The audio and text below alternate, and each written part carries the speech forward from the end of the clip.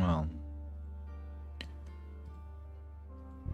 something is unstable today about the broadcast.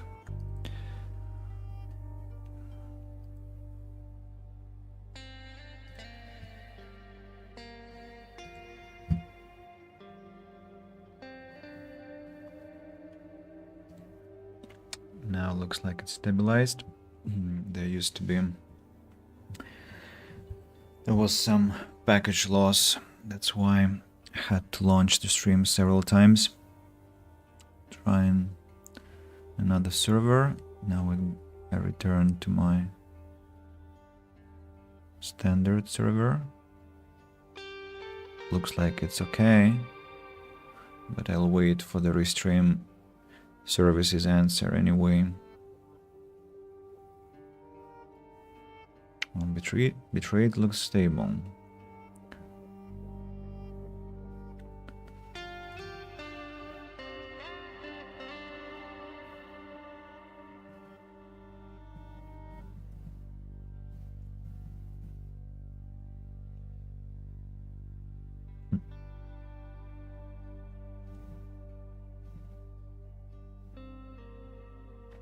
What are these jumps from 5 kilobit per second to 5,000 to 8,000?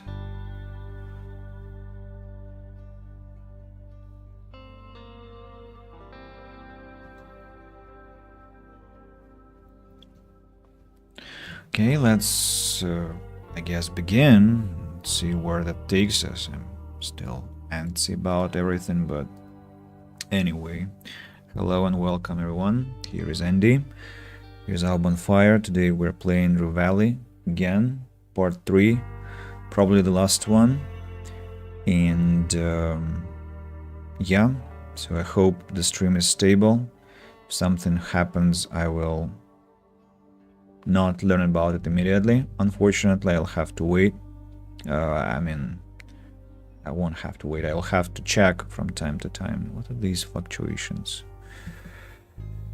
Yeah, let's get to gameplay. And hello, Nicholas. Good morning. Good morning to you. Could you tell me, please, if the stream is doing all right? The sound, the volume, the visuals. Well, you're saying that it's all good. Right. Let's hope it stays like that, because I had issues launching the stream. Yeah. How is your morning? I understand you didn't wake up long ago. And we're back into the room, so I'll skip through the basic dialogue here, because we have read a lot already. The green box, then she did her homework. The plastic box, that's a lot of shoes. And now notebooks. Flip through, read the passage where the word hope is repeated. Continue, she was in that place. Band's name, like a mantra. Not alone. Hate having to rely. Birthday. I wonder what else is there. Plastic case. Inspect the camera. Insert the battery. Turn the camera on. Someone was happy tired or tired. Party life hit him hard. That's Ben. What the hell happened to that guy? Recording title video 1. Continue watching the tape. Let the film roll for a while. Policy. Fast forward a little bit. People change, I guess. And now we are where we stopped last time. Woke up very early for some reason. Do you feel okay about that? Because sometimes you wake up early and then you feel groggy and kind of destabilized, or you feel refreshed enough. And here is Joey. Morning, Indian Nicholas. I'm sorry I missed yesterday. I was spending time with family. No worries, you don't have to apologize. Streams are for you, and it's not that you are for the streams, right? So I hope you had great time with your family also. Yeah. And I hope we have great time together today. So let's get back to reading and hope again that everything stays stable with the broadcast. So far so good, no drops. Let's watch the footage named Video 2. An entrance to a large building appears on the screen. Judging by the people's uniforms and ambulances, the cameraman is in front of the hospital. Here we are almost there. A voice is heard, rasp and excited, and also out of breath. The date in the corner reads the 9th of April 2007. The camera swivels to the source of the voice. At first you can't recognize the man standing there, but then it dawns on you. It's Ben. Not the Ben you saw before. This is a man reborn. Older, yes, but in that rare kind of way where time has treated him kindly. His cheeks are plump with the flush of health, tinged with a rosy hue. The despair that once clung to his eyes like tar is gone, replaced by what? Hope? Happiness? A wide smile spreads across his face, revealing teeth that gleam, a man with something to smile about, as if he's just won the lottery or been given a second chance at life. So, he survived. Incredible. And then you see it, something that wasn't there before, the crutches. He's holding one in each hand, and as the camera zooms out, it becomes clear. Ben's missing a leg. His trousers are pinned up where flesh and bone once were. Was this the price for his new lease on life? Ben in the first video, ashen skeletal on the edge of oblivion, to see him now upright and smiling, even if it's only on one leg, it almost feels like a victory. Almost. The cameraman follows Ben to the reception area where the nurse with a stern look greets him. I'm sorry. In which room is Anita Fleming? I am Ben. Sorry, your husband. His voice is shaky and happy. The nurse's face brightens with a warm smile as she stares the room number and directions to get... she shares the room number and directions to get there. As he strolls down the dim hallway, a hauntingly familiar melody hums from his lips, something you haven't heard in ages.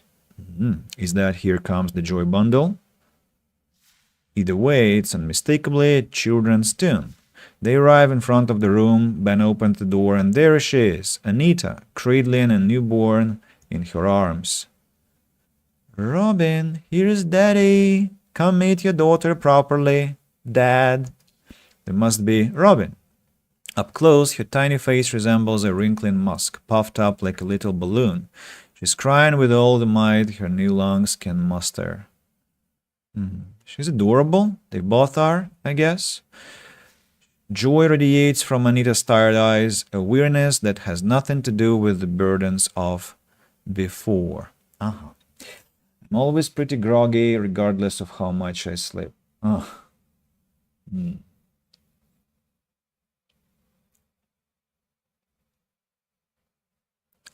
Then anyway, I hope your early wake up isn't going to influence your day negatively. I hope you still manage to do everything you've planned.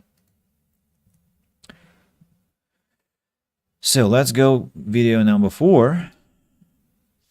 Recording is grainy and the picture jumps up and down as if the same fragment of tape has been overwritten countless times. Anita and Ben are somewhere on vacation. Towering pine trees and blankets of snow abruptly give way to sun-soaked beaches and the murmur of the sea. The dates blur and shift rapidly. The only certainty is that it spans the years between 2002 and 2006. They really did see the world, didn't they?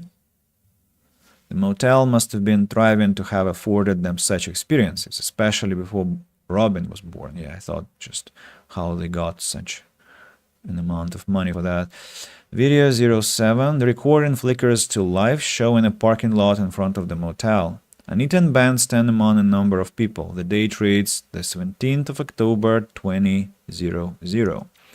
To the right of the couple is a woman in her 30s with a teenage boy and a small girl beside her. She's smiling, holding the girl's hand. That's the Anderson boy from the wedding. The crowd chants, "Speech, speech, speech." The camera focuses on Ben, waving at everyone. Thank you all for joining us in this greatest of all moments. Your support has been truly important to us all. Memory updated Frank. Special thanks to you, Barb. I owe you much more than support. You, along with Frank and Riley, will always be like family to me. The cameraman zooms in on the woman with the teenager and the girl. She's smiling, but there is a hint of sadness in her eyes. The boy looks obviously embarrassed while the girl hugs her mom closely. So, that's Frank and his mom and Riley.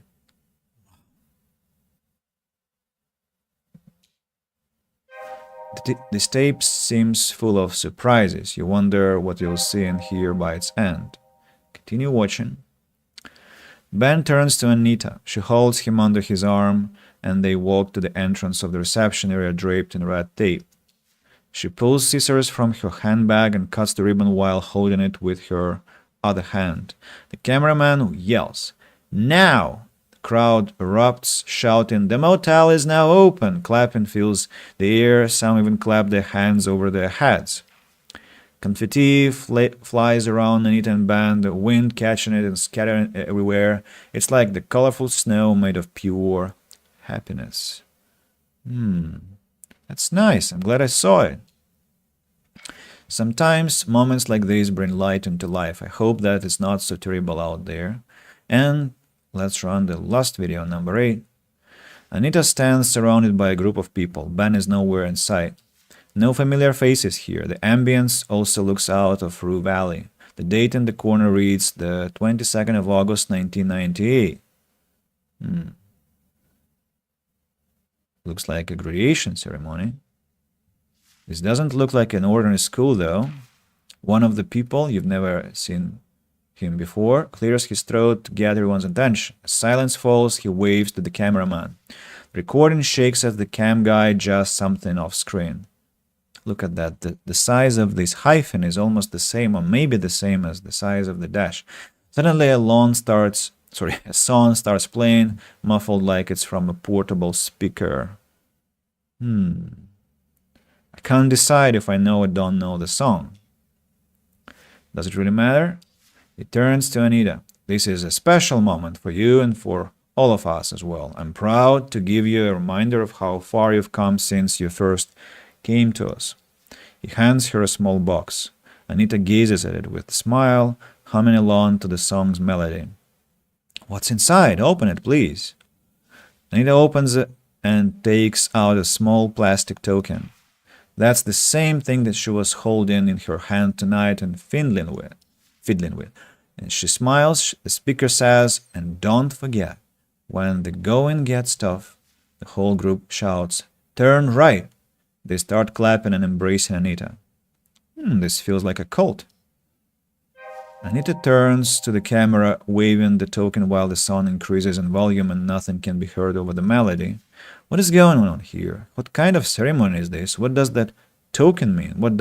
She still have it? Why does she still have it so many years later?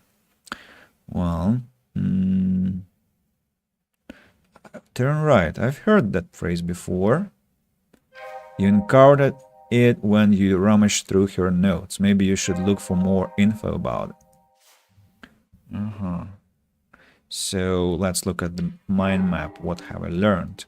I have learned that Riley is Frank Anderson's sister. His name, yeah, we actually knew that. I deducted that at least from their dialogues. Her name is Riley Anderson. She's Frank's sister. Yeah. We know that perfectly well. Then we have play Anita's song. Anita has a special song. Maybe she would like to hear it once more. Find Anita's old stuff. Congratulations, detective. You managed to dig up someone's past and obtain valuable information. Wrap up. This one is completed. So what else remains?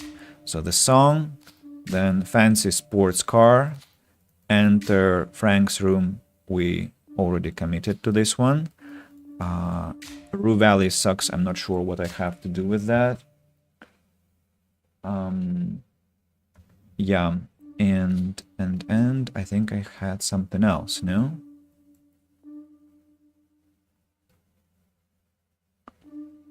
And that's it. That's it. So I have like 2 here, and I need 3 more inspiration points to do that.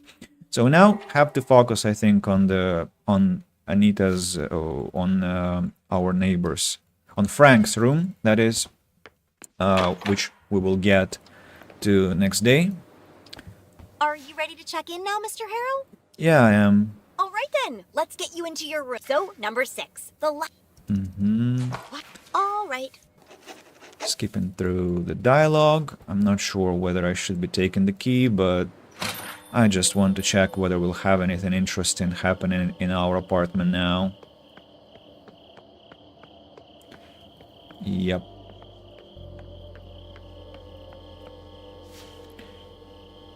Unlock the door and enter. Here we are inside. Inside the bathroom. There is nothing.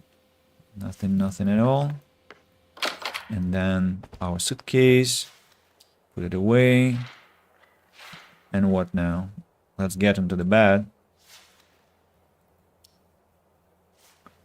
Bam. Mess with your phone. Play the quick match until the loop ends. That will be in 2 minutes only. Nimra, hello.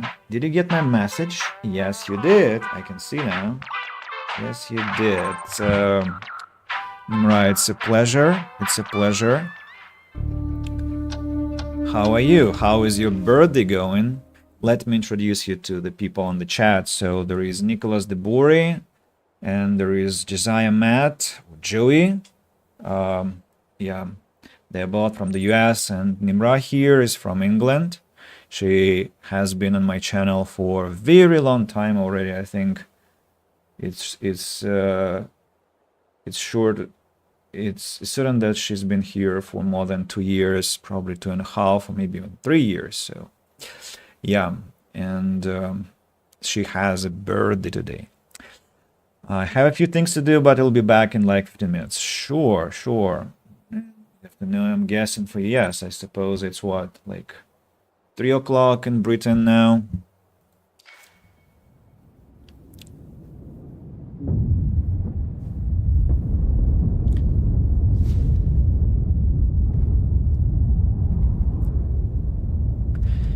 Close your eyes.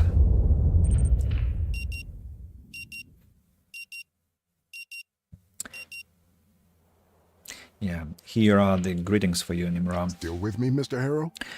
Yeah, I have a question. Actually, I have to go. Let's check if I have something to... For human beings, I'll be right back. Sure. Take your time, we'll be waiting. Give me my coffee, you jerk! Let's fix the machine for Riley. Sure. Give it a go. Make her coffee. So there isn't anything to talk about with her this time. Right. Something new now had. The receptionist confessed she lost her master key card in the room of another guest, Mr. Burns. You could try to get it from him. Hey, let's try. I wonder how successful that will be this time. Knock on the door. He opens. Receptionist sent me to retrieve the master key card. She left it behind. Oh, right. Honestly, I'm in the middle of something and didn't see a thing. Let's see. He stops in the middle of the room, not sure where to start the search.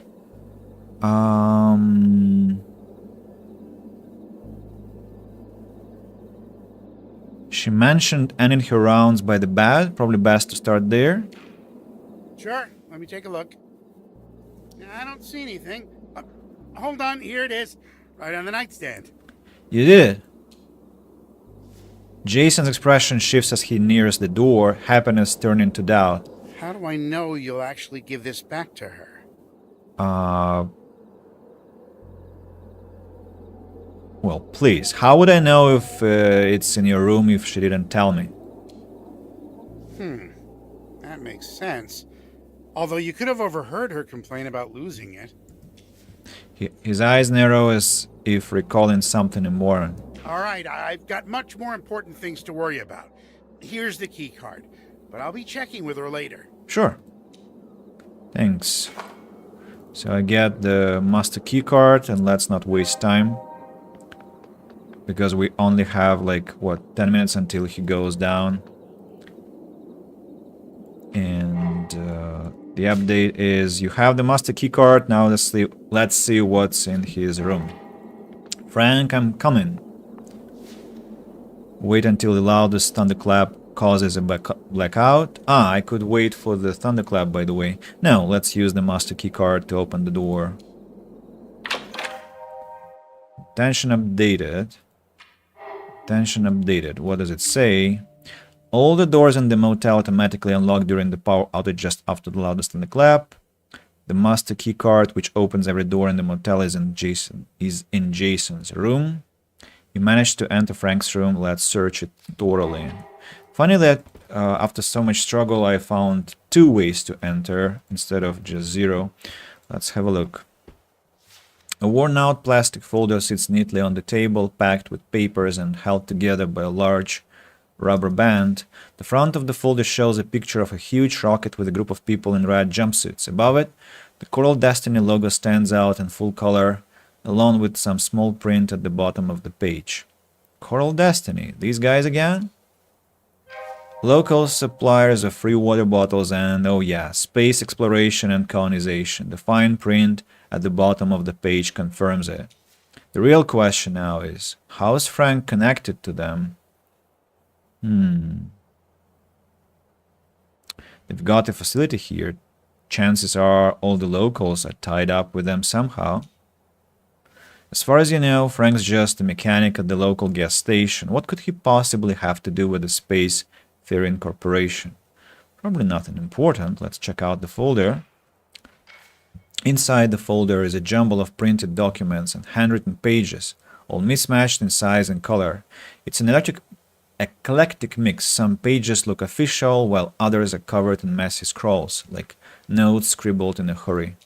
Everything's piled up on top of each other, with no rhyme or reason. It's like Frank just crammed everything in without a second thought. Well, let's bring some order to the chaos. Nicholas talking of our conversation yesterday. Alright, now you can try to make sense of all this mess a bit more easily. What you managed to piece together is that all the papers seem to be connected to something called the Guiding Light mission. Judging by the writing style and the diagrams on the printed pages, it looks like part of an official report, the kind with all the formal language and precise formatting. But it's incomplete. There are pages missing, gaps that make it impossible to get the full picture. Every single page has underlined words and comments scribbled in the margins. This sounds ominous. It sure does, and now you're right in the middle of it. The handwritten notes, on the other hand, look like personal reflections referencing the report. One page in particular stands out. At the top, in large bold letters, the word liars is scrawled. Examine the note titled Liars. Turning the page, you find the printed section of the report. It looks like part of the conclusion, but it's covered in frantic handwriting. The word accident is heavily underlined and repeated over and over. I'm not surprised they lied about the accident.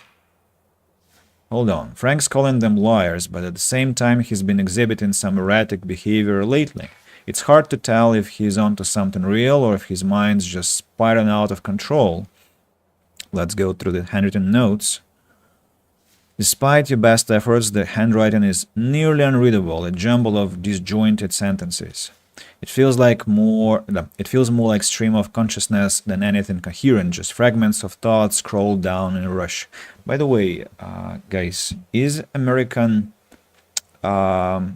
medical style of handwriting is as unintelligible as the Russian one? Because it's kind of a meme that has persisted for decades here, that it's impossible to read what a doctor has written down, and the only people who can decipher their notes are people, workers of pharmacies. So usually we kind of give them the note and they like, okay, I know what drug that is.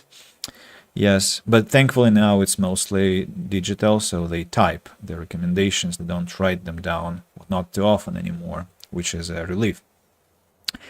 So it feels like, seems like he used this as a way to clear his head. What else could expect from someone who drives like a maniac? Sounds about right. I see, so I guess the same problem. So I'm gonna go with the first option.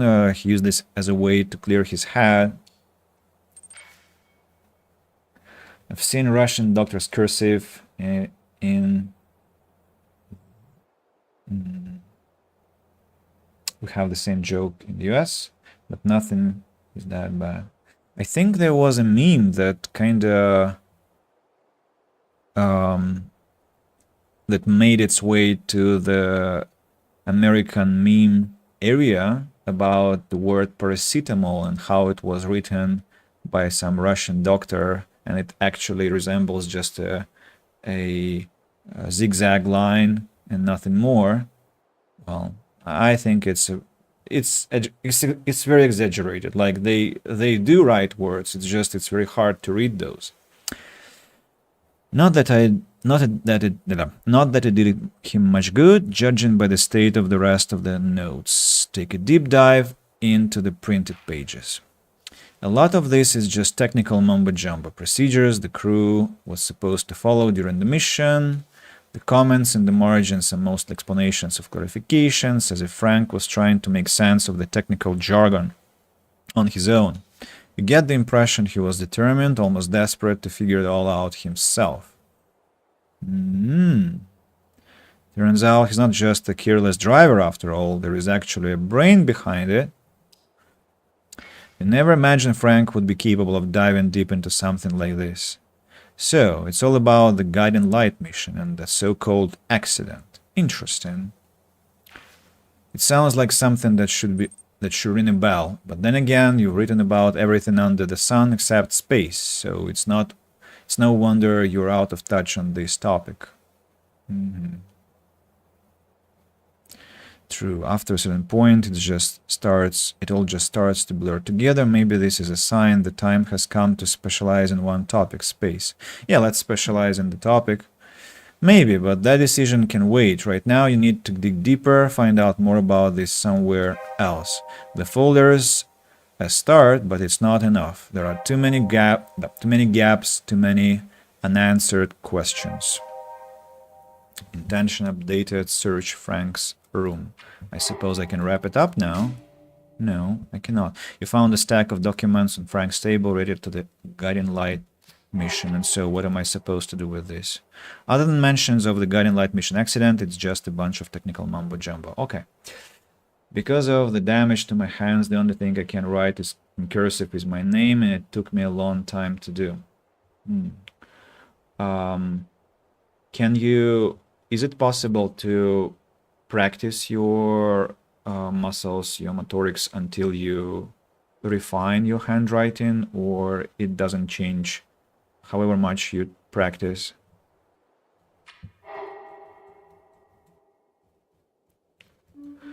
New intention. Guiding Light accident. There was an accident on a mission to Mars. In Earth orbit, the whole crew died. Wow. Now it's getting really, really intriguing. What's this on the floor? Like Looks like Frank dropped something here. A phone, to be exact. Maybe you should pick it up. It's not like you aren't already breaking the law by being in his room. Yeah, what I'm doing for the good of everyone. Take the phone. Which is almost empty. It's an old model. An older model, of course, with black casing. The edges are worn and bruised, and the screen's clearly been cracked for a while. The owner didn't care much about keeping the phone in good shape. Explore the phone. You tap the screen a few times, but there is no response. The side buttons also yield no results. Probably a dead battery. Put the phone back into your pocket. I think I see the problem. I'll have to charge the phone first. And I can do that only in my room. And to get there, I have to have the card. And if I get reported by that lad who I got the MasterCard from, that will be difficult. Access Frank's phone. The phone looks dead, but it might just be out of juice. Let's check the room here. It's empty.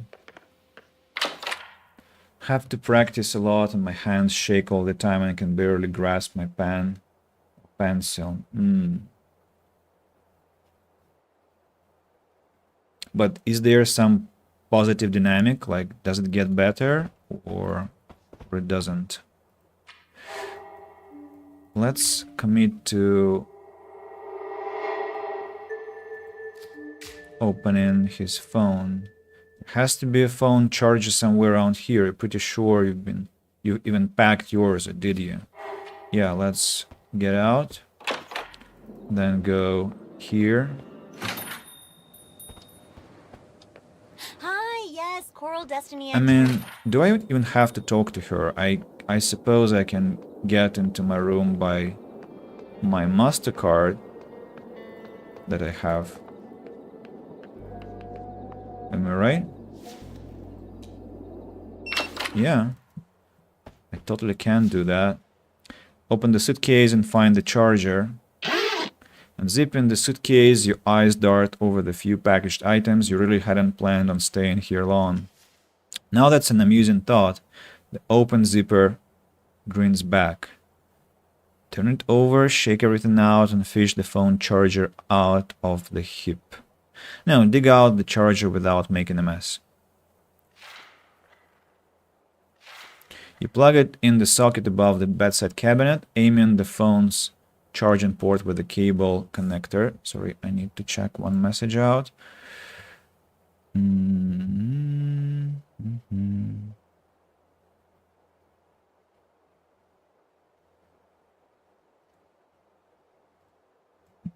Okay, the message wasn't helpful in the slightest, so I guess there was just a glitch, and I'll respond to them later to the support service of my restreaming service. It has gotten better, but if I say it takes me longer than others to write an essay or letter because of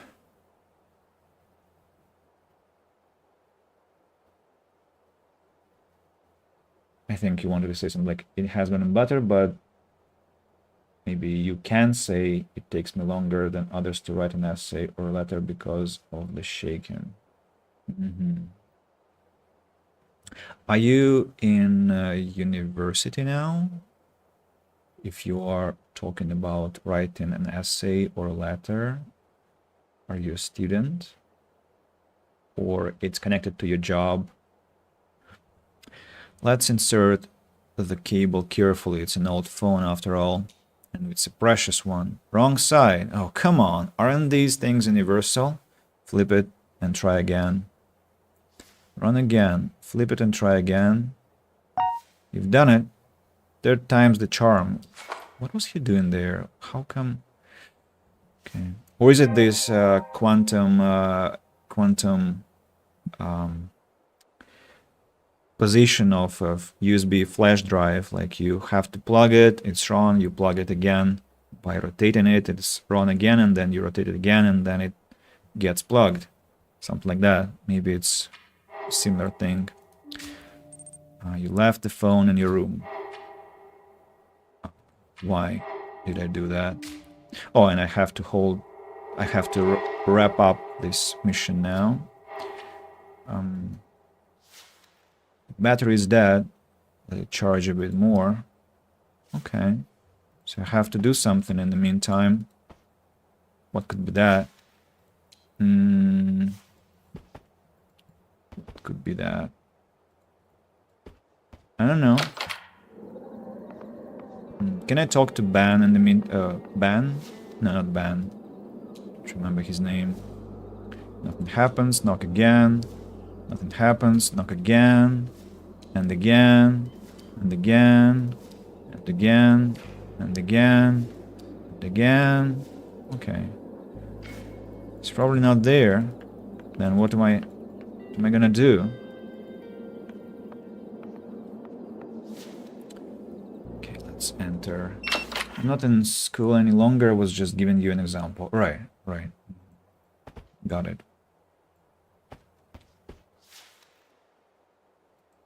Still dead.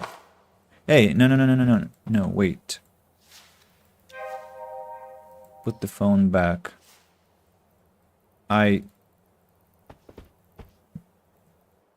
What?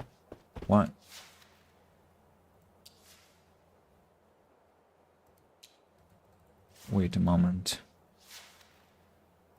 Charge the phone. Yeah. Now it's being charged. So, should I like wait until it charges?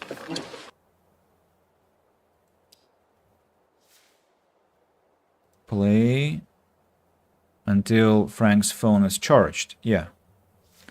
The game starts and the already familiar antagonists appear to wreak havoc on your pile of boxes. Push them all. I wonder whether I'll be visited by Robin.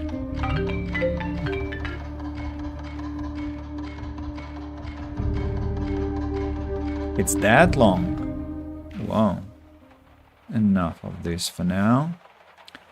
Get up. Our phone sure does lose charge quickly because it's lost 2 sections out of 4, and it's been like what, 20 minutes? Quite crazy. So it's reaching 25%. Let's pick it up and examine it. The edges of the phone, blah blah blah. You're welcomed by a 4-digit PIN request.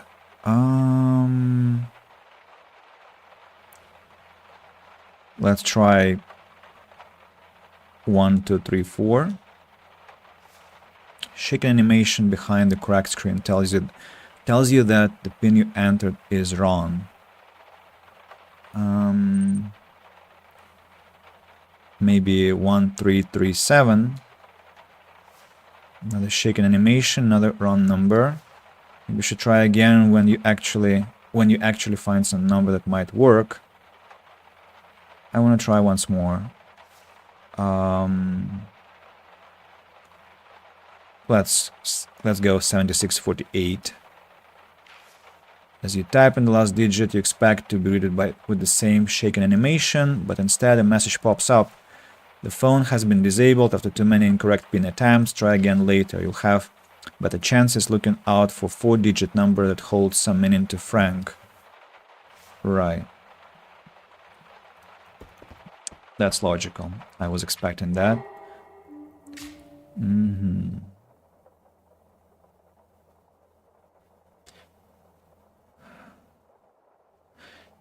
Maybe there is some way to figure it out, a significant date or something like that.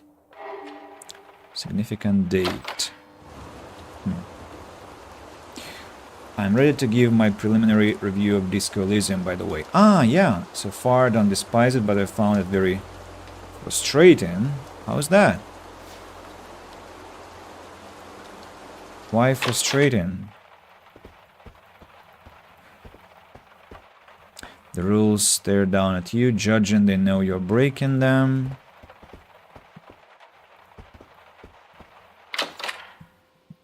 Nothing here. Nothing here. I have an idea that the PIN code might be related to the cemetery. the date when his mother died, maybe. I think it could be that. So I'll have to drive to the cemetery again.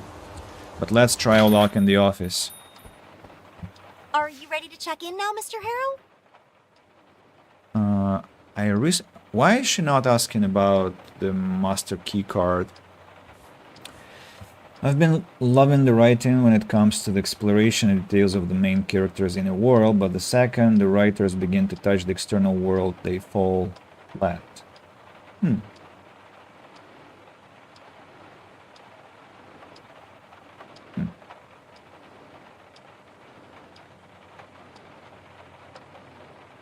Maybe give it more time.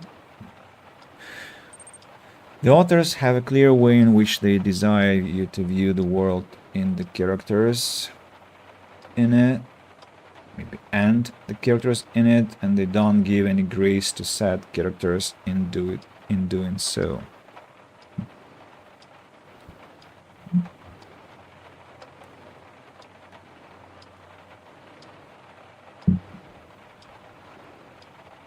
I think the writers of Disco Elysium also had some agenda, which you might also be feeling there. So, about that guiding light accident. Oh, it's one of those things this area is known for. Kind of. And definitely not in the best way. Why is that? If you have to ask, it means you haven't read all about it. I can spoil it for you if you're okay with that. Sure, hit it. Guiding Light is the name of a mission involving a manned starship that was supposed to make it all the way to Mars. It was set to launch, about 2 years ago? Except it never really left the planet. It blew up in Earth's orbit and the entire crew died. Since it launched from the facilities here, you can see why it's kind of a local thing. That's terrible. It really is. I mean, every time I hear about something like that, I can't help but think about all the people involved, their families and friends. It just affects so many lives, you know? But I suppose that's just how life is sometimes. You take the good with the bad. What if I... Okay, I'm gonna leave now. I'm gonna save now and ask her about the Are phone. you ready to check in? But wait a minute, are you sure you have enough time to charge the phone? The battery is dead, you need to charge it enough and still leave some time to actually check the content.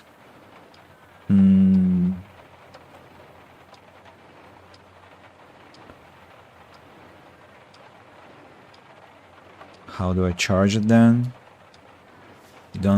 You need at least half an hour to charge it enough so you can access it.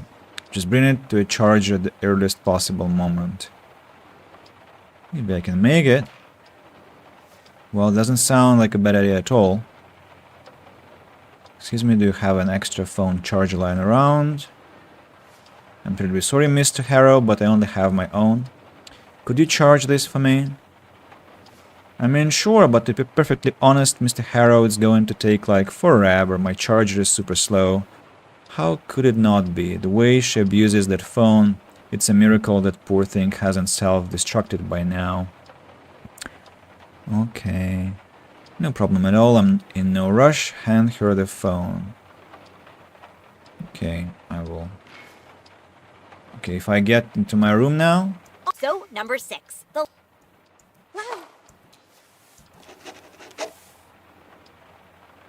All right. I'm here if you need anything. Enjoy your stay, I guess.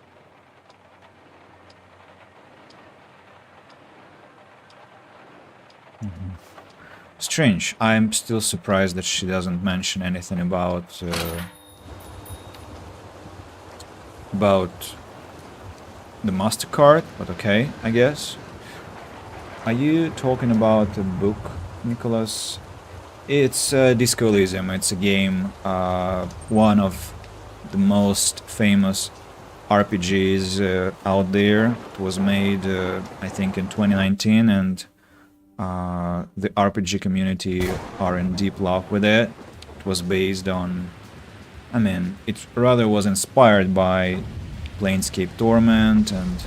Oh, I didn't have enough time to drive to the cemetery. Yeah, so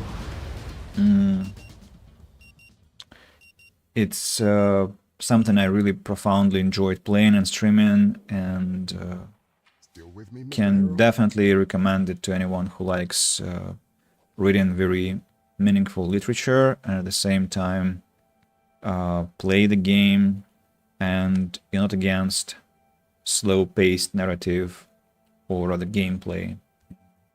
Gameplay is very good, but so if you're able to get through writing with a strong agenda, like unlike I am, I would probably recommend it. Yeah, so agenda, you felt it. Let's run out of the office. Mr. Harrow, please. Wait. Didn't you feel that weight shifting in your pocket, like something is in there when nothing should be? I must be tripping. You're not, for a change. Your jacket is heavier. There's something in your pocket. It shouldn't be possible. But it is happening. Didn't you put something in that pocket in the previous loop? Frank's phone. Yep. However improbable, Frank's phone is still there. Which means you know shit all about the way this loop thingy actually works. All of a sudden, everything starts feeling wrong. You feel overwhelmed even by such an instinctive task as breathing. Mr. Harrow, you're shaking. Are you feeling unwell? Your throat tightens with a noose made of pure anxiety. You thought it was over and done, did you? Try to untangle that noose before it chokes you dead. Failure? Too sensitive? You tried to get a grip on yourself and on that choking rope, but you're treading slippery grounds. Cognitive snap. Can't believe. +2 sensitive. As moments pass, the sense of anxiety grows in you, becomes you. You can barely breathe. Not even past the first day yet, so continue giving it a try. Right. Yeah. I'm not sure where the game shines. I think for me it was shining from the beginning, but I was really irritated by the gameplay actually during the first day because a lot of things were locked until I understood how to get around. Also, it's definitely one of the options to hack the game save file and to make all your parameters 20, like maximum level, and you will have the ultimate experience with the game, although it will still some chances of failure, which are also sometimes enjoyable, but for me, as for a perfectionist, that sucked. So maybe if I replay the game on stream, I will do exactly that. I will hack the game file and just have maximum everything. So, what did the doctor say last time? Breathe through pursed lips like blowing out a candle. Try that. It is not helping. You're only sucking for more air like your far distant ancestor, the fish who dared jump on land. Besides, Dr. Fink said this method works for hyperventilation, not hyperventilation. Anxiety is still riding you like a motherfucker. Attempt to break the news with one long, deep breath. You suck in the air, but the rope made of unease tightens and you choke on your own spit. Mr. Harrow, are you quite all right? Admit it, nothing will work. You need to focus on the source of this attack. Take out Frank's phone and focus on it. You will recognize that lightning-shaped crack on the screen anywhere. The tide of anxiety abates a bit, allowing you to breathe. But that noose still hangs heavy around your neck. Mr. Harrow. He takes off his glasses and the eyebrows perform a somersault right in your face. I understand your reluctance to admit you're upset, but it's clear that your phone has perturbed you in some manner. Just stand there and stare at the screen intently. The empty battery icon blinks, faster and faster it seems, drilling a hole in your mind, grinding away any other thought. Just staring at the source of your troubles won't provide answers, let alone make them go away, you know? Oh, you already hacked the game file. Whoa, you're fast. You're very fast. So are you playing with maximum attributes already? Remember using the Game Shark on my NES back in the 80s. The Game Shark. Game Shark. What was Game Shark? It was some kind of cheat engine.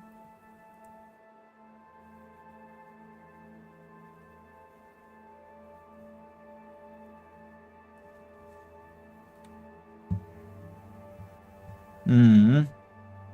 Yeah. Right. Huh.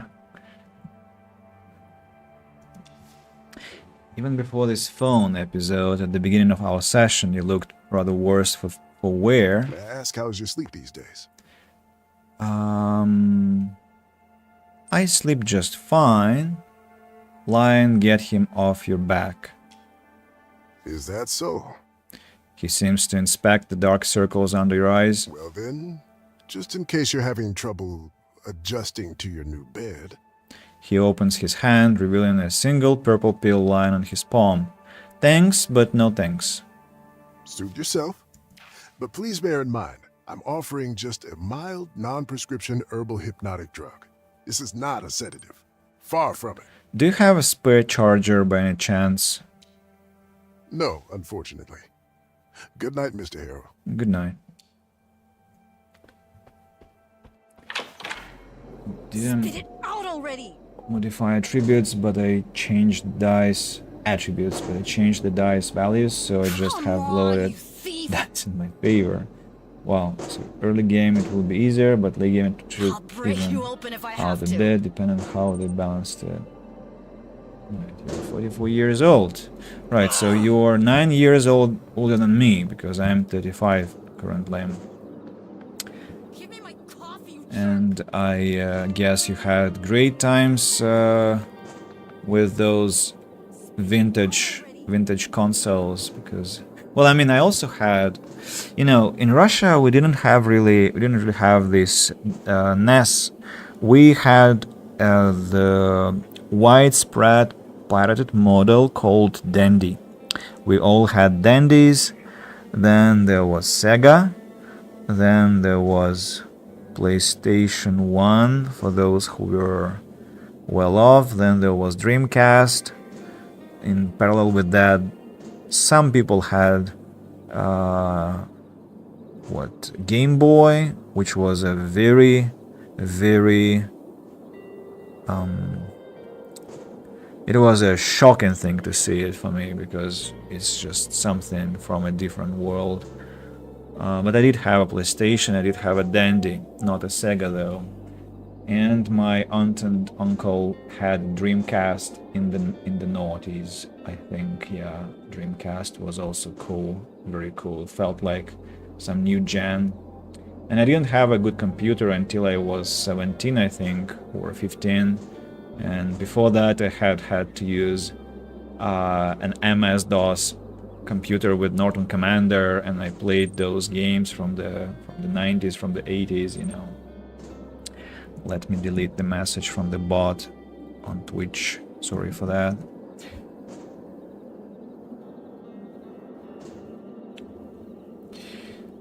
It's my GameCube. Yeah, I mean, but you can buy it. I'm sure you can buy it somewhere, right? It's not that it's impossible. I'm thinking about doing that too. One day I'll do. Okay, Frank, his phone doesn't seem to reset like everything else in the time loop. Its location, content, and unfortunately battery isn't affected by the loop. So, you managed to bring the phone back to life. The good news, it defies the loop, so the battery won't reset. The bad news, it defies the loop, so the battery will run out sooner or later, and you will have to charge it again. I see. Well, let's try and talk to Riley. Maybe she will have some information for us, and it will stop her banning on the machine in the first place. My family didn't buy consoles until the... By the way, how do I say this? Y console or Wii console? Because I've never heard it being pronounced. Check that out. Wii console. Right. Nimra, welcome back. Welcome back. We are currently being nostalgic about old consoles. Well, I cannot I cannot ignore the party, so... how do I... Wait. How can I... Yeah. I'm gonna join you. I'm gonna join your party of typing we on the chat, because it's just fun. Willkommen. You had it, right? What do you play?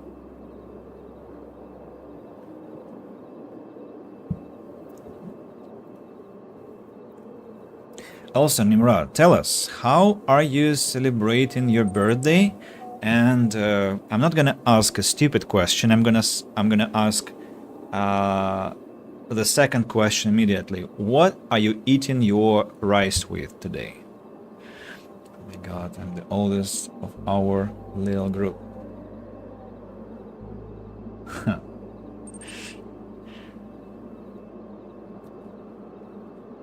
Mario Kart recovered egg here. I see.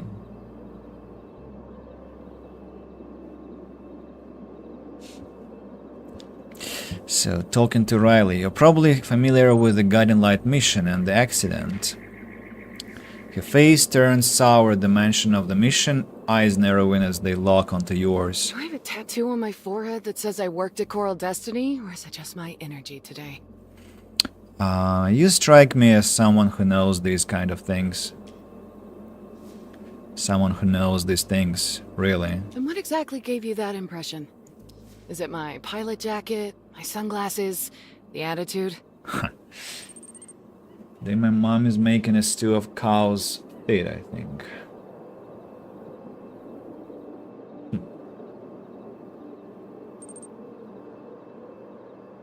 Not hooves, I hope. No rice. How come? And what about chicken? What about biryani? I think the dish is biryani. I like to consider myself young, but that's probably not true anymore. I'll be closer to 30 and 20. Closer to 30 than 20 in a few weeks. I see. Right. So I'm not celebrating today, I just had dinner with my grandma. Are you celebrating this week at all? Because I remember you threw a huge celebration you prepared for your little brother, but what about yourself? You sure deserve a nice party, or, well, maybe not a party, but you deserve a perfect day for yourself because of how much you've been doing recently, your volunteering, your work, your education. On Saturday. Right.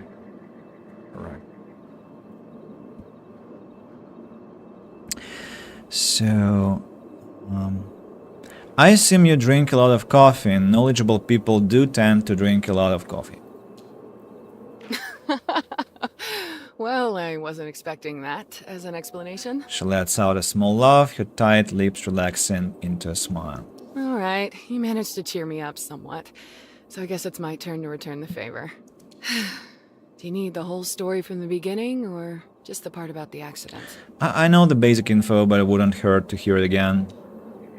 Guiding Light was a crewed space mission destined for Mars. The mission was to prepare the groundwork for a future colony. It carried supplies, everything from food to construction materials.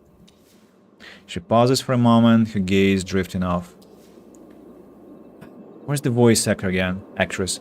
But unfortunately, due to the accident, the mission failed and the entire colonization effort was set back significantly. You can hear it. Traces of mixed emotions. No, I cannot hear it because she's not voiced now. Traces of mixed emotions in her voice, like a mismatched salad more made of garlic, cucumber, and a rotten apple? The question is... What? Salad made of garlic, cucumber, and a rotten apple. Man, I'm making this one for dinner. So, you seem pretty personally wrapped up in this whole colonization effort. Of all the reasons I should be angry about that entire mess, that's the least of them. She looks aside, shaking her head as if in disbelief before turning her gaze back to you. Now, concerning the accident. The moment they could, Coral Destiny launched an official investigation. The conclusion? Human error. Specifically, Judy Resnick, the mission commander. She deviated from procedure, and her actions led to the explosion of the vessel. Everyone on board lost their lives, including her.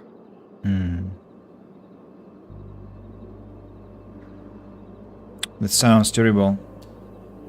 It is. The silence that follows speaks louder than any explanation ever could, heavier than 100 words. This attempt of this this quality of guilt-ridden, and what they had, the third option was that by bringing up the topic, I myself become guilty of the event. This is a pathetic attempt to make the same impression as the sorry cop in Disco Elysium. It doesn't really work. I mean, it's just nonsense. It makes no sense. It's just bad writing, and they're trying to pull their own meaning over something that doesn't match at all. And the whole thing looks pretentious, but not logical, I don't know. So again, another bad case of writing in the game. Going to a cat cafe with two of my closest friends. That now sounds like a good celebration. I don't know, I feel like if one person can screw up so much that the rocket goes boom, that's a design problem.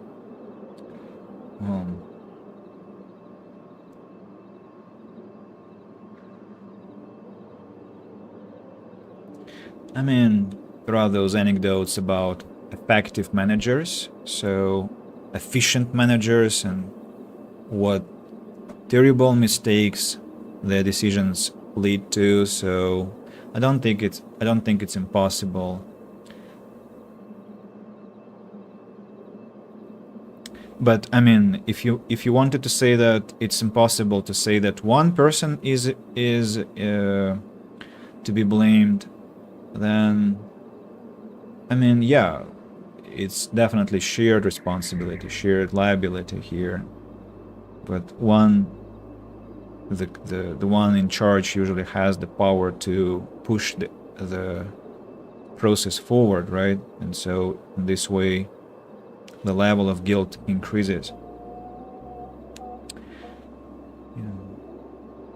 And Nimra, how is your mood? Do you feel merry today? Or you are caught in chores and other things and don't have time to feel like it's your birthday? So, did you know Judy, this manager, the commander? Something shifts in her almost imperceptibly, but you feel it. Suddenly there is a distance, a barrier that wasn't there just a moment ago. You know what? I'd rather not talk about it anymore. She says it with finality, her voice dropping into a tone that leaves no room for argument. I've explained what happened, and as far as I'm concerned, that's enough. Right, I get it. So, like, she won't be talking to me about that, right? Then we will what? We will charge the phone.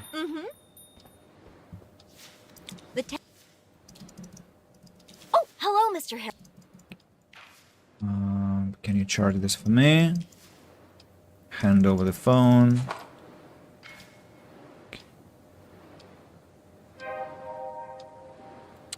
Right. And sit down again.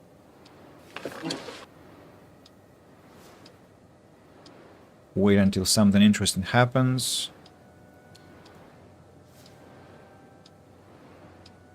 You missed the opportunity to see when exactly the receptionist ends her call.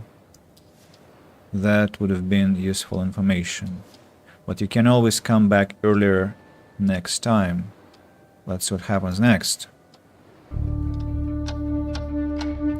Next comes that man. Soon after, you hear footsteps coming from outside.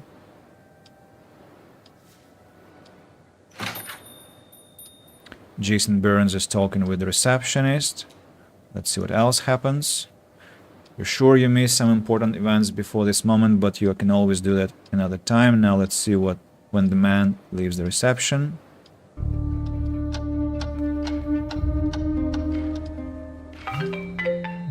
The conversation seems to be coming to an end. He leaves the reception area unsatisfied. Through the window you can see him getting on his bicycle and riding off north.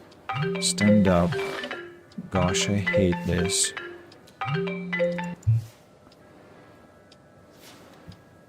Sit down once more. Sorry I missed the last 6 minutes. I went to collect my little brother from school. About your mood, how do you feel today? Do you feel like it's your birthday, or you're overwhelmed by life and chores? I think that would help this game. One thing that would help this game work better is if you never lost access to the conversation trees you've completed. Well, that too, but also what would help this game is the ability to silence my phone from any screen. Play the protagonist until the phone is charged. The game starts, blah blah blah. How much time will that take, I wonder?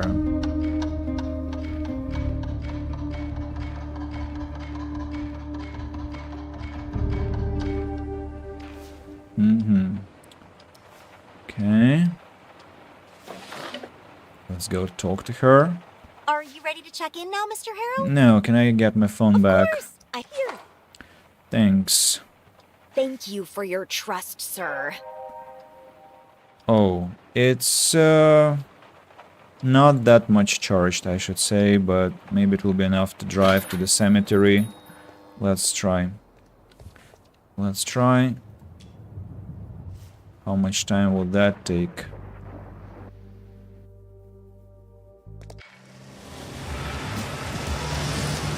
The lightning, which somehow is skipped. Not sure why. Yeah, we made it. We made it. Great. Let's go to the place that I'm thinking of, and so it looks like the rocket, not their family, it's the rocket.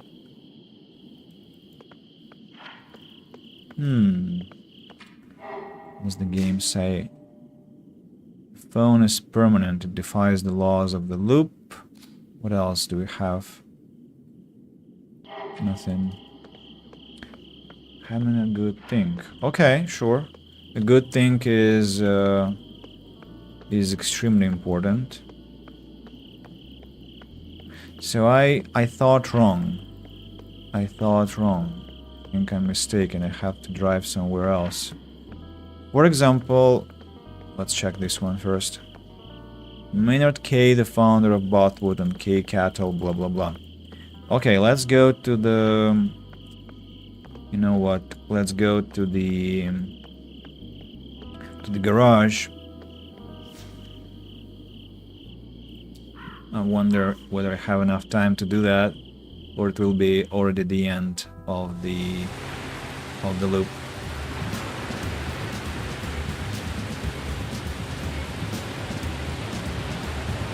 No, I arrive exactly before the end of the loop. And this place is glitched now, so I'm gonna... Oh, no, this time... Hey, no, no! It's starting! I'm too late. I'm too late. Right. Understood.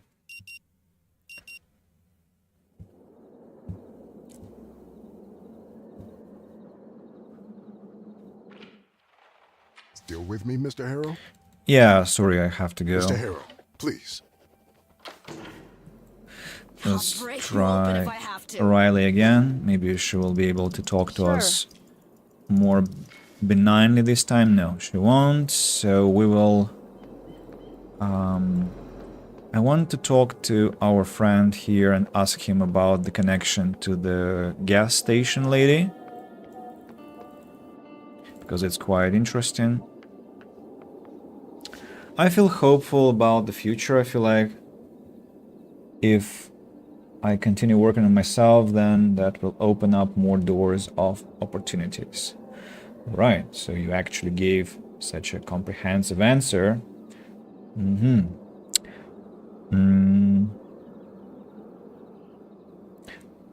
What currently is working on yourself for you? What's the focus? What's the focus on?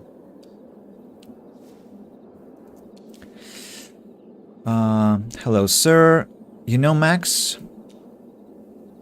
He frowns, his expression twisting into something caught between confusion and surprise. Who? It's hard to tell if it's the topic itself or the timing that's caught him off guard. Maxine of House K, first of her name, great-granddaughter of Maynard Orville K, heir to the K Cattle Empire, and proprietress of Max Gas. All right, that Maxine. I met her a few times during my earlier stays in Rue Valley. Max Gas is the only choice in these parts when it comes to fueling up. Hard to miss it. So, why are you asking about her exactly? I'm conducting a study. Study? About what? Apex Ore? His eyes gleam and focus on you. Like how deep connections can be established at gas stations? He hides his disappointment poorly. Right. Sounds fascinating. I know Maxine, but not well. Just on the surface, you know? I stop by when I'm driving in and out, fill up the tank, check my oil and whatnot. We usually chit-chat while I do my shopping, weather, local events, or whatever. That's about it.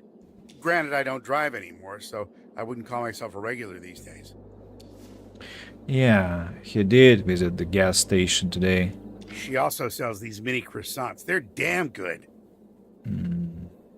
24 hours butter bloom choco. Exactly those. A guilty pleasure, if you ask me. He deflects smoothly, the topic sliding from Maxine to croissants like sleight of hand. You wonder, is it deliberate or are those little pastries that good? No, we're strangers to each other. Blanks are inevitable. Does that answer your question? I was kinda hoping for more. Sorry, it's all I got. Okay, then I won't keep you any longer. Thanks, he says. Was that search Maxine's room? You talked to our lad about Jason the dumper, Burns, and he admits he knows Maxine but only in passing. This is suspicious. Maybe you could find some clues inside her house. And her house? Where is that? And why is our guy becoming a detective instead of... I mean, I don't get it. Like, how does the game explain that we are stuck in a time loop and we are nosing around about other people? Like, what's the point? Anyway, let's go to that gas station anyway. Right now, my main priority is gaining and applying the knowledge I have learned with my worthy and spiritual education. I'm also not trusting on motivation, but clear intention now.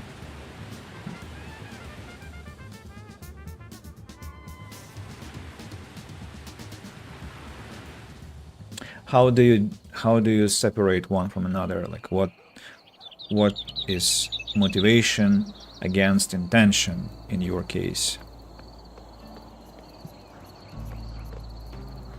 And where is Maxine's house, I wonder?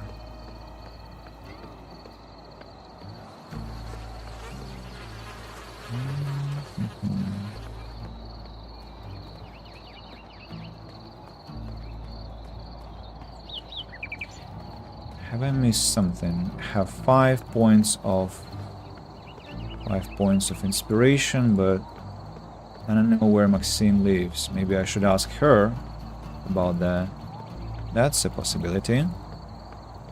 Well, let's check the car out. Maybe it will tell us something. Pick up the notebook again. Anita's notebook. There's nothing there. Nothing new. No hints. Okay, let's get inside.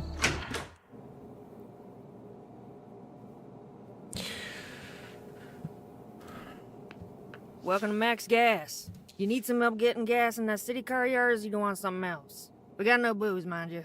Is there anything you can tell me about the Guiding Light accident? Do you know how many people ask me every couple of days? Well, must be a lot since you're asking. A lot doesn't cut it. Far too many is the answer. Tell me, what's this place? What am I doing here? Selling gasoline? Yep, and diesel, right? That's a gas station, not Coral Destiny's info center. People be acting like I know everything about propulsion science, orbital mechanics, and all that bullshit. But the worst are people like you, who want the drama, the scandal, without a care in the world how it messes up real people. I care. Tell me how this accident affected real people. Shit, you care. Your face says you're someone who gobbles up other people's misery, so here's a treat for you. May you choke on it. My car guy, Frank, his partner was the commander of that Mars mission. I often think that it would have been better if he bought a farm the moment he heard Judy had to.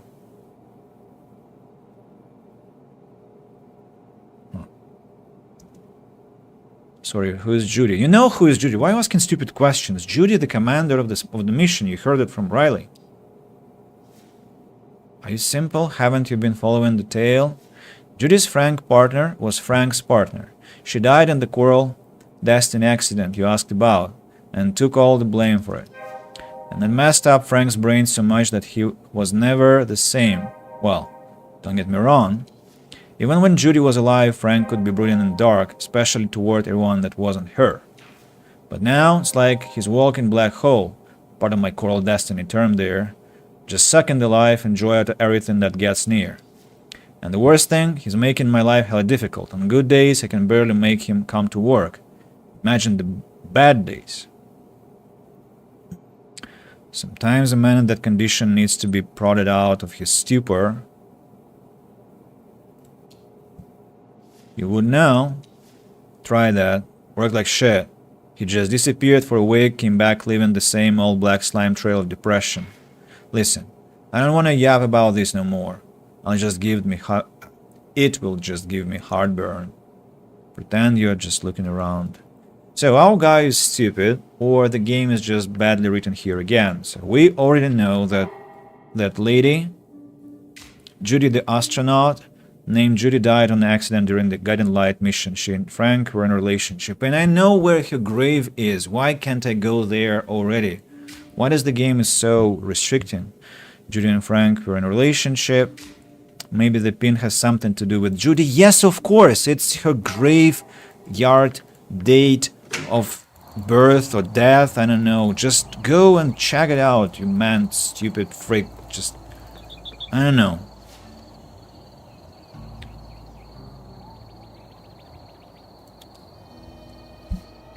Working with motivation feels like my nervous system is overexcited and I am on a high. When I work with clear intention, it doesn't matter on my mood or energy, it's just about building up a consistent pace and taking breaks.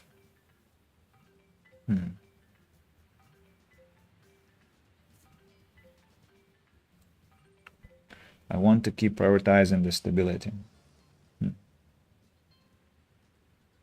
Interesting. Yeah, I see. It looks like some creators talk about how inspiration is a bad fuel because consistency and discipline are much better. So I think you're talking about something like that. That motivation is temporary and makes you feel kind of high on emotions, and then it ends and you feel dejected. While if you have intention, if you have discipline, then you can really capitalize on that and be systematic and determined on reaching your goals. And again, I cannot click on this grave. I mean, man, it's just so obvious. Why can't I do that? It's stupid.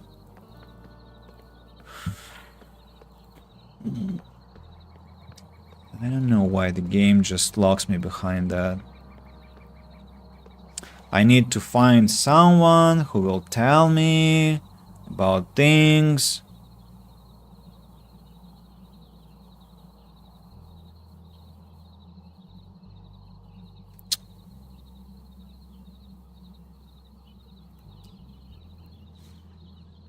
I'll go to the motel, I guess.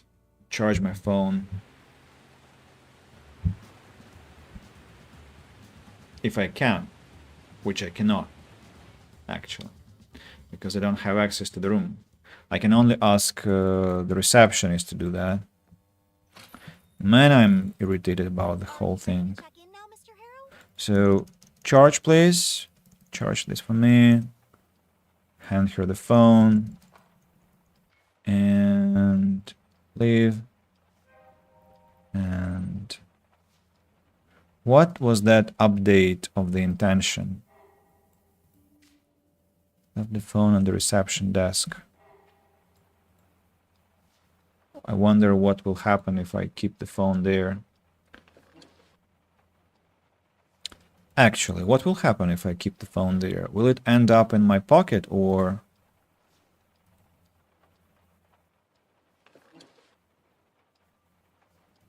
Back to the phone. Play until the loop ends.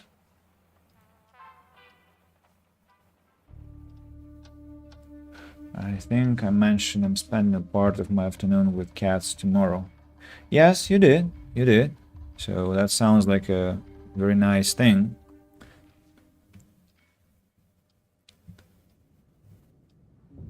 What will happen to the phone after the reset? Will I lose it, or it will be in my pocket again?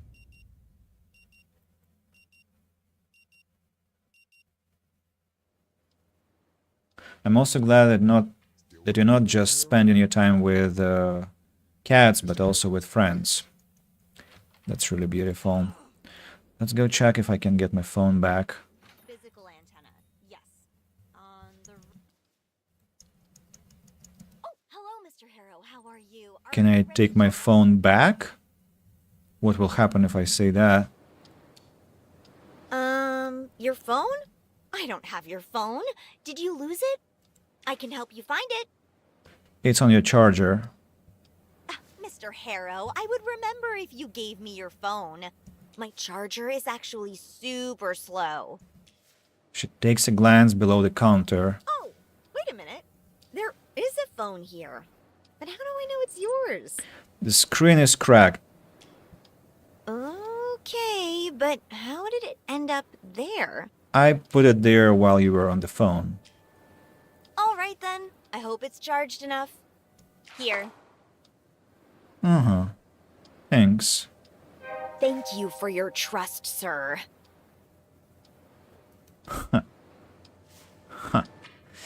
Cool.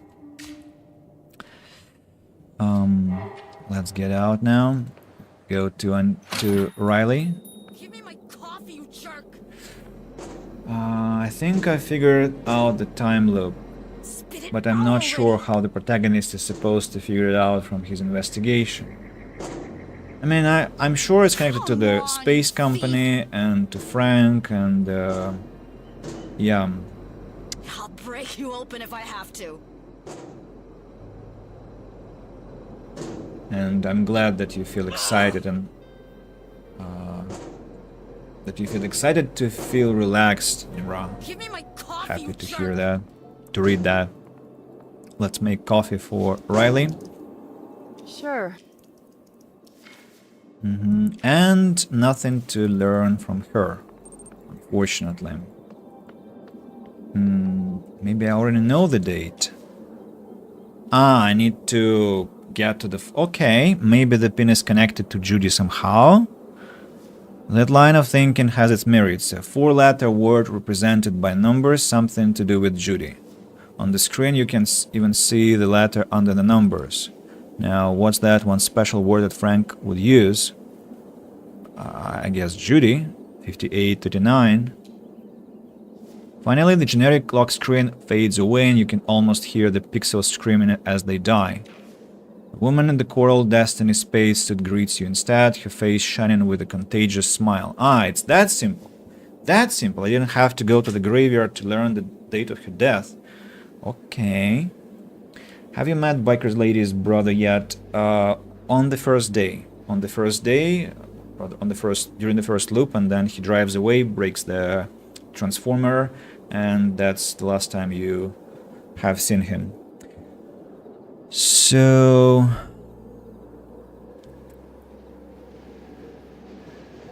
Judy, I presume. Right on the money. Let's check the email app. The app loads but clearly announces that you will be presented with limited content. No internet access. The message lingers at the bottom of the screen as a constant reminder. The inbox is full of unread emails that seem to be a compilation of notifications, promotions, and advertisements, with only a smattering of messages sent by real people. Skim through promotions. Dozens of offers from online stores for car tools, spare parts, radio equipment.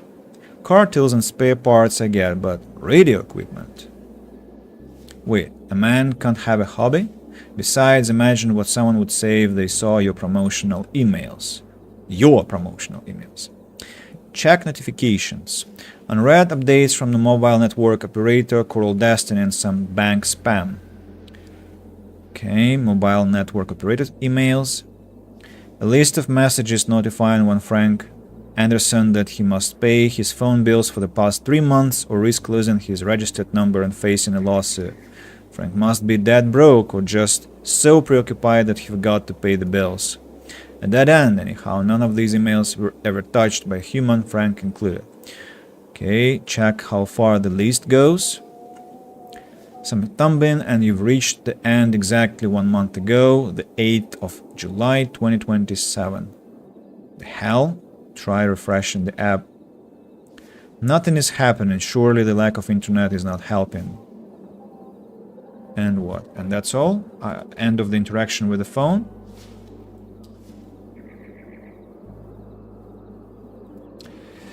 I'm sorry for the short stay, but I have a dinner to prepare for. It was nice seeing you, Andy, and meeting the lovely people in the chat. Take care and stay fabulous.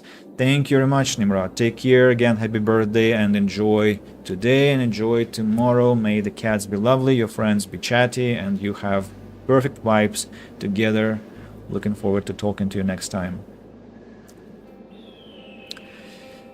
So let's, I suppose, drive to Cooper Belt, and we'll have connection there.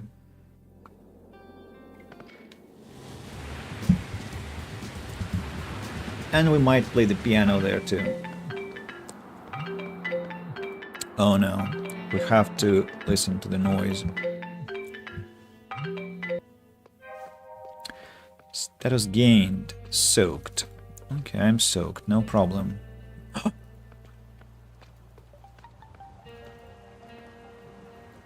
Ah! Uh-huh, so this is her car, actually. I guess. Wow. Right. So you gained access to the phone. Now the only thing that's left to do is to search through it. But you need to be connected to the internet. There has to be a working Wi-Fi connection somewhere. Yeah, let's first do everything without the internet. The edges of the phone are worn and bruised. You have to wonder what kind of a man would torture himself like this, forcing himself to see the love of his life every time he unlocks his phone. Well, a madman, of course. I mean that as neutrally as possible. He required medical help. So about text messages. You were assaulted by a seemingly endless list. Most of the texts have never been opened, as signified by the little number in a bubble icon. This is like looking for a needle in a haystack without even knowing for sure there is a needle in there. Maybe check the top first. Yeah, let's check the recent ones. On the top are 3 texts, all from today. The first one is from Double T Please, unopened. The next is from Boss Lady, surprisingly opened. And lastly, a text from Smiley Riley, also opened. Well, Smiley Riley is his sister. Boss Lady is Anita. Very easy. Let's go, Boss Lady. There is a chain of several messages, all from today.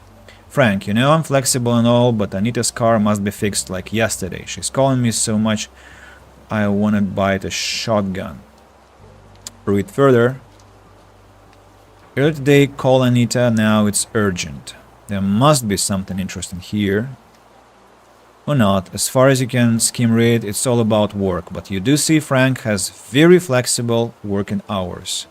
Since I'm here, continue exploring this thread. As the thumb glides across the cracked screen, you scroll down and down, and finally there is something, a text from some weeks ago. Listen, Frank, I've got 3 cars that are resting here for 3 fucking weeks. If you don't want to work, just say so and let us part ways. And the best, juiciest thing, Frank didn't even respond.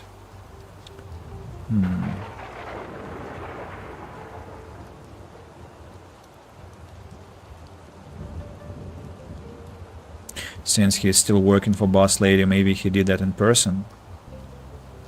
An unexpected blast of empathy toward your fellow human being.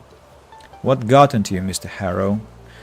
That's it as far as Boss Lady texts are concerned. Okay. Check the oldest messages.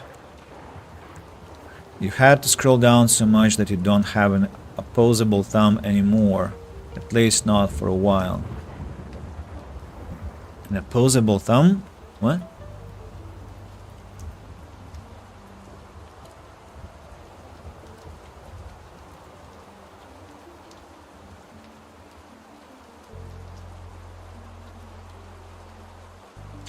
It means that his thumb was so tired that I couldn't bend it anymore, I suppose, like this evolutionary opposable thumb.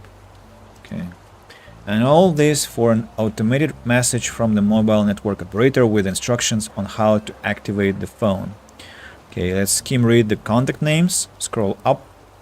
Vast majority of which are known numbers. Seems like Frank isn't a paragon of organization. Those few names you do see are obvious nicknames, some familiar: Smiley Riley, Old Man B, Double T Please, Shrink Fink, Boss Lady. Okay, the recent messages again. Smiley Riley. Rad message from today. Uncharacteristic of Frank. I'll be at the motel at 8 o'clock p.m. Please be there. We need to talk. So Smiley Riley was waiting for Frank all along. Is waiting for Frank. Scroll through Riley's texts, see what catches your eye. There is nothing. A long stretch of silence, more than a year. Maybe they were out of touch for that time span. Maybe they communicated by other means. Like they lived together. Oftentimes the simplest solution is the most probable one, you know. No need to delve into fantasy lands. And even after that period, there aren't as many texts. As far as you can see, mostly regular organization, where and when to meet. One or both of them must hate texting, or they weren't that close. Dig deeper. You scroll and scroll, your thumb tip going numb from the cracked screen, and then come to Rusty's tonight. I want to meet Judy. I want you to meet Judy. Never imagined Riley as a matchmaker. Maybe it was a desperation move, but back to messages from other contacts. No, let's first go recent messages.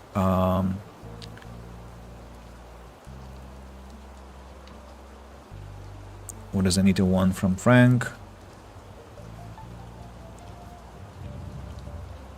We already know this.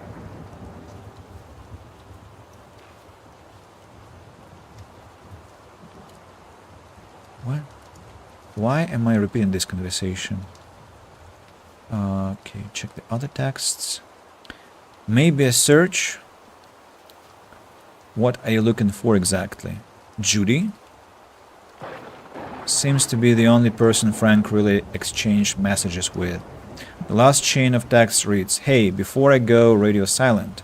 Watch me fly off from the hill tonight. For good luck, you know." Frank responded, "What makes you think I'm not already there to see you become a firefly?" Judy concludes, "And if you really miss me, I left you a present. With it, you'll be able to see us for at least 2 days." There's no reply to that, but something seems off to you. Become a firefly? That's oddly prophetic. You're sure Frank would like to choke on these words now. The next chain starts with Judy. "Hey, where did I leave my toolbox?" Frank never responded. There's just a gap, and another response from Judy. "What's it doing in there?" "Never mind, thanks." Dig deeper for the juice. At first, it seems to be more of the same, expressions of love mingled with mundane everyday chit-chat. What catches your eyes are apparent lacunae in the conversation, like rogue virtual black holes just opened up, swallowed them whole and vanished. I guess Frank must have deleted some messages. Seems some words never stop hurting, even if they are just virtual. But were they fighting or just expressing their love so profoundly that it turned to postmortem pain? Before you know it, you've reached the end, the first message that Judy ever sent to Frank. "Had a blast tonight. Are you free tomorrow? I'll take you to a hill. We can watch the stars together." Well, at least she died where she loved to be, surrounded by stars. That's some cold-hearted logic. No, it's not. It's not. Why? Anyway, another search. Riley. There's a message from this very evening about the meeting. Let's scroll again. There's nothing. The fight, you know. Dig deeper again. Never imagined. It's a repetition. Okay. Stop checking messages. Call someone. Great idea, if only you knew anyone here. Alas, it's not like you've swapped phone numbers with anyone. Recent calls? Your fingers hover, then dive in. You open the list of recent calls, partially obscured by a large diagonal crack on the screen. Half expecting a familiar name to jump out and offer comfort in its recognition, instead you find a blur of strangers. Names read by, each one meaningless, hollow, just tags for people you will never meet. The sheer randomness starts to feel personal, like the phone itself is mocking you. Let's call a random person. Your finger falls on old man B, but even before the first ring you hear, "Your service has been temporarily suspended due to non-payment. Please make a payment to restore service." That was ban, obviously. Temporarily suspended, what a perfect description of your situation. Okay, let's leave. Check our mental cabinet. What is the update? The update is about Riley. She was, and every loop still is, waiting for Frank at the motel. Let's get into the place. Don't think I'll be able to talk to them.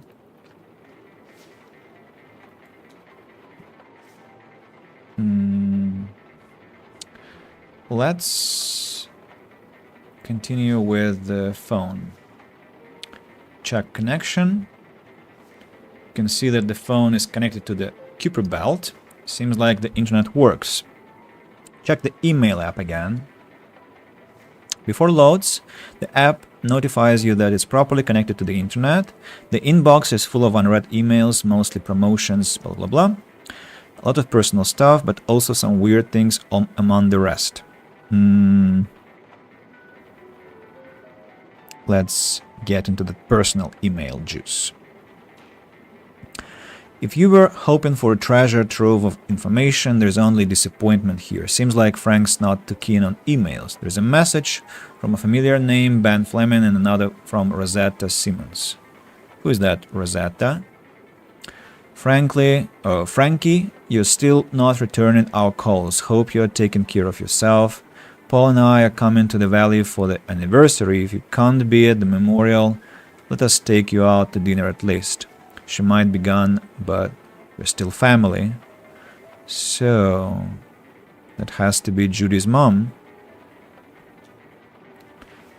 A classy lady at that, wanting to take Frank out to dinner.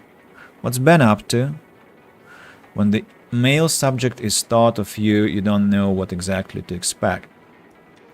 The whole email is an image, a man with his face stuck under the hood of a car, smoke billowing from the engine, sun setting behind the cliff at his back.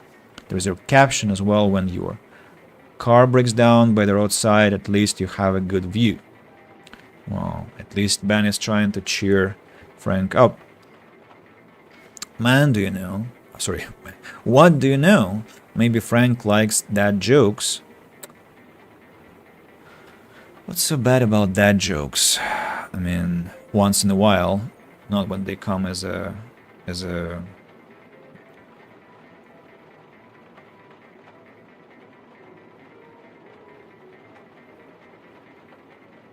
I wanted a specific word, but I'll use the word avalanche, and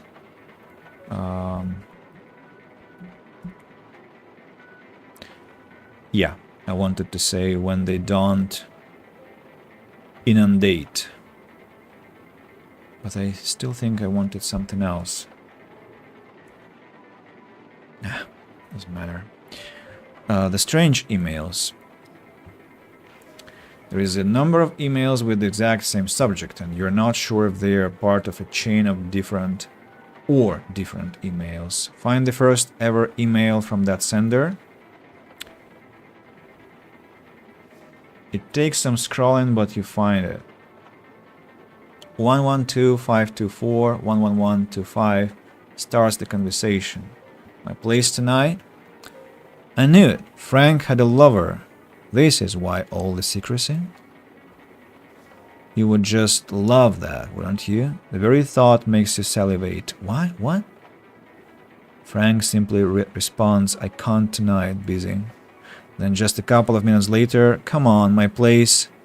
21 hours that will be asleep. Mother works late, and I have a new toy to show you. A toy? A toy? This confirms he has a lover. No, I'm not gonna jump to conclusions. I'm gonna continue reading. After a couple of days, Frank sends another email. Tonight again, same time. It's that time of the year again. Replies, of course, I have something special for tonight. Just come and bring some whiskey. I understand I kind of barged in on this conversation, but man, I wish they spoke plainly. But I mean, it could be an engineer and maybe they invent something together. And another mail from this sender. If you are right about the source of the signal, we discovered something big. Big, exactly. An engineer. Our main character is a jerk. I'll expunge this whole account. You do the same. Before deleting this account, remember to manually delete the whole archive. Source of the signal. For once, Frank's carelessness works in my favor. Before you go all smug face. Wait, there is even more. Frank sends another email straight after the last. We have to continue listening to the signal. To your surprise, the sender responded, didn't I tell you to delete it all? Do you want them to catch us? Shut it down. Your mind starts reeling with questions. What signal was Frank chasing after? What's its source? Has to be something about Judy and the space mission. And what the real identity of this person is. Who could be so paranoid? Have to ask around. Come on, that mouth was made for talking. Right. The emails again.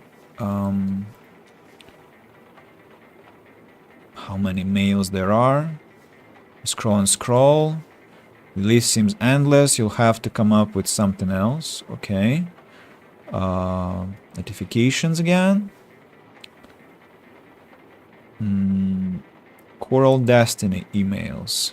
Your power of skim reading allows you to quickly get the gist of most of these emails. Internet availability and blackouts, roadblock warnings and updates, classic corporate public relations stuff, pretending to care about the locals while doing whatever the fuck they want. Is the writer... I mean... I'm growing sick of those presumptions, you know? Why exactly corporations are so... I mean, go do better. Go do better. Go to those corporations and do better. Care about people for real. Do not the fuck you want, and so on and so forth. Like, why is this negativity so omnipresent? Dead end, anyhow. None of these emails were ever touched by a human, Frank included. Okay. Promotions. List of offers from online shops, mostly for car tools, radio equipment. Yeah, our main character is definitely an idiot because he read about radio equipment, then there was some person, and 2 + 2 equals that Frank was into engineering and his girlfriend died in a space catastrophe, and it's obvious he's trying to do something about it, and the whole thing is about some mystery with time travel and time looping, and our character is thinking about some sex affair. Like, wow. I hate where the protagonist is just a dumb a what? A blockhead. Right.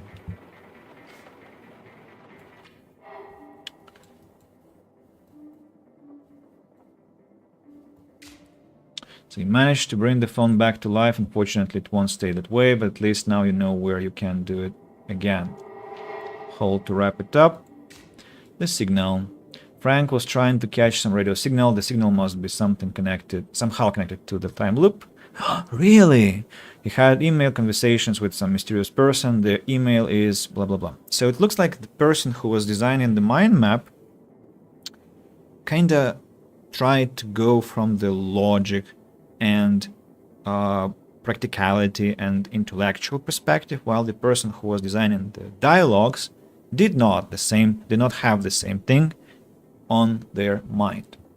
I hate corporations as well, but I do think that sort of attitude is childish, although I think you're failing to understand the power disparity between the man and the corporation machine. I'm not failing. I mean, I can also throw a communist speech. It's just that I don't like when people go like evil corporations, evil government, evil taxes, evil everything. Like, people usually come up with the best they can. It's one thing. Even if they don't, which is, I mean, it's a debatable thing. Like, we had this conversation with my friend who we run together with. I quoted one psychologist who said that people always do the best, the maximum they can. My friend said, well, I think they do the minimum they can, the necessary bare minimum. So it's a debatable point.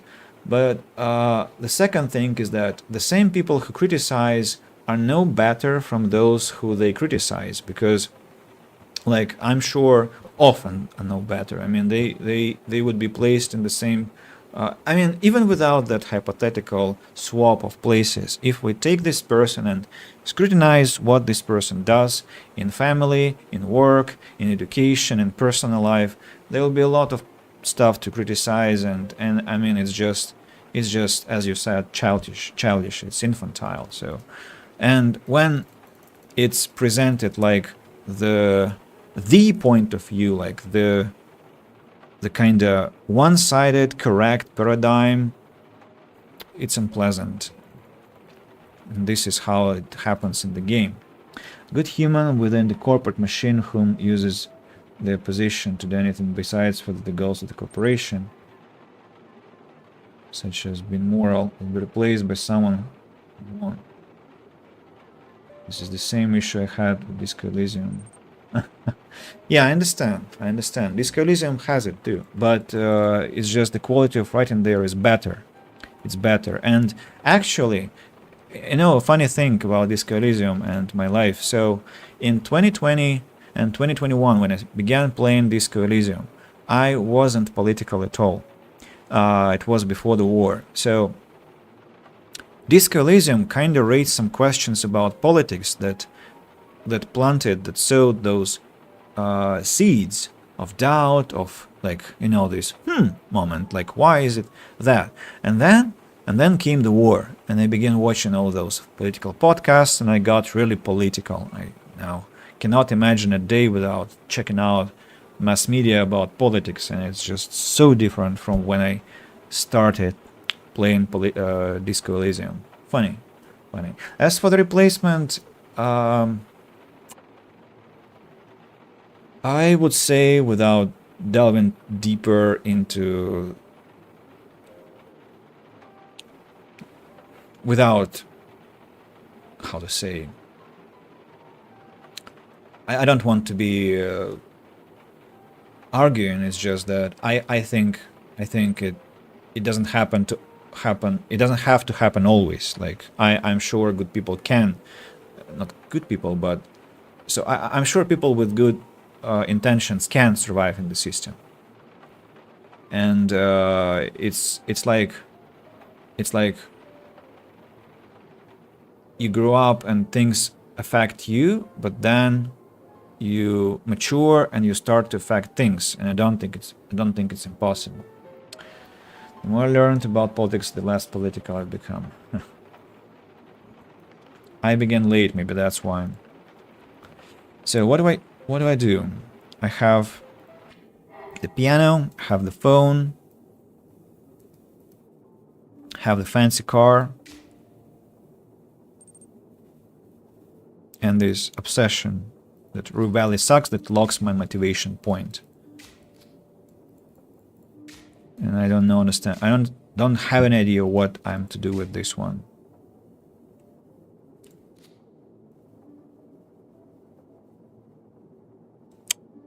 Yeah. The less of desire to be engaged in politics I have. Well, to engage, I don't want to.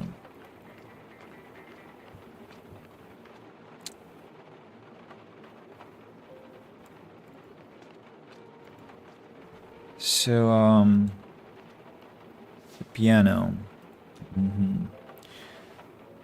Or the car. Let's begin with the car.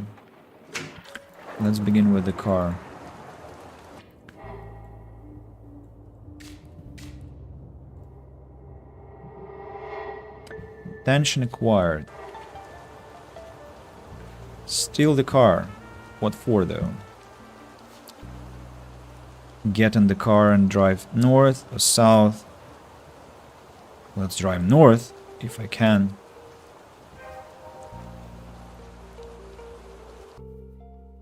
But I thought it wasn't possible to drive north.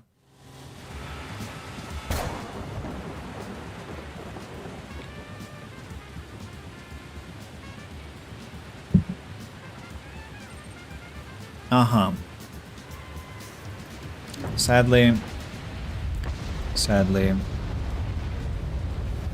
It's hard to make out, but the road leads into a tunnel, some mining equipment and a car just before it. There is someone next to the car. But even with this car, you can't overrun the loop. Not unless you start driving before the sun sets.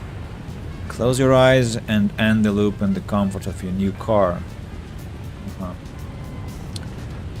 Don't talk about politics at all. Yeah, I mean, I don't talk about it, I just watch. Randomly I don't talk. I might do it with people who are into that as well during lessons, but on my streams, no, it's not a good idea. I mostly consume content. I was always heavily engaged in Syrian politics since I was a child, and as I've grown older, it became evident that politics in general is simply a means to hide the material interest of those with some form of power or authority. Now, this could be an interesting conversation, but yeah, also volatile one. I'm not sure we should go deeper. Let's run Mr. away Harrow, from the please. doctor. Check our fancy car intention. Wrap it up. Points don't come back. Wait, what was that? Something new there. The car is now your car. As you saw during these 47 minutes, nobody even notices your little felony. Enjoy it.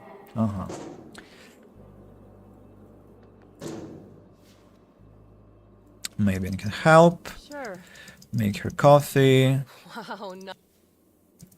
And we cannot talk about I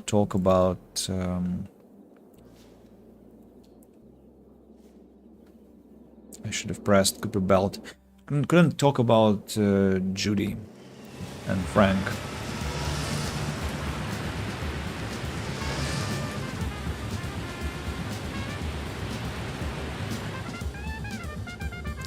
I'll have to do that manually.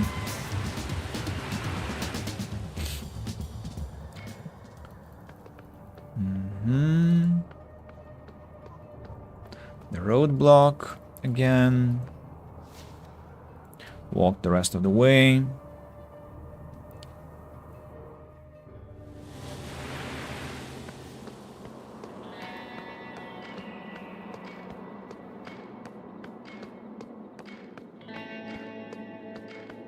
The call from the attorney.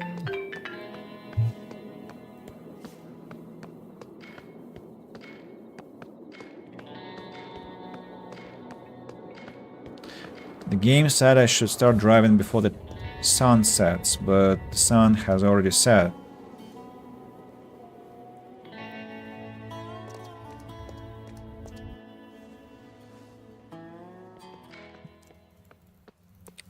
Maybe I still have a chance.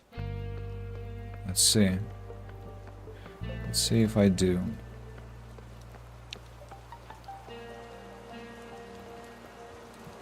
Sports car again. How can I drive south if I'm here? If there is the roadblock. Something very strange.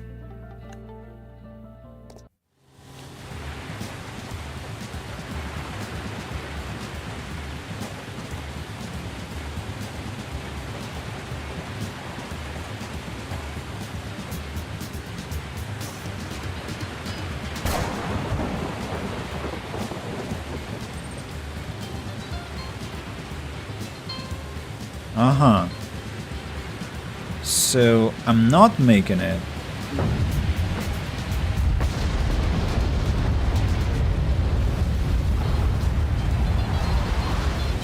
Very interesting. Hello, Lysian. Welcome, welcome. How are you? How is your mood today?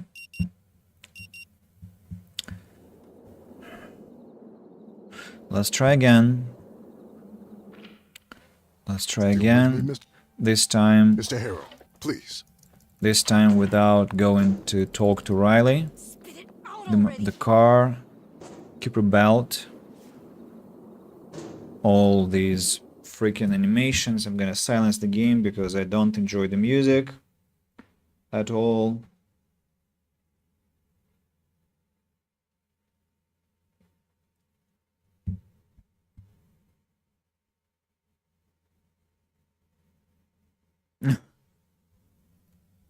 Yeah. So I'm going north again, but the sun has set and I'm not making it, right?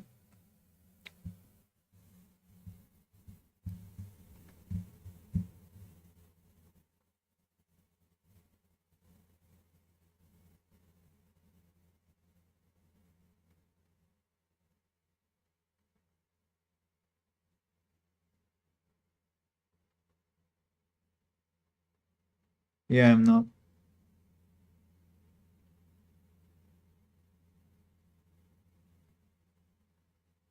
Huh.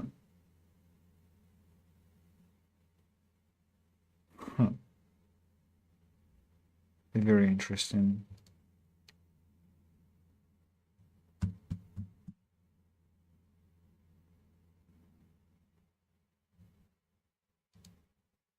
Okay, let's leave his office.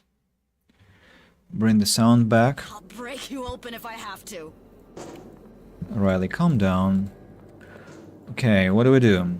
Well, we have to go to Cooper Belt anyway. Ah, the music. Again.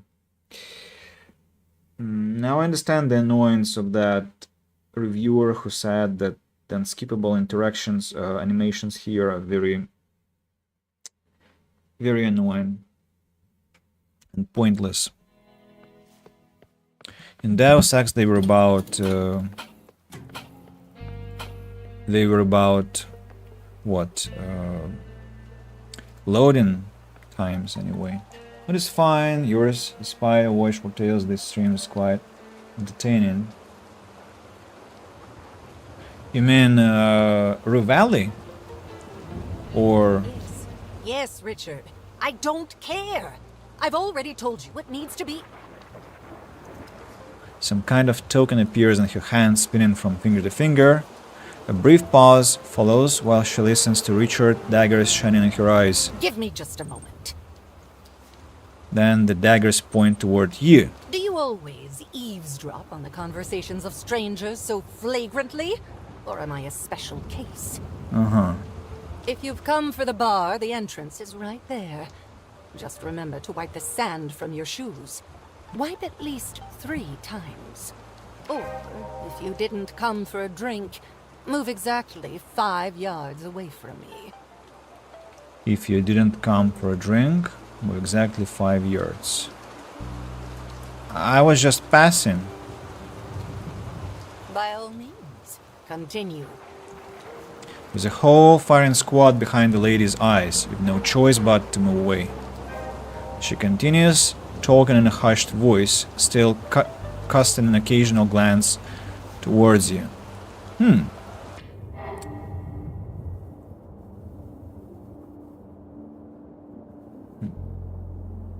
Unskippable anything annoys my ADHD ass. Have you played any of the song yet? No, I haven't. And we got a new quest, I suppose, to eavesdrop on her conversation. Like peering through a keyhole, tempting but ultimately intrusive, it offers you fragments of a story not really meant for you, leaving just enough room for misinterpretation, but sometimes it reveals the truth. Let's commit to that. I want to eavesdrop. How do I do that? You managed to get some info eavesdropping on her and the big guy.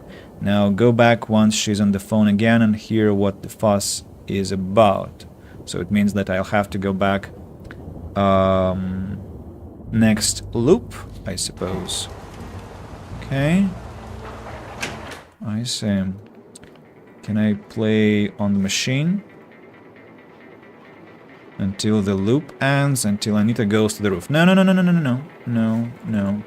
Let's go talk to the man here. Hey, welcome to Kuiper Belt. I'm Travis. Kuiper, not and Cooper. You look like you could really use a drink. Can I charge my phone anywhere around here? Can I? Hey, man. Wow. I never forget a face, but I totally blanked on your name. Oh, the old fake it till you make it routine. Smooth. A real master of social grace, this one. It's Eugene Harrow. Ah, now it came back. Welcome to our esteemed canteen, Eugene. Yeah, thanks. I guess, now, how about that charger? I butchered the intonation here. Yeah, thanks, I guess. How about that charger? Sure thing, buddy. The eggheads from Coral Destiny equipped us with one of those, whatchamacallits, state-of-the-art, cutting-edge, universal green charger ports. It's right behind the pool table. Just place whatever you need charged on it, and it takes care of the rest. Thanks. I'll be sure to check it out. And that's, what? That one, that thing.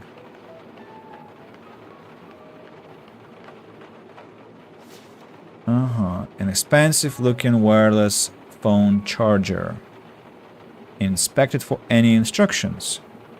You find the how to label right below Coral Destiny's prominent logo. It says, position your device on the designated docking pad until charging commences. Yeah, let's place it and wait. Now we wait. Any more instructions? No. So, like 25%. Let it be there. So, can I talk to them? Those protein shakes are starting to cause permanent damage, Travis. You can't seriously suggest that I just let her do whatever. Hey, just trying to help and give you a different angle. Believe me, I've considered every possible angle.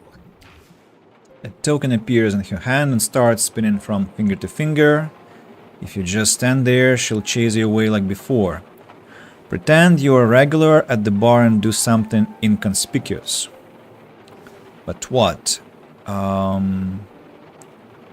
Throw a dart or two? Just be careful not to get so distracted by the conversation that you throw a dart at them. Can't be all that bad. Not all bad. My car is stuck at the gas station and that idiot Frank will fix it never. Oh, I love these inversions.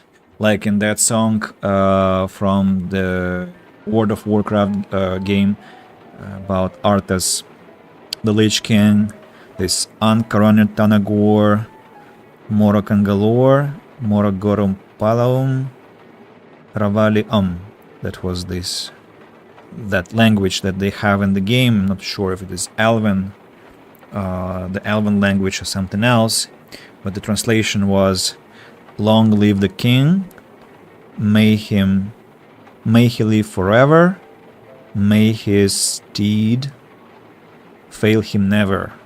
And this final line, fail him never, is just so beautiful when this never adverb is at the end of the sentence. You know, you can take White Lightning anytime. White lightning? White lightning. I don't need your car, I need my car. My notebook is in there. I forgot it because Frank wouldn't stop fucking yapping. That notebook is like my external memory. Without it, I'm operating blind. For fuck's sake. It's like the universe is against me today. Oh, if only you could tell her how it feels when the universe is truly against you. Like when it makes you live in an evening over and over and over again. Maybe later. It's always maybe and later with you, isn't it? Again, who are we talking to? Who is this narrator? Shouldn't the game explain that? Like, again, in Disco Elysium you're talking to your inner voices. Here, I'm talking to some toxic narrator. It's... Travis snaps his fingers, like he just had a brilliant idea. Your train of thought has been derailed and is now a flaming wreck. You know what we're gonna do? Yes, that's right. As soon as the roadblock ends, we'll close the bar for a while and drive to Maxine, so I can pick up my notebook. She didn't let him finish. You think you heard Travis sigh, but it might have been the rumbling of an overworked air conditioning unit. This way we'll solve at least one bucket of shit that the universe spilled on my head. Wait, there's more? And with names at that. Both Robin and Ben decided to surprise me with some very shitty news. The options are the juice, literally transform into a giant ear. Lady, when the universe gives you shit, learn to eat and enjoy it while it's fresh. What? What? It's the most gross thing I've read in recent weeks. If your whole family is just dumping their problems on her, I kinda understand her. Okay, I'm gonna go with the first option. Of course, not the second one. Ben pulled a major Ben, and I have to clean up after him. Again. And Robin, she's even worse. Remember all the hoops we jumped through for her? Well, she just spat on all of it. Hey, they're both grown-ups. Maybe let them deal with their own mess? As I said, those protein shakes are getting to you. I let Ben manage the motel after the divorce. I let Robin stay there with him. And this is the result. She slams the token she's been playing with on the bar so hard that you hear the wood crack. She swears a lot. Oh. Yeah, It was just a thought. I swear nothing else. too, occasionally. Hopefully don't mind that much. Right, next up, Robin and Ben got it. She must feel like the world is slipping away from her. Know that feeling. This all feels like one giant complaining session. Okay, let's go with the first option again. Sorry to be the fourth bucket of shit, but I got a notification that 40K was taken out of our joint account. Warhammer 40K was taken out of your joint account. I got it. He is an Astartes warrior. That's why he is so big. Man. Wow. I didn't know we were playing something from Warhammer universe. So, what's the deal? Said Travis so defensively that he dug miles of trenches and built concrete bunkers with that sentence. Really, Travis? You trust me so little? That money will be returned to the account tomorrow. That money is long gone on gambling debts. What? I believe you. I can't. For a while she hides her silence under her hat. And what? She goes to the roof? Access Frank's phone. He left the phone at the Kuiper Belt. Anita Lopez. She seems to have lost her notebook. I know that. I have it. Oh, what if I give it to her, by the way? That would be such a thing. Let's play the song for her. No, I don't mind if you... If my parents were still alive, they will tell you. I never listen. To begin with. No, I don't mind. If you swear, I suppose. I need a better speech-to-text program. Yeah, I'm trying to understand.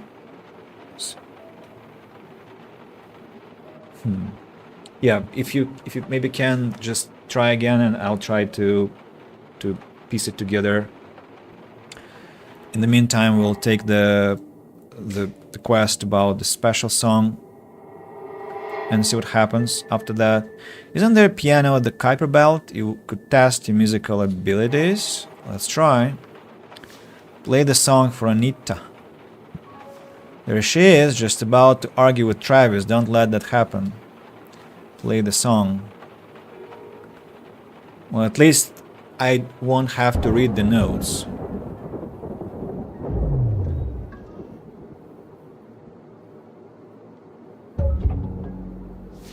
You place your fingers on the dusty keys. You feel silence enveloping the room. You got this. Take a deep breath. You breathe in the air and the song comes into focus. Play the song. You close your eyes, you let your intention lead you, and then...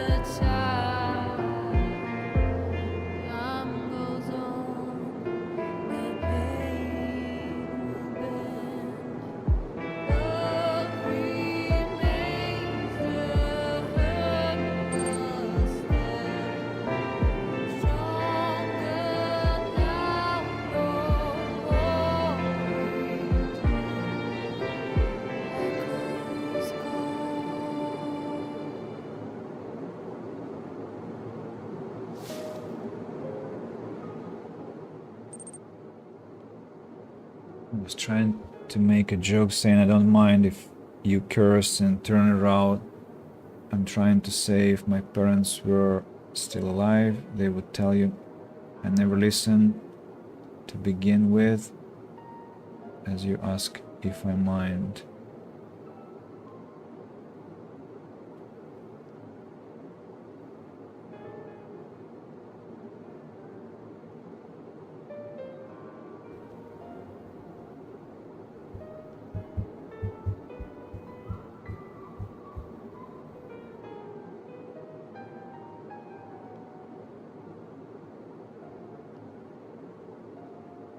Like you never listen if I ask, do you mind?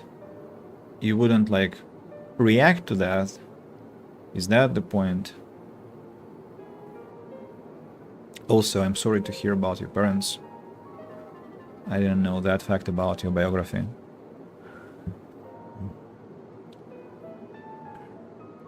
About the piano scene. It's a shame. I mean, people who made this game have to come back to school where they teach how to make games. I wish I could feel anything. I feel nothing. I don't care about the main character. I don't care about Anita, about Travis, about the song, about the atmosphere. Why was I supposed to be touched by that? Such a beautiful moment, beautifully presented by the artist, by the composer, or whoever made the song. Like the game designer, the one who's responsible for the room concept, but the narrative, it's just falls to the floor, just not here. What? Such a beautiful moment wasted. Okay, nice. I didn't know you could sing like that, says Travis. There's still a lot. Ah, she was singing. Really? So that female voice, who I thought was in the song, I mean, I thought it could be Anita, but there was no animation that she was singing. And why would Anita, who is a very, very aggressive lady, why wouldn't she actually leash at us? Huh? Lash out, I mean. Sorry, not leash, lash out at us. Why wouldn't she say, hey, stop, what the fuck are you doing? Why are we playing on the why are we playing the piano in the first place if the rules stated that you cannot play the piano unless you were exactly explicitly permitted to do that? It just gets worse and worse. Okay, I think there is a writer that really empathized with Anita and they relayed the entire narrative. It's okay, and I thank you, but not in mind about hearing bad language. I use it all the time. I need to work on my joking. Right. Right. Good to know that I did not make you uncomfortable by swearing occasionally. I mean, and you know, Nicholas, you say derailing. I wouldn't say there was nothing to I would say there was nothing to derail. What narrative? Like occasional stories that look like somebody is exercising at writing a story. It feels like 60% of the story has been devoted to her redemption. Redemption? I'm gonna head to the roof. That was interesting. Got an achievement. Play it again, Eugene. Tickle the ivories to Anita's bittersweet serenade. I can't let out a tear. Tear about what? What? That was something. No, it wasn't. Do you think maybe now she will finally talk to you? Why? Why? Cannot save this moment. The time loop concept one. I wonder if the point of this game, the storyline anyways, is that it's not about the main character but about someone else. Good take. I mean, that's what saves the game. The sharp edge of her usual anger is gone, replaced by trembling shoulders that shake without rhythm, like a clock, one to tie. Approach her. His steps draw her attention and she turns around slowly. Her face carries the tracks of tears, but her expression is something else, like someone pulled out of a deep, distant dream. That melody. Why did you play it? Here. Now. I just like the melody, that's all. Didn't know you'd enjoy it. I did. I loved that song. I'd forgotten how much it meant to me. Especially during one moment in my life, a long time ago. The support group made a thing out of it. They wanted me to feel like it was an achievement. To let me know how important a step it was. It was the day I'd been clean for a year. It's funny that this song popped up today, alongside another achievement. A sarcastic smile lingers on her lips. And what achievement is that? I decided to respect my daughter's and my ex-husband's decisions. Did she give up on the motel mortgage payment? That's what's bothering her. She finally took a huge step toward improving the relationship, but at a huge price. Stay silent. This might seem like an easy thing to do, but trust me, in my case, it's far from it. Funny, you're the second person I've told all of this today. And that's not even the strangest part. The first person I told, someone I know and utterly despise. And now here you are, a complete stranger. I couldn't even imagine more opposite people if I tried.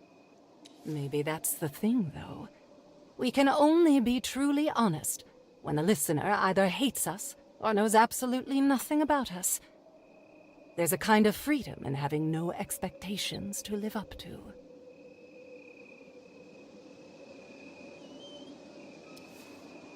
She glances to the side, her gaze distant for a moment, as if some thought finally clicked into place. Then, as quickly as it came, it's gone. She turns back to you, smiling. Thank you for the song and your ear. You're welcome. I think I'll stay here for a while. A small token appears out of nowhere and starts flipping freely through her fingers.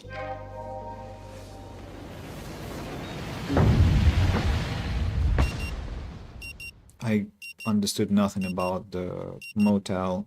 She gives up on the payment like she... Still with me, Mr. Harrow? What? Seems to me that the author is making a comment regarding the small but meaningful stories of the people around us.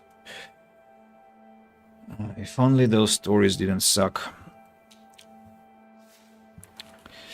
Right. Ever hear of the Guiding Light mission?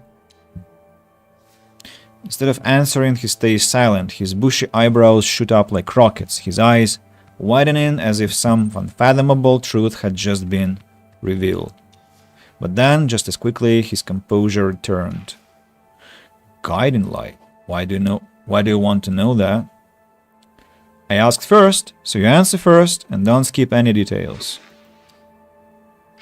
Your curiosity is commendable, but I'd prefer if you focused on your therapy with that same level of enthusiasm.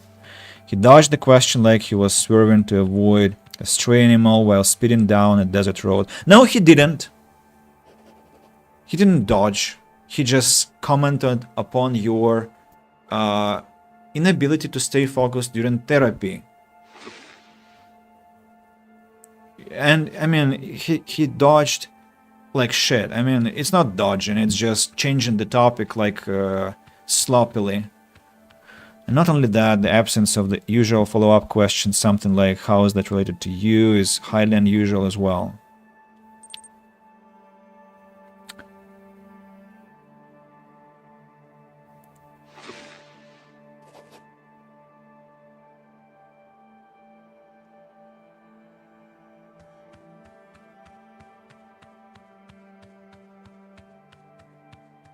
Maybe you're right. He dodged the question like he was swerving to avoid a stray animal while speeding down a desert road.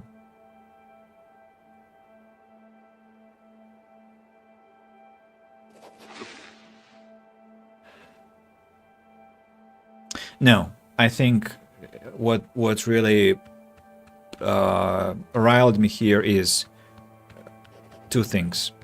The first one is unnecessary metaphors everywhere, or not everywhere, like here, like he was swerving to avoid a stray animal. And secondly, this metaphor doesn't fit. Okay, he did dodge. I agree with you, Nicholas. But he dodged.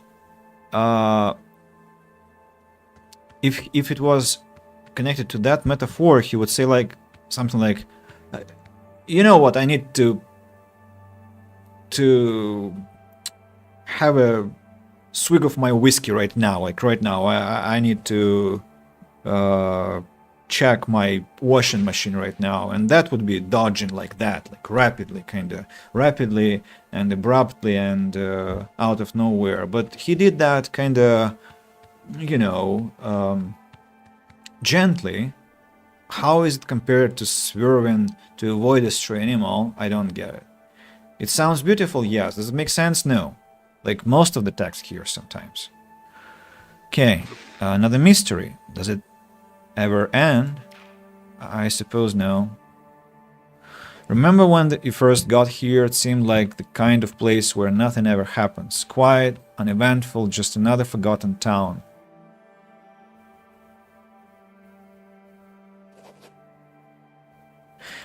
I don't remember, because unlike you, the stupid main character, I care about people. I don't presume that they have some kind of forgotten, uneventful town.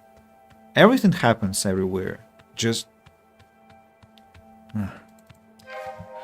looks can be deceiving, so instead of whining, just enjoy it. Yeah, one mystery at a time, starting with this one. Inspiration gained. Wow. He glances at the clock as always. All right then. That's it for today. You should go and check in at the office. Dodging conversations, right? Gideon Fink. He used to work for Coral Destiny and seemed uneasy when you asked him about the Guiding Light mission. Get inside Dr. Fink's room. You need to get into his room and discover what secrets he is hiding from the world. Dr. Fink worked at Coral Destiny.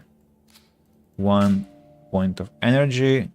What is this green thing? Is it because I have this Rue Valley sucks and I don't have to commit several points, or does it mean that the point will come back to me? And anyway, let's wrap up the mission about playing the song. She claims to have already made some hard choices so she could respect the decisions of her daughter and ex-husband. But is that really true? I have no idea. The game doesn't tell me anything decent.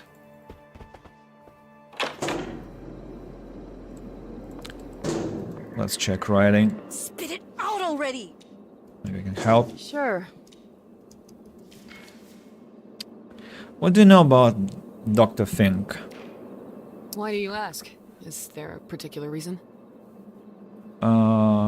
He left nothing. No hint, no trail, just a blank wall where his private life should be. Exactly. That's the idea. You're here for you, not for him. His life doesn't matter. It's irrelevant. Gone. Disappeared. You didn't think you two were gonna be like friends, did you? Why not? Sorry to break it to you, but that's probably not the case. Most definitely, probably. Well, if you need help feeling better after I just crushed your dreams, go ahead.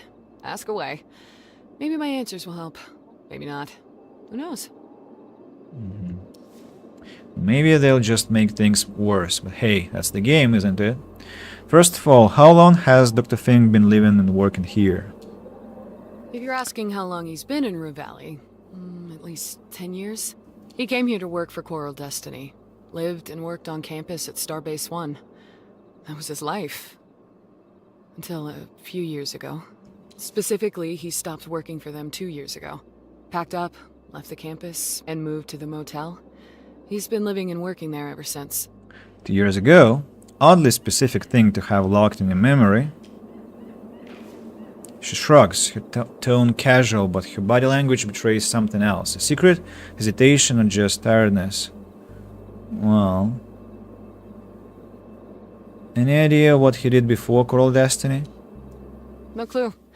Probably more of the same, helping people or, whatever you want to call it.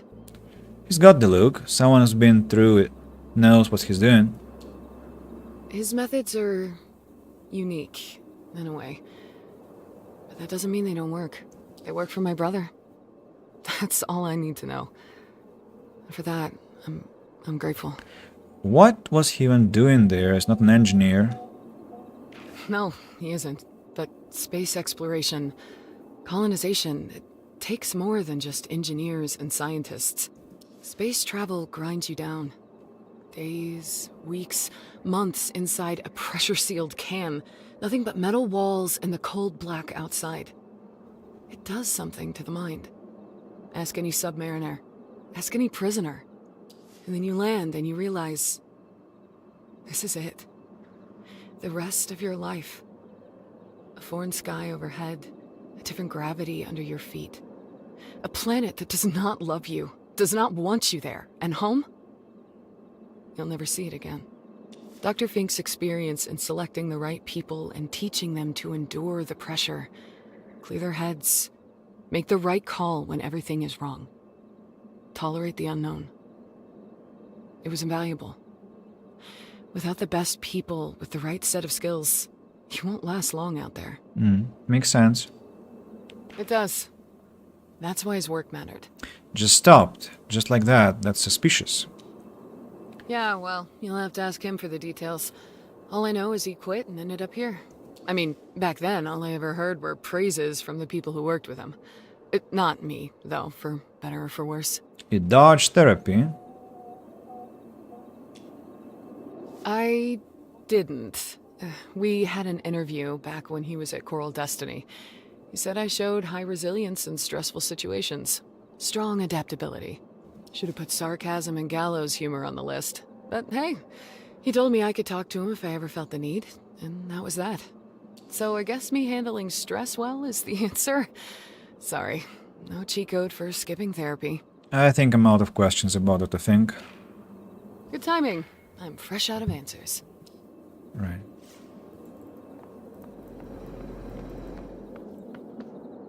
What do you mean it's settled? I need the internet. Oh, hello, Mr. Harrow. How are you? Are you ready to check in? Did you ever get an email from this address 112524 _ 11125 at email.com?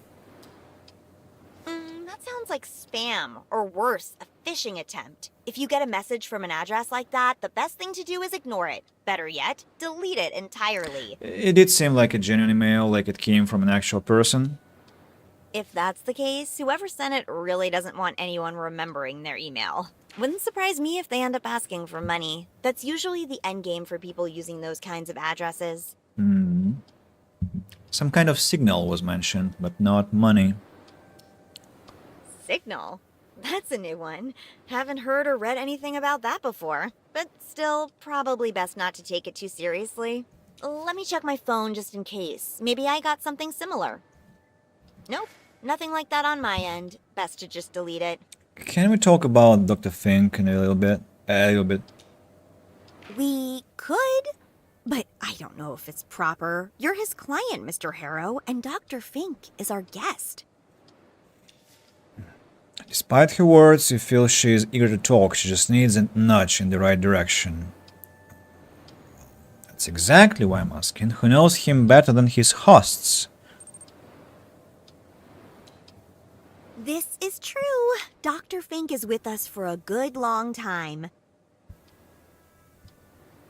Oh, you're right, Nicholas. I think you're right. We'll go to the gas station. Please, Mr. Harrow. Very this clever. has to stay between us. I don't want people to think I'm a tattletale. So, what do you want to know? You don't know what you're looking for, so cast the net far and wide. Just writing something down. What does he do in his spare time? I have no idea, really. It's not like I spy on the man. Sour smile twitches on her lips. But I often see him from here, dragging a chair out, just watching the sunset or reading a book. Oh, sometimes late in the evening he does laundry here, and he's very particular about it, like which type of fabric softener he uses. Has he been a guest for long? Oh, yeah, forever, really. I think he's been here since, I want to say, 2025? A couple of years in a motel room. I've been living like a rat. But this is... No, that's offensive. Even a couple of years is an eternity for the young. What?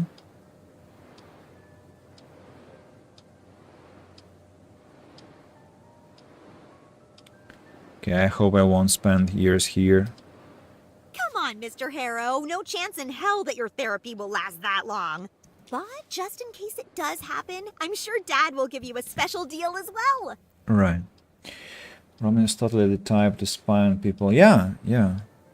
But I mean, she's not a bad person. I actually feel quite good about her for now. Do you know anything about his history? Not really. It's not like we're ever hanging out, so he casually talks about his life before. One thing I do know, he worked for Coral Destiny before they parted ways, and he came to live here. Everybody thought it would only be a couple of months, but there you go. Do you know why he left? No? Maybe he didn't want to work for a super capitalist neo-feudal corporation anymore. Best if you ask him. Or check online. You know what I'm thinking, Nicholas. Does he have other clients? As far as I know, yeah. Some folk come here from Bothwood, and a few even from smaller desert villages. What? That's not the answer. At least the text says, yeah, since last year, all kinds of people get assigned to him through the, what did he say it was called? Ministry of Public Happiness? Referral system? I think all of them are sent, like you were, Mr. Harrow. Again, some of them come once and I never see them again, the others stay for long months, to be honest. I have no idea who decides how long they stay here. Right, thanks. You're welcome. Bye. Till next loop. And let's pick up our car. Robin is still there. Let's drive south.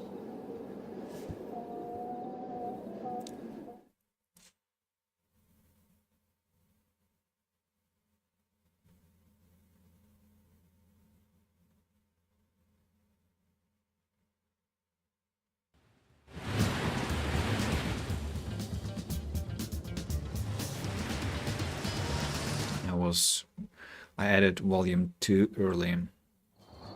Hate that music.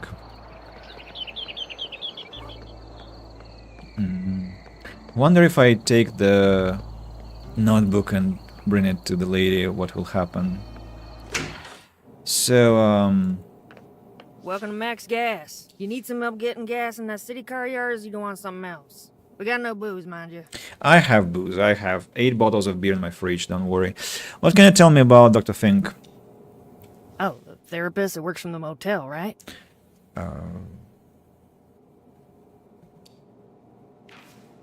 She never continues. Her eyes are averted to something hidden by the counter. It looks like she forgot all about you in an instant. And that's it. I have no interest in the man or his profession. Something personal. Ain't personal, not at all. I got nothing against the man, I don't even know him. Oh, you hate therapy. Hate? Nah. Despise? Yeah. Huh. Fact is, you don't need therapy. No one does. Oh, okay. First of all, what kind of person are you if you don't know what's wrong with you? Or are you lying to yourself? Or are you so weak that you can't look at yourself and truly see who you are? Uh-huh. Second, if you know what's wrong with you, surely all that yapping won't help you none. You have to take action and fix all the shit that's clogging your mind. Mm-hmm. And the third, the drugs they prescribe, don't even get me started on that. Right. Okay. You know, some people might need therapy. Oh, none of my business. If someone thinks they need to have their time and money wasted, go right ahead. And come to think of it, take that Fink of yours. If he was really worth something, wouldn't you think he'd still be working for Coral Destiny getting 6-figure regular paychecks? Time for that vodka. Not yet, not yet. After the stream, because I want to complete the game and I want to complete it while still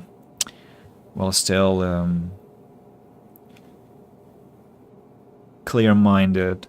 But I'll raise a toast today to Nimra. I already promised her in the message that I sent her today about her birthday. Then I'll raise a glass to you, Joey, and to you, Nicholas, and to you, Luis, and to everyone who is listening and watching, because you're great, guys. So,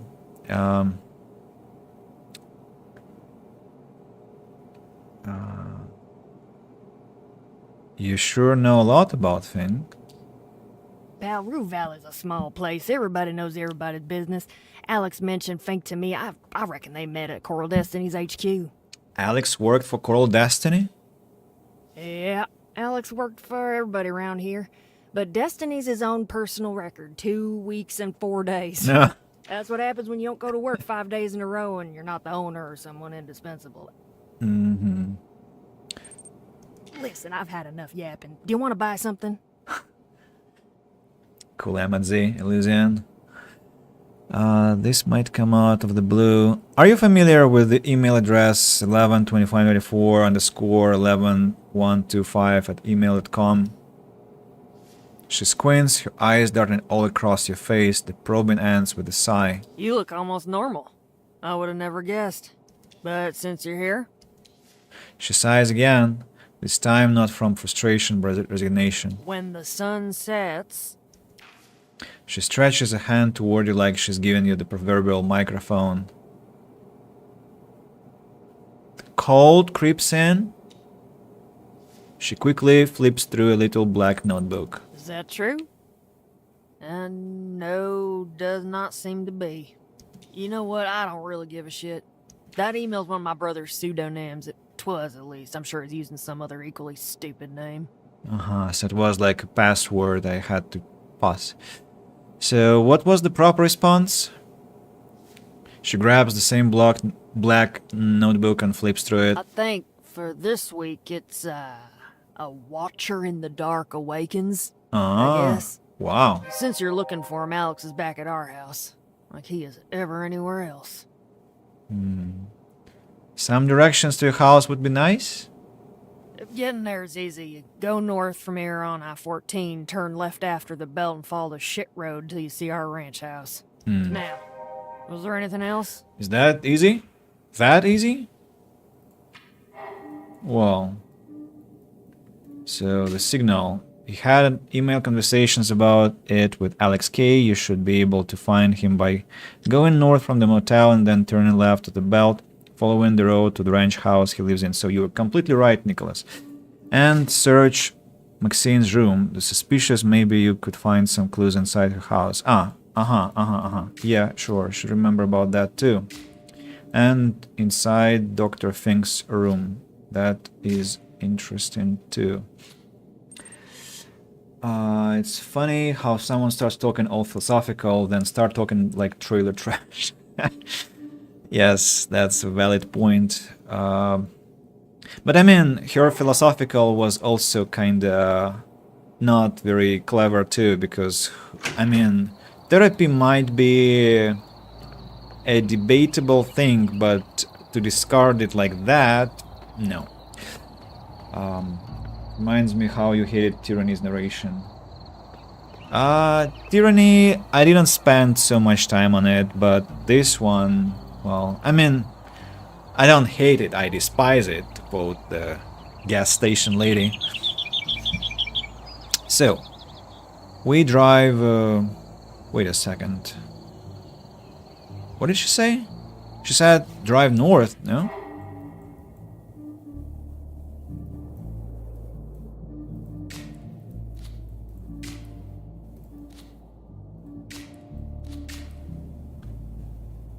North from the motel. Ah, and then turning left after the belt. I see. I see. So what do we do? Let's get back to the motel.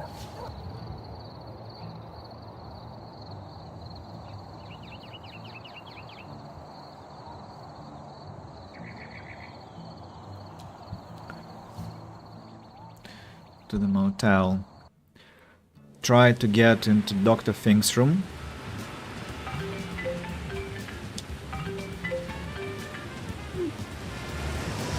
Hello, sir. Am I speaking with Eugene Harrow?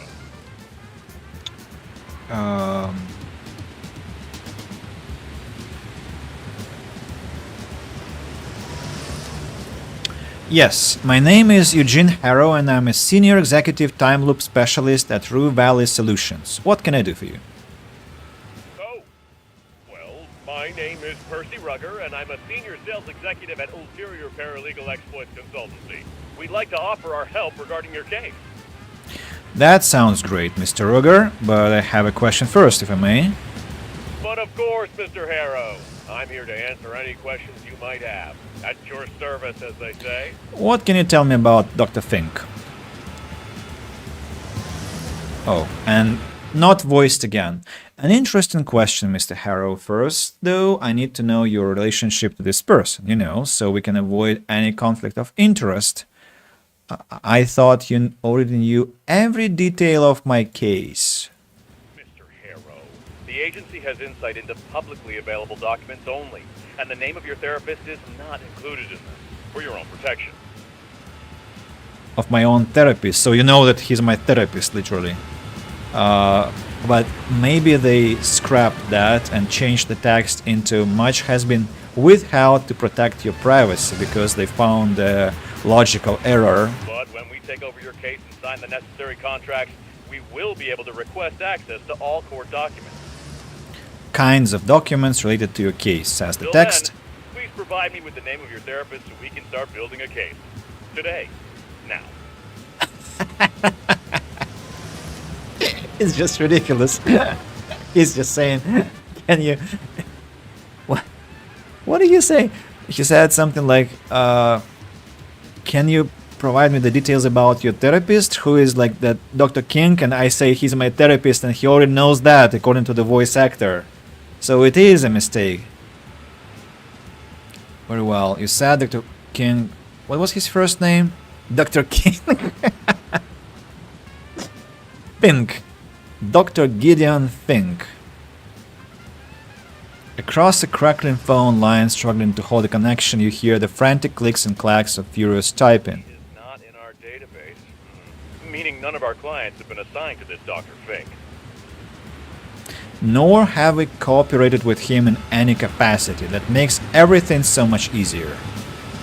Are you thinking of filing a complaint against him or his practice, with valid grounds that could greatly strengthen your case? What counts as valid grounds? It can be a lot of things. The list is too long for a phone call, believe me. Still, if you are raising concerns, something must feel off. That being said, do you suspect he's unfit for the task? Wasting your time, leaving you stuck wherever that may be? Absolutely, he's keeping me here for no reason. Mr. Harrow, that sounds marvelous. For the case, I mean, not for you. That could boost our work immensely. From what I'm hearing, you have enough on your plate. Please let our paralegal services help you and we'll handle the heavy lifting, including dealing with that Dr. Link. How can you help me if you can't remember his name? I'm terribly sorry, I got carried away with the thought of my company helping you deal with this individual. So, can you tell me anything about him or not? Mr. Harrow, since you're so straightforward, I'll be as direct. I don't actually know anything about Dr. Fink. That being said, let me do some research on him and I'll be able to give you more information next time we speak. You're under no obligation to hire us. Consider this a gift of goodwill, an assurance that someone is working on your behalf. Okay, this conversation hasn't been very helpful. I agree, Mr. Harrow, unfortunately. As soon as this conversation is over, I will start digging, and when I find something, not if when, I'll give you a call. That mysterious doctor practically reeks of litigation. We will uncover the truth behind Dr. Pink in no time. The ka-ching of money is back in his tone. It's Fink. Right, my bad. Excitement and all that.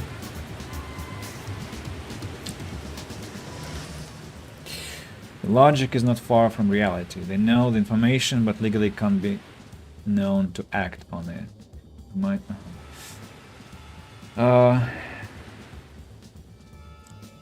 But I mean, such slips would be either unprofessional or just mean that there is a mistake in the game, which I am heavily inclined to believe. So, get inside Dr. Fink's room. Hold to commit. And it took us only 1 point. I wonder why. Was I inspired or something? And hey, how do I... Ah yeah, it's there. Ooh, there's a window. Get inside Dr. Fink's room. Creep up to the window eagerly. What? You position yourself strategically in front of the window. Finding the perfect angle, the blinds block much of the room, but your focus on the doctor remains undisturbed. By the looks of it, the doc's made himself right at home at your respawn point. Kick back, feet up, and relaxing in the breeze like he's on vacation. Press your ear against the window. Realize he's lulling himself into a soothing trance, guided meditation softly spilling from his phone speaker. Somehow the muffled voice sinks even lower than his own. So that's his idea of self-care. Meanwhile, you get called to the world capital of nothing for the same purpose. What? Anyway, how do I inspect his room? You never thought you would want to use this door from the outside, didn't you? Use the power outage to open the door. Try the door handle. Knock on the door. Let's knock. Silence greets you, thick, unbroken, the only reply. Try the door handle. Locked. You'll need the right key card or a battering ram. Use the power outage to open the door. Slick idea, just a bit early for that. Come back when the lightning strikes is close. But he's there. Why should I even... Okay, let's sit down. Why can't I wait? That's weird. But okay. Play on my phone until the thunder strikes. I need to step out and buy a drink. I'll be listening, but I won't be able to respond. Yeah, do buy a drink. We'll drink together mentally. So let's open the door now. Time after time you can't stop to admire how extraordinary it is to feel the accumulation of the electric charge around you, to know the exact moment of such a natural phenomenon. Quickly do something else before it strikes. Open the door.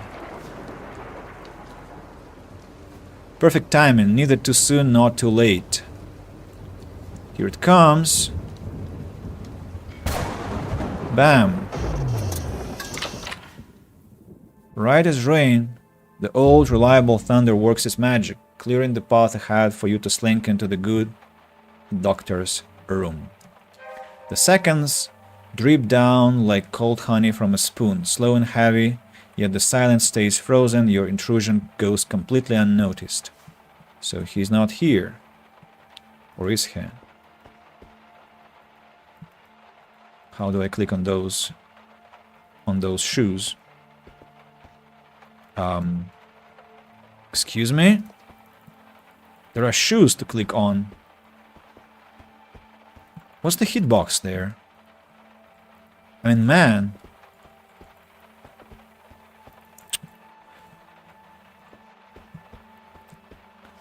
The clock is a relic of an idealistic bygone era. Its metal frame, painted a faded green, once a color that screamed futuristic, now just a tired mockery of ambition long past. Despite the years, it carries a subtle, well-preserved luster, as if it's been maintained with the kind of care reserved for cherished possessions. The red lit numerals glow with a sharp clarity, casting an ominous glow. Change the time. Tired as you are of the time, messing with the clock won't actually push it forward. Maybe the loop will end if I set it to 8:48 p.m. And it's still going. Looks like you need to look for answers elsewhere. Nice try though. Examine it again. Its metal frame feels heftier than expected, but after a few moments of fiddling, you spot an engraving etched into the bottom. To Gideon Fink, congratulations on taking yet another leap of faith. Wishing you success, growth, and just the right amount of chaos. Again, Nicholas, about chaos. GCU faculty members. Another leap of faith. When was the first? The doctor doesn't strike you as the leaping type. You, on the other hand, built for the drop. Ledge, stool, take your pick. Unfortunately, you can't use these shoes to increase your internal empire. Yes. Unfortunately, I cannot. But when we get to Disco Elysium again, I will. Let's turn it off. Besides the buttons for setting the time, you can't find the obvious on-off switch, but a quick yank on the batteries might do the trick. Yeah, let's pull out the batteries. If only all of life's problems were this easy to unplug. Just leave the clock be. So, about the shoes again. I mean, it gets really annoying. I don't get it, because maybe I should try and find the hitbox. Oh, see that? That's the hitbox. 2 centimeters to the right. 2 freaking centimeters to the right is the hitbox. Dr. Fink's shoes lie neatly beside the couch, placed with deliberate care. Examine the shoes. Seasoned brogues still cling to their shine. Though not a cobbler, the doctor clearly knows how to treat his shoes right. You know, my grandmother always said that a man, a real man, a true gentleman, can only be identified by beautiful, well-cared shoes. And I fucking hate the conversation about clean shoes now. I fucking hate it. If I see a person with shiny shoes, part of that hate goes to that person too. In the army, the only people who had sparkling shoes, boots rather, were good-for-nothings that spent all their time like cockerels polishing their shoes, doing nothing in the unit, not adding any value to the well-being of their fellow soldiers.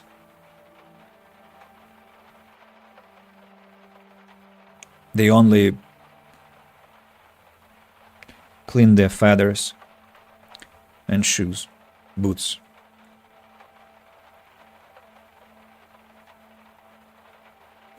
What was my grandmother thinking? To judge a man by how clean his shoes are. My eyes twitching. Let's continue. As well as his feet apparently. A close inspection reveals orthotic pain relief, acupressure insoles subtly hinting at a life of careful steps. That I approve of. Feet are very sensitive.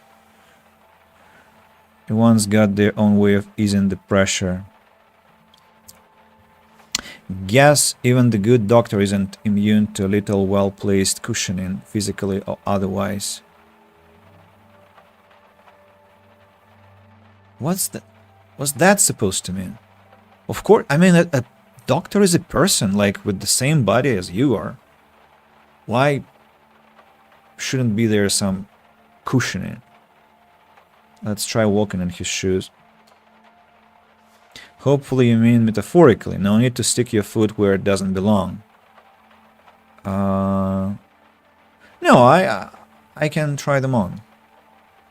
Wouldn't do that in my real life, but in the game we cannot trust it to just let it go. Well, he did try to waddle through the swamp of your emotional wreckage. Guess it's only fair you return the favor. Comfortable, cushioned, supportive, flexible, durable, qualities that seem all too foreign to you. They're a perfect fit. And you still need a little time to grow into them. Tie the shoelaces together just for fun. Yet another pointless loop, spiraling with no punchline in sight. Although coming up with a prank at this point might actually be a sign of progress.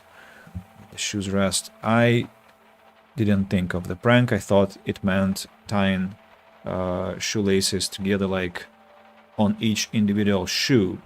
Right. Let them rest. So, are those his or mine that are left on the floor? Fink's table is sparse, almost... Maybe I should call him Kink, really. Dr. King's table is sparse, almost surgical in its tidiness. A laptop, a lamp, a half-empty glass of water, standard fare. But then there is the folder. The front of it has a Coral Destiny logo. It's been sitting there all this time, unnoticed, unacknowledged. It's the same type of folder as in Frank's room. Right. Dread slowly coils around your stomach. Another report? You hope not. Open the folder and check its contents. Inside, a collection of handwritten pages bound with a plastic spiral, giving the whole thing the look of a manuscript. Bullet points scattered across many pages, raw thoughts still in the scaffolding stage, some sections are struck through, others lined with margin notes, corrections, reconsiderations. The front page is a battlefield of rejected titles, each one violently crossed out. There is only one left standing. He's going to keep the shoes. I suppose so. I mean, if they were comfortable and fitting and, well cared for, why not? Title goes here. Remember that terrible feeling of searching for the right title. The title is the make or break moment. The difference between being read and being forgotten. That's the grim reality of modern life. Attention is currency and titles are the price of entry. The only way to know what this is or try to figure it out, at least, is to read it. I need to think about it in connection to my YouTube channel, maybe. Because I always think this... I mean, I'm this organization type, like, I prefer to call videos like town name, number of the stream, farthest frontier, then like number 1, number 2, number 3 for people to get easy navigation. But maybe I should come up with something more catchy, more attractive, and I always think about it. I need to give it more thought. So, skim through it to see what it is about. It reads like a book, a fractured, unfinished book, divided into 3 sections, some fully fleshed out, others skeletal, mere descriptions waiting to be filled in. From what you can piece together, the parts are an introduction, the Coral Destiny years, and everything that came after. The dates in the margins mark its timeline, a year's worth of work, maybe more. Skim to the intro. It's mostly about Fink's life before Rue Valley, before Coral Destiny. Collection of bullet points, fragments, placeholders for a story yet to be written, and there's a lot. PhD, a slew of published papers, some solo, some in collaboration, private practice co-founded with his wife, also a colleague, successful career in mental health. Dr. Kink is married. Not everyone is hell-bent on dying alone and miserable like you. Oh, why this self-pity? He also mentions that when he and his wife decided to divorce, he left her the entire practice and took a job at Coral Destiny. Dr. Kink is divorced. That explains, at least partially, why he's living in a motel room. Just a small part, though. I wonder if he keeps them with doctors still have the same pair of shoes or being his socks created tamper. Yeah, I'm actually curious about that too. Let's see in the next loop. So that's tasty. What else? This personal detail intrigues you the most, admit it. He also notes his specialization, working with people in high-risk professions, firefighters, test pilots, those who stare death in the face for a paycheck, which naturally explains how he ended up at Coral Destiny. That's all there is in this section. Let's see what else is here. Okay, the Coral Destiny years. This is where Dr. King details his time at Coral Destiny, his role, his work, the minds he was tasked with understanding and supporting. He writes about working with astronauts, and I wanted to say astronomers, and astronauts and future colonies, preparing them mentally for the vast unknown, the crushing isolation of space, the brutal indifference of another planet. One case stands out: a particular astronaut who exhibited slight agoraphobia, an affliction that is not just inconvenient but outright lethal beyond Earth's atmosphere. Agoraphobia, I think, is the fear of heights, because agora was summit in Greek. Agoraphobia, I think it is agoraphobia.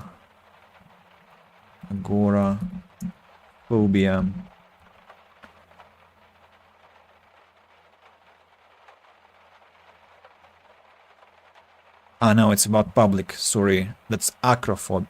Wait, acrophobia. Yeah, acrophobia is of heights. It's acro, is the summit, and agora is the opposite of claustrophobia. Yep. But why it's lethal beyond Earth's atmosphere? Claustrophobia is lethal. He doesn't name her, instead he gives her, but maybe it's because if you kind of walk out of the spaceship and then face the vastness of another planet, maybe in that case. Doesn't name her, instead he gives her a pseudonym, Rena Juth, a woman with a critical role, one of immense responsibility. So that has to be Judy? Possibly, but it's unclear at this point. King writes about his process, how he assessed the severity of Judy's condition, determined whether she was fit for the mission. His final judgment: it wouldn't be an issue, she could go. So my guess is that he worked with that Judy, he let her go, she went, got stricken by that fit of agoraphobia, and the whole operation went down, and now he blames himself. And then at the end of this section, a confession, subdued but heavy. He was deeply affected when he heard that the astronaut he signed off on for a mission died in an accident in space. That's why. So, it's entirely possible he's writing about Judy. The details are sketchy, but if Rena Juth is Judy, then this accident, the death, just became a whole lot more complicated. The section is over, one more and that's it. Okay, post-Coral Destiny. This part is the shortest, messiest, handwritten notes scrawled in the margins, entire paragraphs crossed out. Dr. King writes about life after Coral Destiny, what little of it there was. He describes an encounter that, according to him, happened by pure chance. A meeting with a man, the husband of the astronaut, a widower, devastated, holding on to the past with a white-knuckled grip. Fink felt obliged to help, not compelled, not driven, obliged. He refers to the man under the pseudonym Angerfrost. So it sounds eerily close to Frank's name. Still, you can't be certain. He writes about Anger's refusal to accept reality and move on, how Fink chose not to confront him directly, not to antagonize him. Instead, he focused on stabilizing him, getting him back on his feet, back to some semblance of a normal life, and it seemed to work, at least for some time. And then the last session, the husband arrived with a story. Not a breakthrough, not realization, a story. His wife was alive. That's a twist. One no one saw coming, least of all Dr. Link. Dr. Pink expressed his concern. Of course, he wrote about how fragile the situation was, how the work they had done together was beginning to unravel at an alarming speed. And then the husband vanished, stopped answering calls, and avoided King entirely. This is unsettling. Who failed here, the therapist or the patient? Who bears the weight of the unraveling? That's pretty much it. The manuscript is in its raw, unpolished form, a mass of half-finished thoughts and incomplete truths, clearly still in its early stages. As you close the manuscript, something slurs. slurs.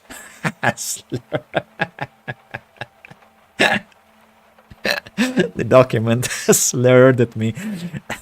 I don't want to say any slurs, but it's just funny. Slips here. It was a slip. Slips free.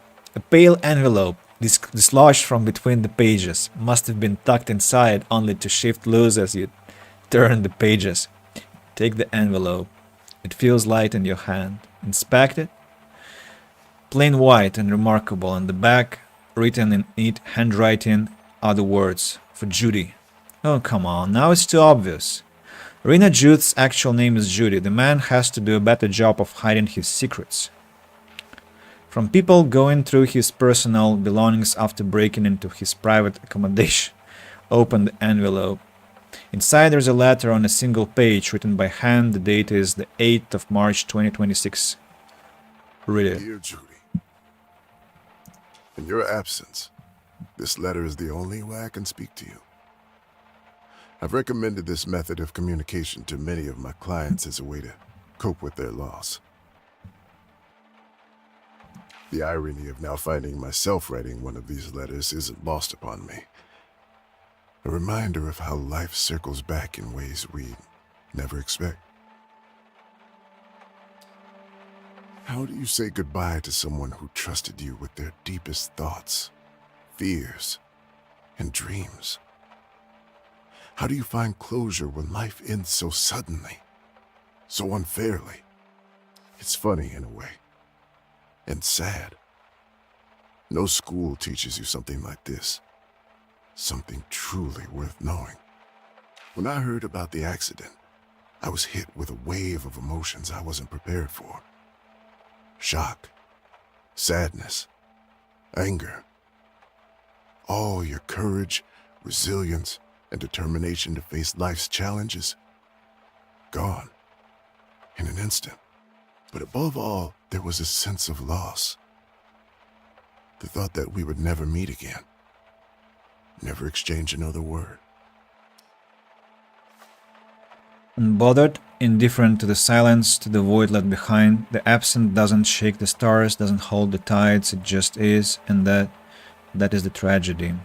It was the continuation of my thought that I didn't want to read out, not to interrupt the doctor, yet the universe keeps spinning. I can't stop thinking about the last time we spoke. The look on your face when I approved you for the mission, it was radiant. You had worked so hard for that dream, and I felt proud to be part of it, even if all I did was sign a piece of paper. That signature, though, has since become a source of doubt for me. Dr. King doubting himself? This is new. Let me be clear. Not for 1 second did I think you were responsible for what happened. No, this is just me dealing with the guilt. Wondering if there was more I could have done or said. Would it change anything? Save the expedition? Save you? Of course, I don't have the answers, and I never will. But the questions linger. Does he mean that he was the only psychotherapist in that company who verified whether astronauts were ready to go on a mission? I mean, I'm sure there had to be at least a little army of such people, of such specialists, so it's just impossible. I don't want to believe that one person can be accountable for that. So this doesn't sound like the Dr. Fink I met. Well, if you were not a stupid moron who has no idea about therapy, you would have noticed that. Of course not. He and Judy worked on her issues. You barely let him in. Yes. Still, I believe in second chances. Or a third. Or however many it takes. I met Frank at the motel and saw how devastated he was. So, I offered my help. Some of my colleagues might call it a conflict of interest. But deep down, I knew it was the right thing to do. We honor the dead by fighting for the living. I wanted to honor your memory by helping Frank find his footing again. Welcome back, Nicholas. Welcome back. What did you buy? If you're wondering how his therapy is going, it's been rocky. He's a tough one. In that way, he reminds me of you. Progress is slow, but it's there. He loves you. Utterly. Fiercely. But you must have known that. Is it love, or he's just incapable of moving on? Why choose? Love's whole thing is holding on, refusing to let go even when it hurts, especially when it hurts. And, strangely, helping him is helping me too. I plan to go back to therapy, this time to help the ones who need it the most. And write a book too. We're both putting one foot in front of the other. Baby steps, as they say. The next paragraph begins with "I hope," but the words are crossed out, as if mid-sentence he changed his mind. I want to believe that you found your place among the stars. You always said that even though we're not built for space exploration, we belong there. Someone has to fill all that vacuum, Dr. Fink, you said.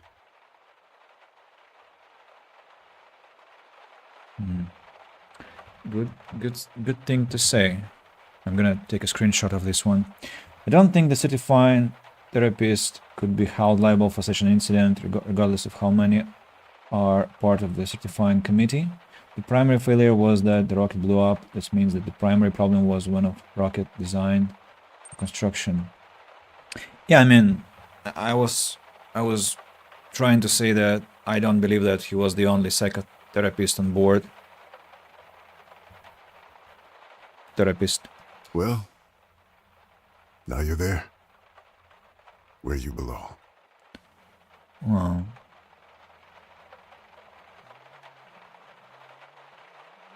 She is, isn't she? I'll look up at the sky tonight and raise a glass to you, to whatever comes next. A lot of raising a glass today. Yours, Gideon Fink. Sound jolts you back to the present. You lift your head from the letter, only to meet Dr. Fink's gaze. Oh, that was to be expected. It's then you realize the sound you've been hearing is the toilet flushing. Dr. Fink's belt is unbuckled and his short is untucked. Mr. Harrow? How on earth did you manage to get in? And what are you doing here? The confusion on his face is undeniable. His bushy eyebrows shoot up higher than ever. Then his eyes land on the letter in your hand. That letter.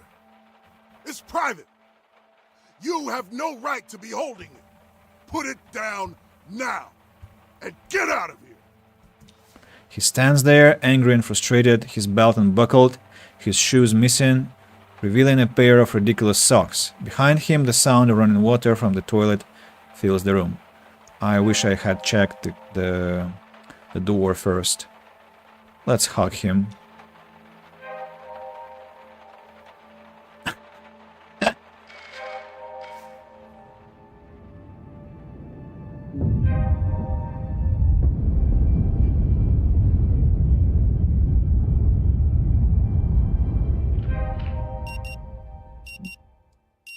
Got some bad bottled tea and bad canned soup. Both are unsatisfying. Still with me, Mr. Harrow? The tea isn't that bad, to be honest, but certainly of lesser quality. Canned soup. I've never eaten one.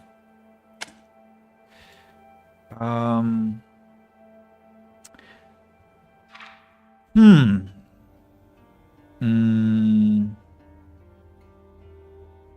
Hmm.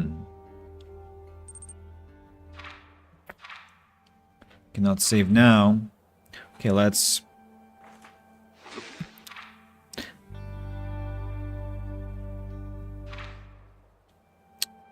know what to do.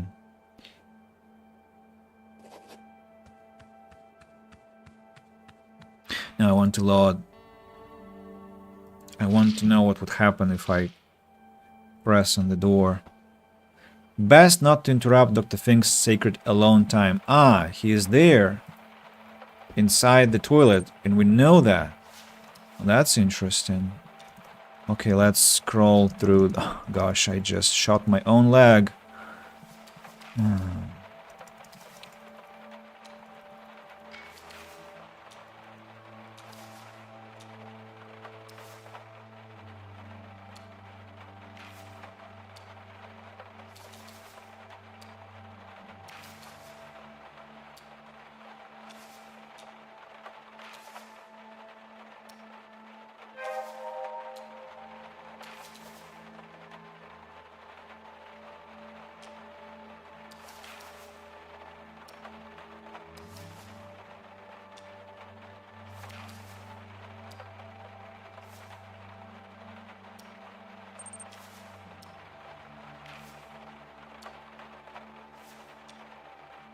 The irony of now finding my...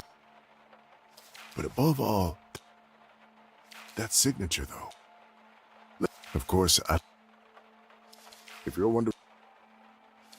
Well... Here we are. Where's the option to hug him again? Good question. Canned food is canned soup uncommon in Russia, is the premier food of the poor and the lazy in America and both. Don't forget about ramen.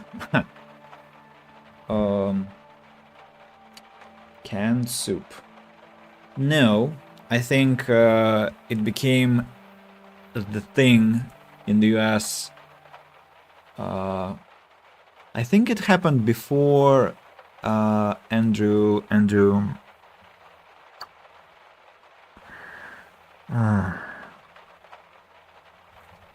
What's with my head? I know this artist. Andrew who?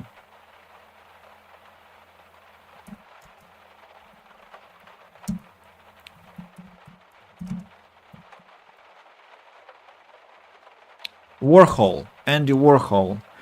Damn it. It's in my head. That's soup from his famous artworks. But, I mean, you can find some occasional canned soups very rarely. Usually it's meat or veggies or whatnot, but not soup, not really.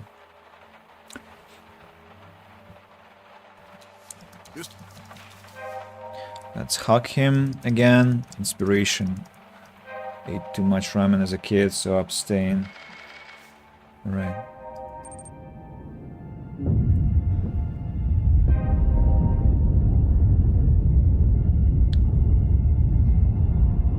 I thought it was like, I abstain, comma, no. It's now. Right. Got it. Still with me, Mr. Harrow? Yeah, and I have a question. Really? No questions? Okay, I'll have to go. Come on, you thief! Riley, I have some, Sure. Give it. questions, maybe. No, I don't. I do not. Okay, let's go to Kuiper Belt.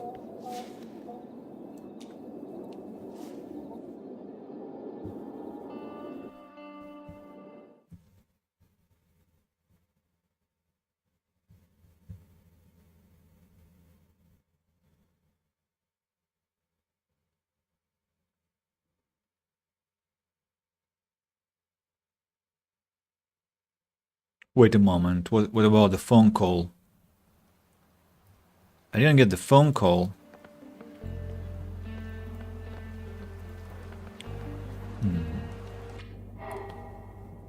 Oh, I haven't been to this place yet, by the way. And I want to listen on Anita there. Let's do the wrapping up. So, I got inside his room. And now I'll wrap it up. Reading Dr. Fink's letter to Judy dissolves the enigma. He is fragile, fallible, and unmistakably human. Strangely, the thought brings a warm smile to your face. You know, it's like I think kids think that teachers are not people, and I think adults think that psychologists are not people. And both of those statements are wrong, of course. Okay, Gideon Kink. He wrote a case study of an astronaut who exhibited slight agoraphobia and later died in a space accident. What else? We have this Alexander K, who is at the K Ranch house. And anything else? No. Eavesdrop on Anita. I already took that quest. So how do I approach it?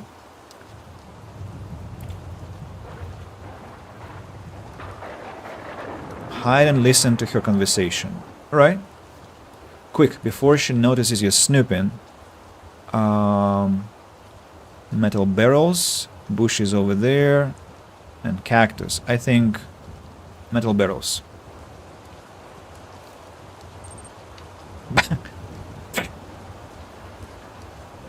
You're not alone here? The pungent smell of stale beer is so overwhelming that it has its presence. Thankfully not something else. Her grip on the phone tightens, plastic crackling in the process, while with the other hand, she spins the token with such fury you are afraid she'll cause a localized tornado. A brief pause follows while she listens to Richard, daggers shining in her eyes. I understand that, Richard, but you don't seem capable of understanding my instructions. So, I'm going to repeat them one more time and hope they get through all the noise in your head. Here's what will happen.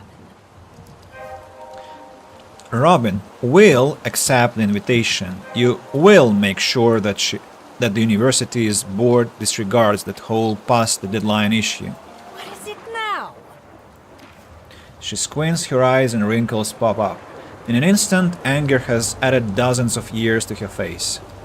Seems like her evening has turned into a real shit hurricane, and she's trying to fend it off with an umbrella. I would give away my right thumb to know what's bothering her. Best not make such statements. Well, seems like life is just endless damage control. And you either crack under that pressure or you soar on it. If you stick to my plan, all will be well. If you stick to my plan. The token in her hand stops spinning and she grips it so hard that you see her skin turn red. Besides, remember that smell? It has grown so heavy and rich that you will pass out any moment now. And the smell will take over your body and venture out into the world. What's fucked up is it would probably take care of your life better than you do. No. I'll pretend that I'm smelling pure roses instead. It doesn't work. You're about to be dispossessed of your own body, such as it is. Before the stench could wrestle control, the call is over with the angry press of a manicured fingertip. The tyrant has issued all the orders, it seems. Inspiration gained. Tension completed. Let's have a look. So, the good old snooping around did prove useful. It grows on you. Like peering through a keyhole, tempting but ultimately intrusive. It offers you fragments of a story not really meant for you, leaving just enough room for misinterpretation, but sometimes it reveals the truth. Did it once, you will do it again. Once you cross that line, it becomes a part of you. Robin Fleming. She declined an offer to enroll at the university. I think empathy is simply a rare skill. Well, looking at how much talk it gets in the world, not that rare. Maybe true empathy is... and I think it's getting more and more popular. Widespread, that is. Okay, what do we have? Do we have search Maxine's room? Alexander K. But everything else has been dealt with, I suppose. Must I go inside now? No,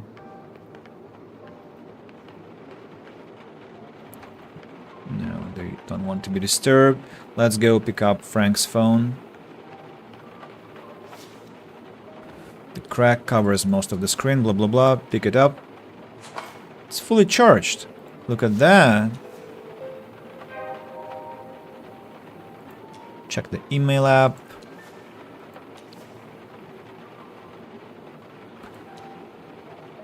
Leave the email app.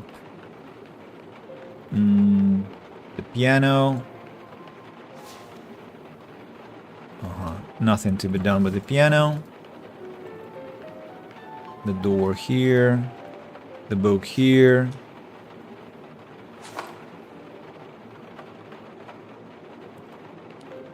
And let's go away and check that location over there. I'm very curious where that goes.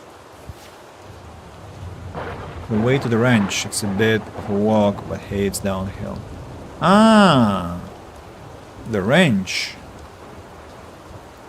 Wait a moment. So I can drive there, or I can walk there. I think most of whom say the empathetic are just very good at projecting their inner state onto others, and misinterpreting that is empathy.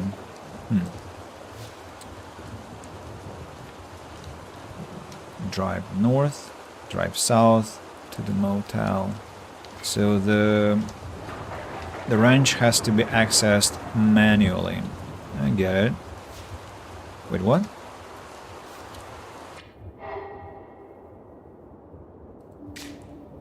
Frank's phone. Yeah, I know that. Why does it... That's me being cynical though, I suppose.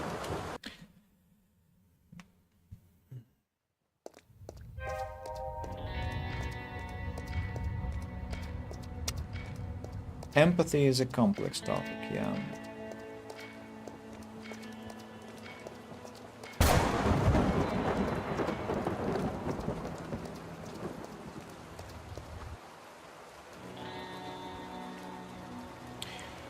So here is the ranch. And we still have some time to inspect the place. Did I just jump over the bush?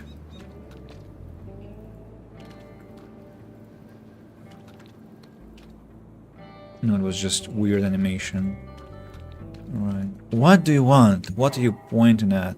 The signal.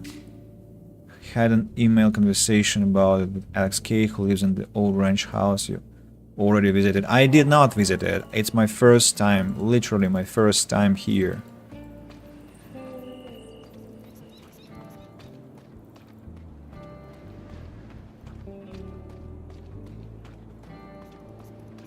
What's this? The K's have stopped tending their garden. The shed is full of discarded tools.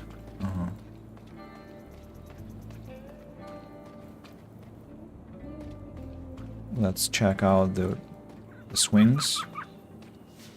An old swing hangs motionless, suspended in time. The chains creak ever so faintly in the breeze, but the seat, having been torn from one of the chains, refuses to sway. It reminds you of many different things. A childhood filled with innocence and joy? Because everything used to be simpler, right?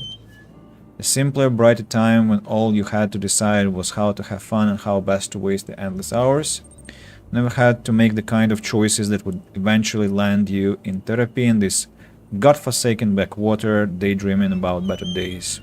Oh gosh, this sound. Maybe I can choose again the good things. Maybe. You just have to try. That's how I got inspiration. Thought so. Sometimes I practice to improve empathy is trying... Something I practice to improve empathy is trying to literally place my point of view with another person, imagining what my eyes would see if they were in the position of their eyes.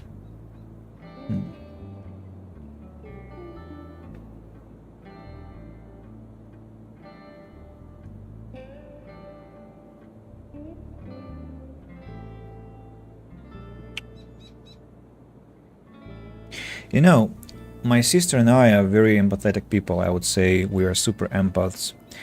And it's not like something, I think it can be something you can be born with, but our mother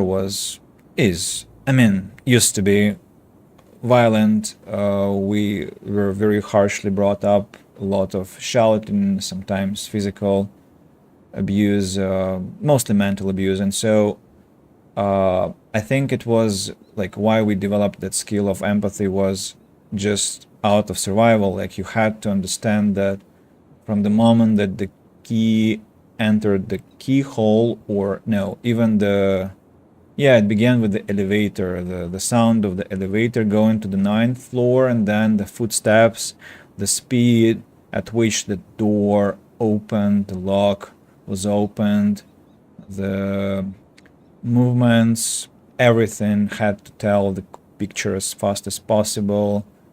And not only the face, because sometimes looking was dangerous, so it was important to understand her mood from the hints. And so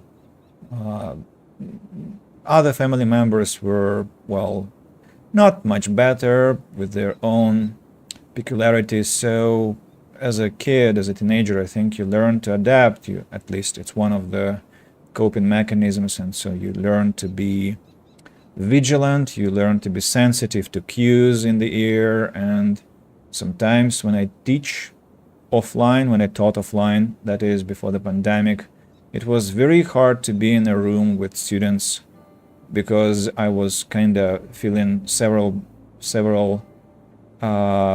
streams of emotion. Somebody was sad, someone was confused, someone was happy, someone was depressed, someone was embarrassed, and I felt like there was some kind of hot soup in my brain, and I didn't know who to react to and how to react to people. And so very interesting thing. And a student of mine who is a scientist psychologist also told me that I am a hypersensitive person, which is a genetic trait that you are born with. And so we ran a test, and turns out that I am hypersensitive, and my sister is hypersensitive. And so hypersensitivity plus empathy is a possible mix, and it makes each of the two more severe, more fine-tuned to be overwhelmed by what the world has to offer. So quite a mix. At some point, I think I was 20-something years old, I got sick of this kind of trying other people's perspective, and I tried to work out my own perspective, and I think I ended up in a place where I became quite, not narrow-minded, but rather kind of, having my own agenda, and I'm trying now to be less radical and kind of balance between all people are different and life is not about anything in particular. It's like everyone decides for themselves, and the way I see the world and how to find this painful equilibrium between the 2 points. Even here on the front porch, you can hear music blasting from somewhere inside the house. Someone's having the time of their lives. The door looks brand new, unlike the rest of this accumulation of crumbling stone and rotten wood that could have been called a house once. Still, there's no doorknob. Next to the door, you notice an ancient bell button held together by layers and layers of yellow duct tape. Ring the bell. Surprisingly, it works. A large cowbell hanging above the door rings in unison with the electric one deep inside the house. But nothing happens. Surely no one inside could have heard you, not with the party raging somewhere in the house. Ring again. Again, nothing. Starts to look like no one will open this door except you. Try knocking. If they haven't heard the doorbell, what makes you think a knock will reach them? Try to open the door. Perhaps it's unlocked. Wouldn't that be lucky? However, the wooden frame squeaks in protest and the door remains firmly shut. Walk away. What was that? Break into the ranch house. Yeah, I'm gonna commit, and while I'm on it, I'll also commit onto searching Maxine's room. Hey, I misclicked 3 times in a row.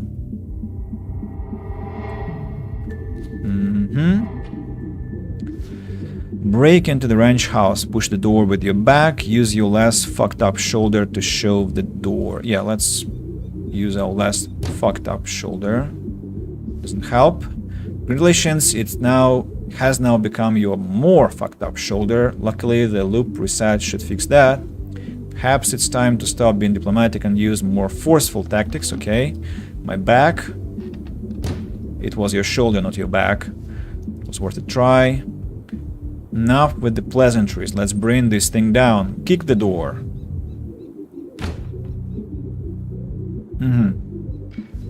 Feels like it moved a tiny bit, maybe? Kick harder. Every adventure game should have a felony counter. The door definitely budges this time, accompanied by a faint splintering noise akin to kindling breaking. But a wave of pain shooting through your leg suggests an alternative source of the sound.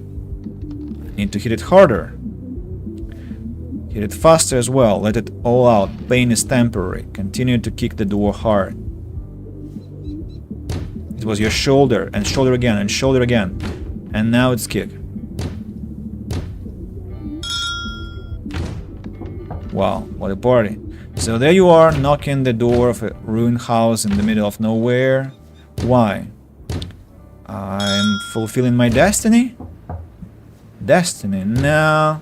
It's your unwavering determination that makes you kick down doors time and time again.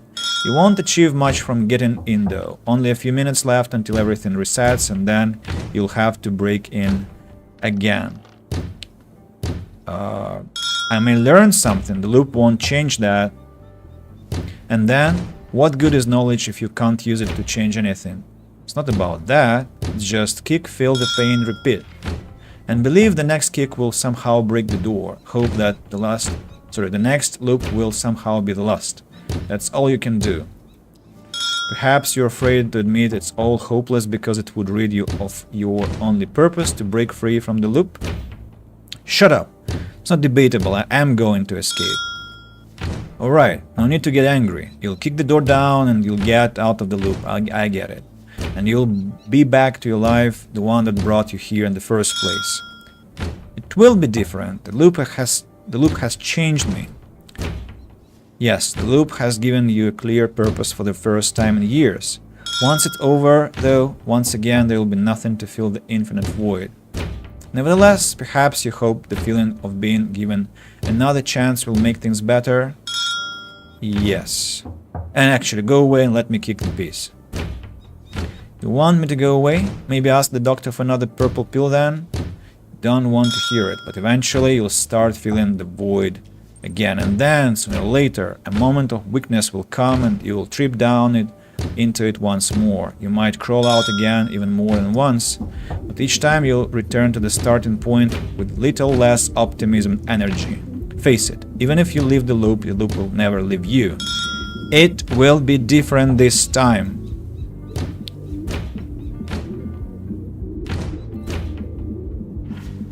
Rage surges through you like a tsunami. You kick the door with every ounce of strength you have, even more than you knew you possessed. And I broke into the house. Inspiration gained.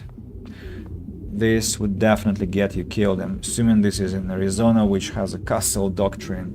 What is a castle doctrine? It's like my home, my castle, and I can shoot anyone who enters.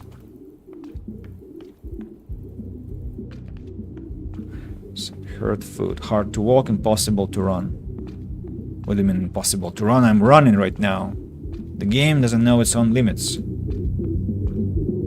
The music comes from the second floor. Let's check the first one. Bathroom. Empty. But a chair, I wonder what for. A mirror. Dust gathered on the helps hide. Oh, dust gathered on the I don't see the word mirror, helps hide your image. So it's bad UI here. A metal cabinet which somehow escaped the teeth of rust with an intricate golden insignia above the drawers. Looking at the letters more closely, you see they spell out Philip K. A couple of drawers are half open, revealing they are filled with documents and dust. Another reading session, people. Take a look at some of the documents. There are thousands of documents in this monstrosity. It's like someone even kept the receipts for chewing gum. No way you can just casually inspect them. It would take too many loops with just a few minutes you get in this house. You'll have to look for something specific. It's not a matter of time, it's a matter of willpower. Okay, how are they organized? Every drawer has an almost faded label with a year, starting at 1935, 1938, 1939, 1942, and so forth, and it all ends at 1966. Judging by the open drawers, each of the folders inside is labeled with the year and month it covers. Someone was either a master of organization or obsessed with tidiness, or both. What kind of madman get all these papers?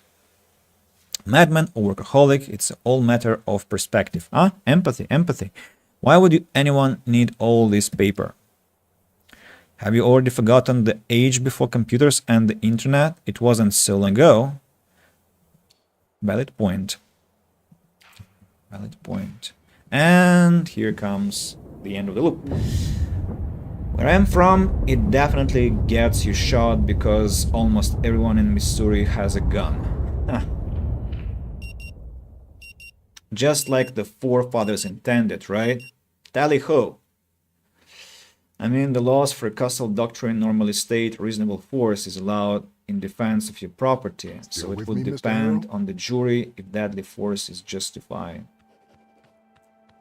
I have a question. Okay, no questions then. I'll break you open if I have to. So I didn't really think this would work, but it did. Your fragile body won the battle against the hardwood. Wrap it up. And what else? What else have I got? This one.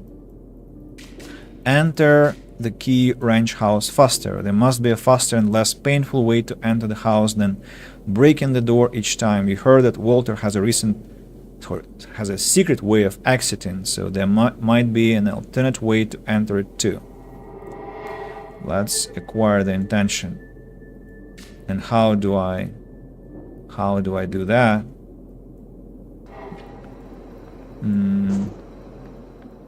I need to ask around, right?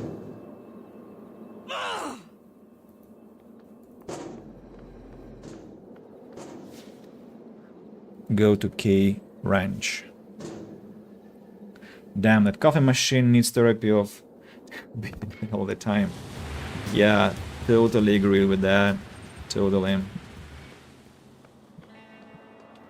Hey, where's my phone call? Why do I not get phone calls from the lawyer? And why doesn't he talk about that? I thought he would notice. He doesn't. So, like, how do I find the secret passage, I wonder?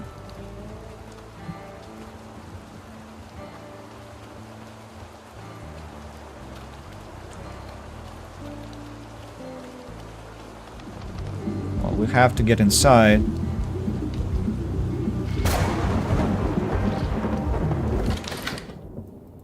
And hurt the foot. Once more. Check this one. Check this one. The documents. I wonder if you screwed yourself by shit talking Dr. Finn to the lawyer.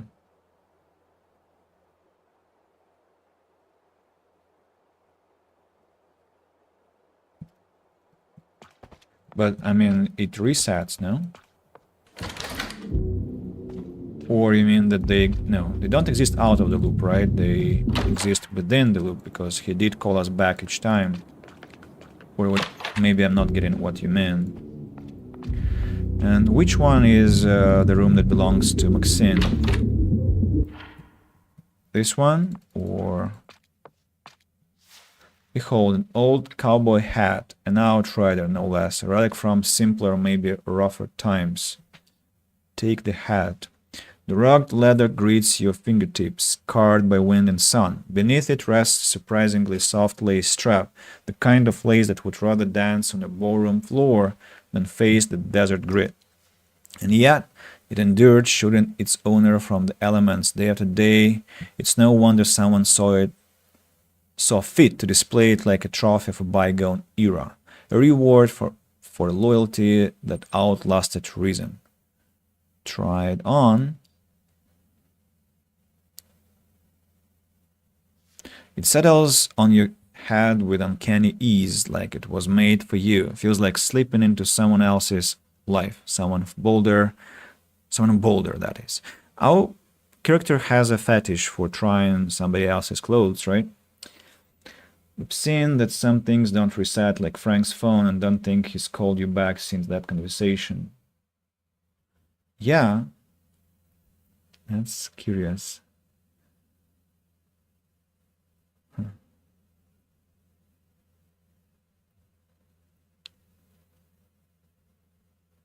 Don't want to compare myself to Anita, so K Ranch Cowboy. The drill is second nature. Up at dawn, corral the herd, then sit in a circle around the campfire, at dusk swapping tales. Life doesn't get simpler than that. It's straightforward in a way your world rarely is. You feel that tug, the allure of a life without half-truths and complicated regrets, even if it's only for a moment. Got inspiration point from that. What's this? A relic from a bygone age, an ornate revolver in a frame of curling wood. Below the antique is a plug Iron Fang 45, and below that Maynard Orville K 1910. So I cannot pick it up. Why is it highlighted as orange then? Gray Olivia X. Hello, I'm doing well, thank you. Welcome to the channel. Welcome to the stream. And I want immediately to say that you probably are here to promote your design for streamers. And if you are, which I think you are, please let's not waste your time, my time. I'll just wish you a good day and you can go talk to other streamers who might need your services. I do not. If you're not here for that, I'm sorry for my mistake. You can, of course, enjoy the stream. The front cover features a group of heavily armed people, knives, assault rifles, dynamite sticks. The title is Grassroots to Bushfires, Water Group and For Our Children by Julian Georgeson. Yeah, after you told the caller about the therapist, he hasn't called back. Read the blurb. Bothwood Chronicle proudly presents the 5th installment of George Sand book, A Tale of Three Towns, The Impact of Economic Decline, an anthropological analysis. This issue is dedicated to the troubling times of the 80s, to the arrival of Apex Ore Incorporated and the reaction of the local populace, from workers to farmer oligarchs. Gray Olivia X, are you listening to what I say?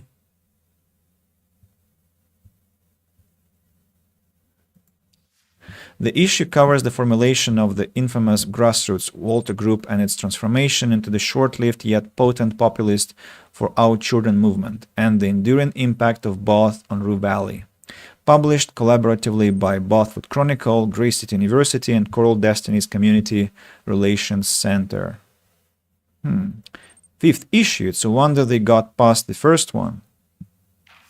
People of Rue Valley clearly like to read about themselves. Okay. No. Okay. Then see you later.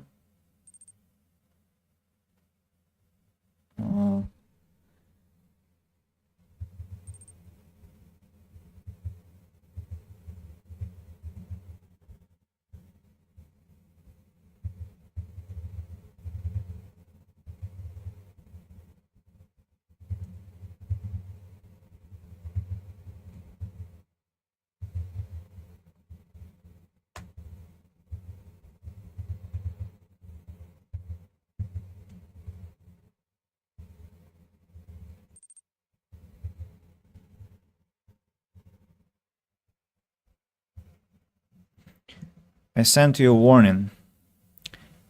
I told you, if you are here to promote design, I don't need that. Go somewhere else, okay? Don't want to ban you, but I'll do that in a moment if you don't stop. Or if you don't explain your behavior.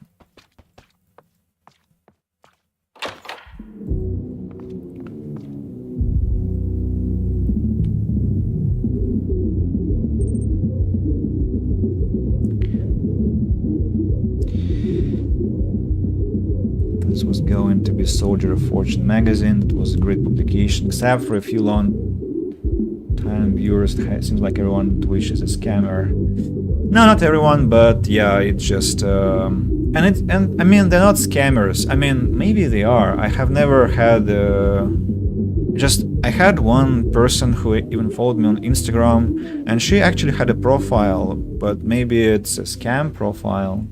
I just never. Of course, I never ordered any services. I'm an artist, but I'm not the type of artist I only came to watch your stream, okay? Sure, if you are here to enjoy the stream, do that.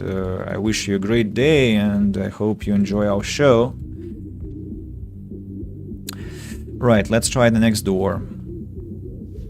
The loud music is coming from behind this door. Someone is inside, probably headbanging to this rhythmical noise. Most likely Alex K. No, not for now. Not for now. I'll go check Maxine's room first. Yeah, that's her. Wow, very stylish room actually. Very beautiful colors. Quite beautiful colors. What's that? A horse? A mix of handiwork and tradition.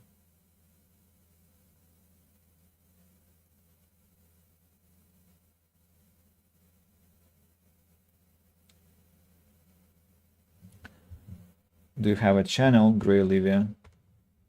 Let me see.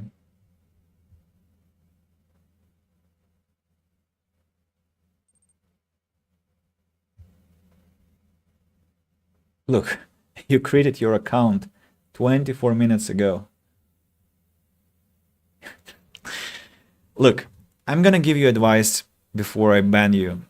If you want to look more like a real person, someone who wants to have real conversations, maybe even lure people to your services, you have to have better English. Follow. Right. So, yeah, goodbye then.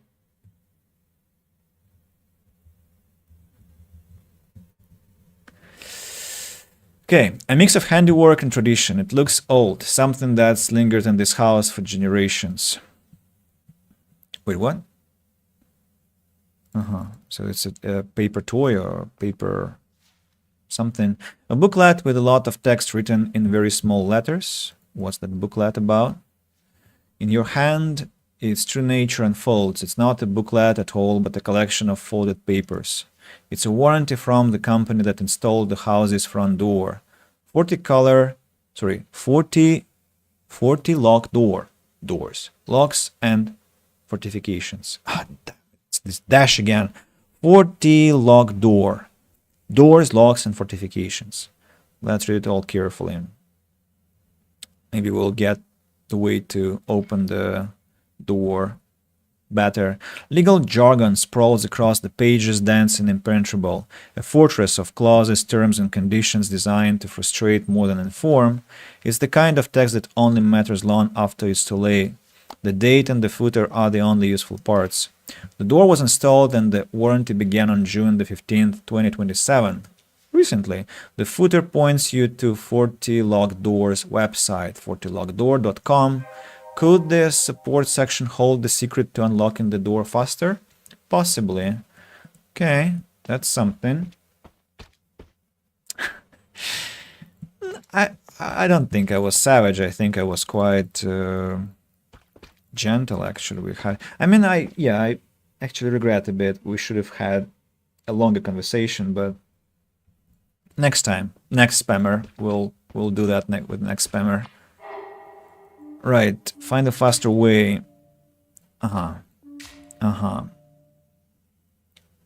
So I have to go to the website.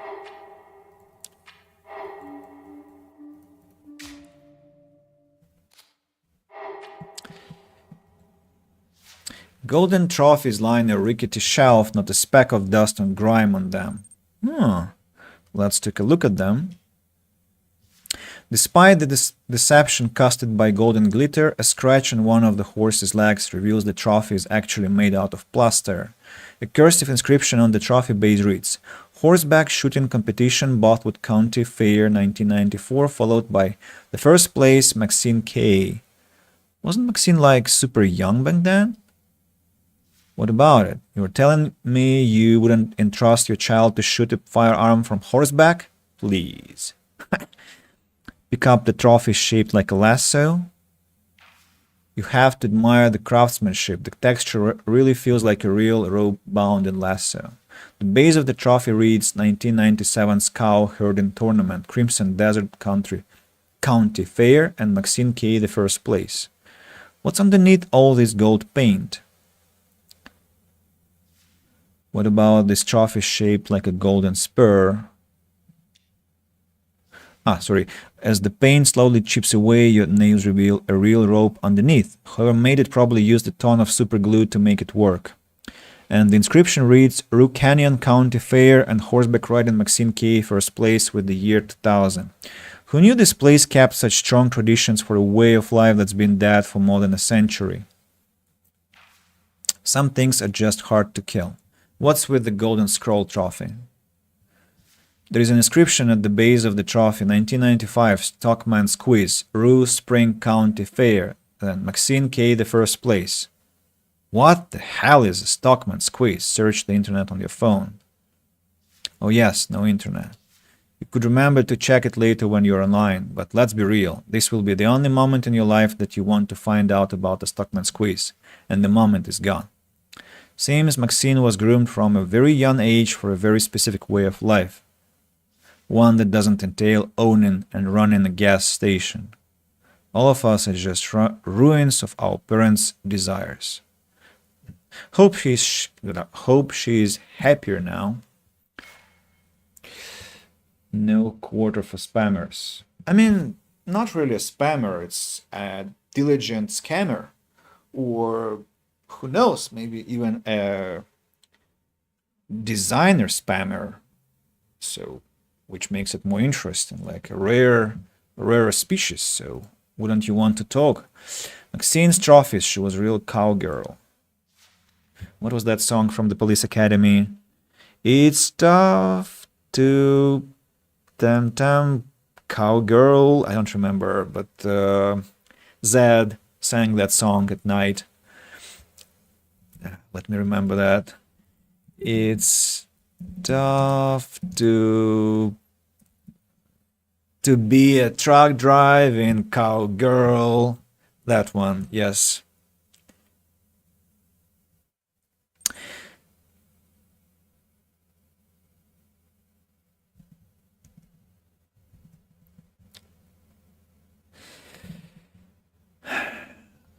How about a third for spammers, Nicholas? Not a quarter, but a third, or a fifth, or a sixth. It's a stereo system, probably from the late 90s or early 2000s. You spent countless hours blasting angsty music, angsty music through a very similar device back in your teenage years? Turn it on. No. Not for now. Not for now. Would be weird. The shelf holds several photo albums. One of them is made out of cowhide. The black and white pattern is still vibrant despite the album's apparent age. The second album is made out of faux leather, with an even faker gold print of K Family. A crumbling plastic cover barely holds the third album, and there is faded title Bothwood High School, Generation of 2000. Thumb through K Family album. The first few pages hit you right in the feels. All of them are packed to the brim with pictures of a funeral. Oh, well, you always have to have a strong opener. And is there anything stronger than that? One photograph stands out. Walter in a black suit and black cowboy hat, black-clad Alex and Maxine by his side. All of them are holding a fistful of soil, like they are preparing to throw it into the gaping grave. The date is February the 15th, 1990. Must have been tough. Maxine lost her mom when she was, what, 4 years old? Old enough to remember her, far too young to have any coping mechanisms. Tough is an understatement. The following pages are all filled with instant print landscapes of Rue Valley, with a horse or two in some of the shots. Someone went on exploration expeditions. But all the pictures look wrong. The frames are askew, there is too much light, like a young child was handed the camera. One particular picture from the series pops out. Walter staring at the endless desert, cheeks and eyes bloodshot.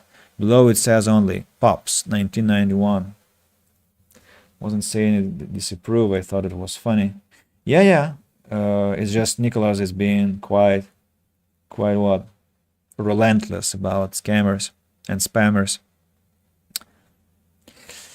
So, you mean about Savage? Well, I didn't get that as criticism because you added the Amazi. So, I know that redness, that empty stare. Yup, he's that drunk, a state you've pulled yourself from one time too many. The next pages are filled with similar photographs. Walter on a porch, an empty bottle of Numb Night next to him. Why is it Numb? Why is it with K? Is it a word or it's some local thing? I'm gonna Google now. Numb. What's that? Musical artist. It's probably a local term. I know something. So, Walter next to the ranch house that's deteriorating even more rapidly than him. Walter with kids who look so full of life, like they're leeching his own vitality. Among many, another photograph from the graveyard stands out. The title is Mom's Anniversary, February the 2nd, 1993. Everyone is clad in black. Maxine is sitting on Walter's knee, wearing a cowboy hat. Alex is further away, his arms folded and full of rocks. At least they still have each other.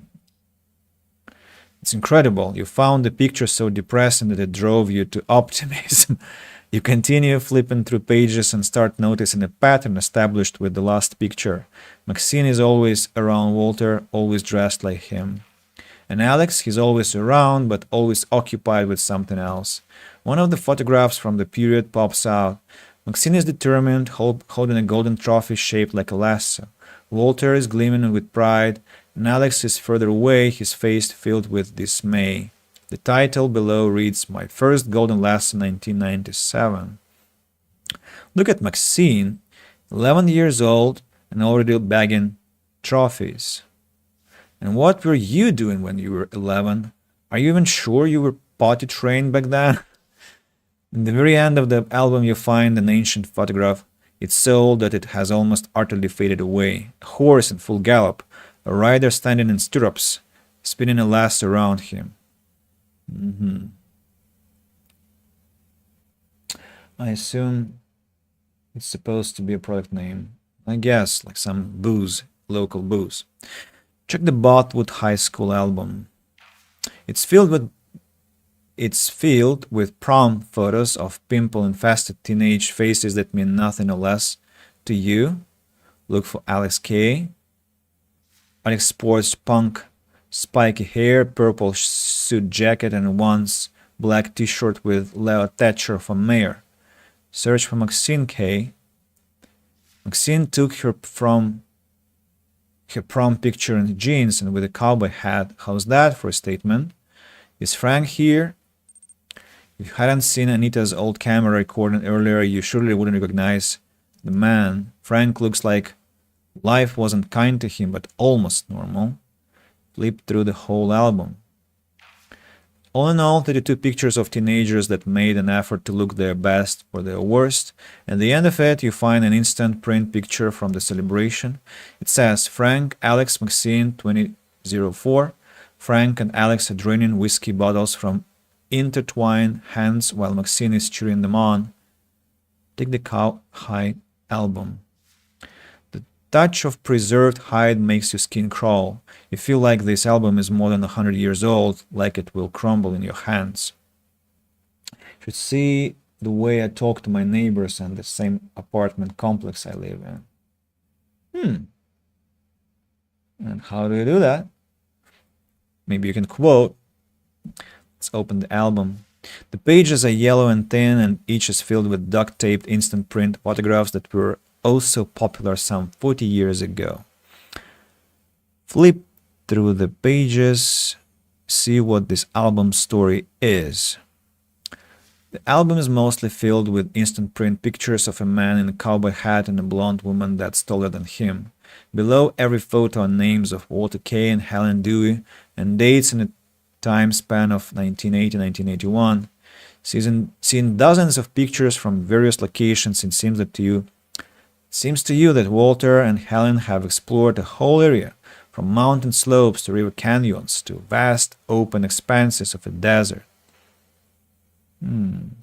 Look like a nice couple. There is a pure hunger that's evident in both of their faces, even through faded photographs. The following pages are filled with professional photographers of the modest wedding of Walter and Helen. He's still sporting a cowboy hat, but the suit is new. She's lovely in her lace wedding dress and high heels. The date is February the 2nd, 1982. The ranch house looms in the background of many celebratory pictures. It's practically unrecognizable from the ruin you saw today. Maybe that was my mistake. Should have hiked more with her. Who is her? And she would still leave you in her dust trail. Face it, there was nothing else you could do. It was always going to end like that. Moving on from heartbreak, at the end of the album you see 3 pictures. Helen is in a torn hospital gown, her hair messed up, eyes bloodshot. Walter is right next to her, gleaming with pride. Both of them are holding a newly born baby, screams and blood smears and all.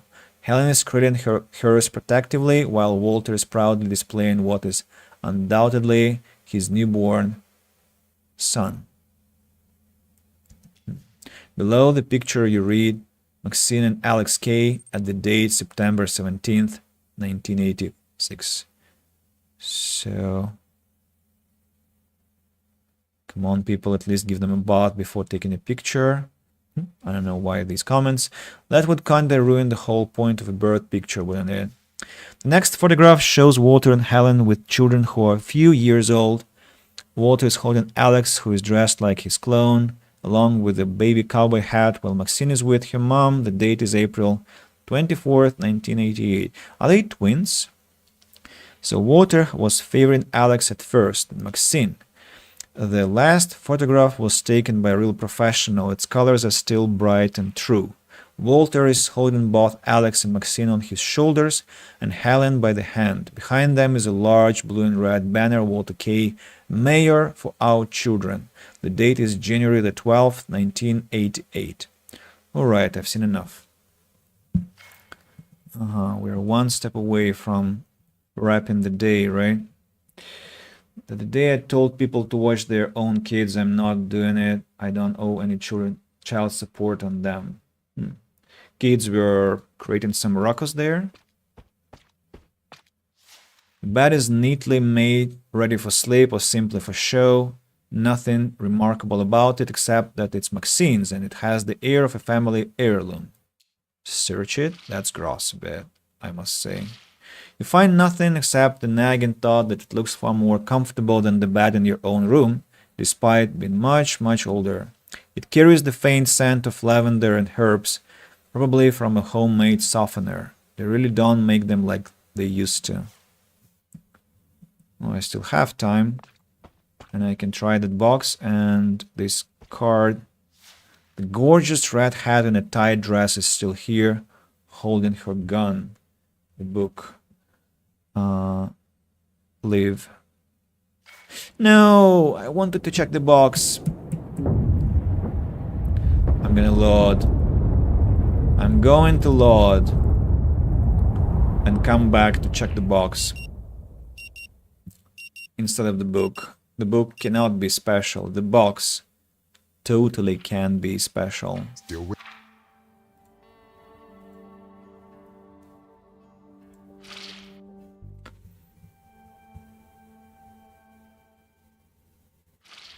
Yeah. You've already given it a once over duct tape, dusty and used for some time. What?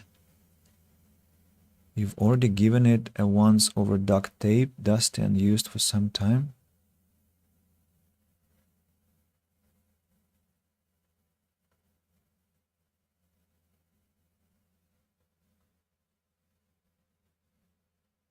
What? Okay.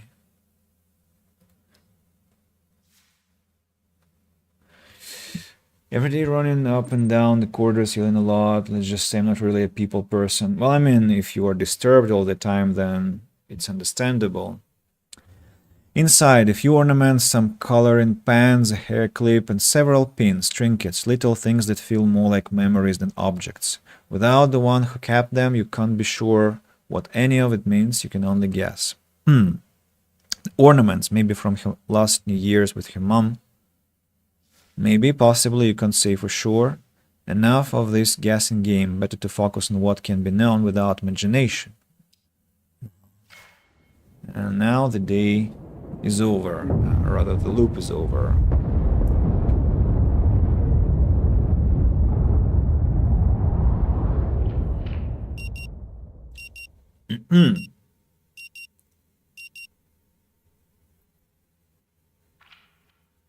Still with me, Mr. Harrow? Question? No. No questions, it looks like. Let's go away. Let's go away and to the Kuiper Belt in... Need a drink. Out already.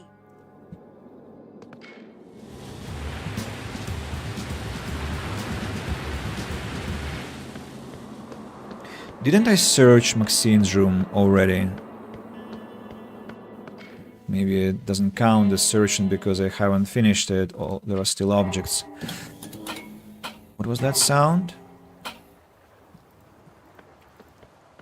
What was that sound? Let's get inside. So, wait a second. Where is internet? Connections.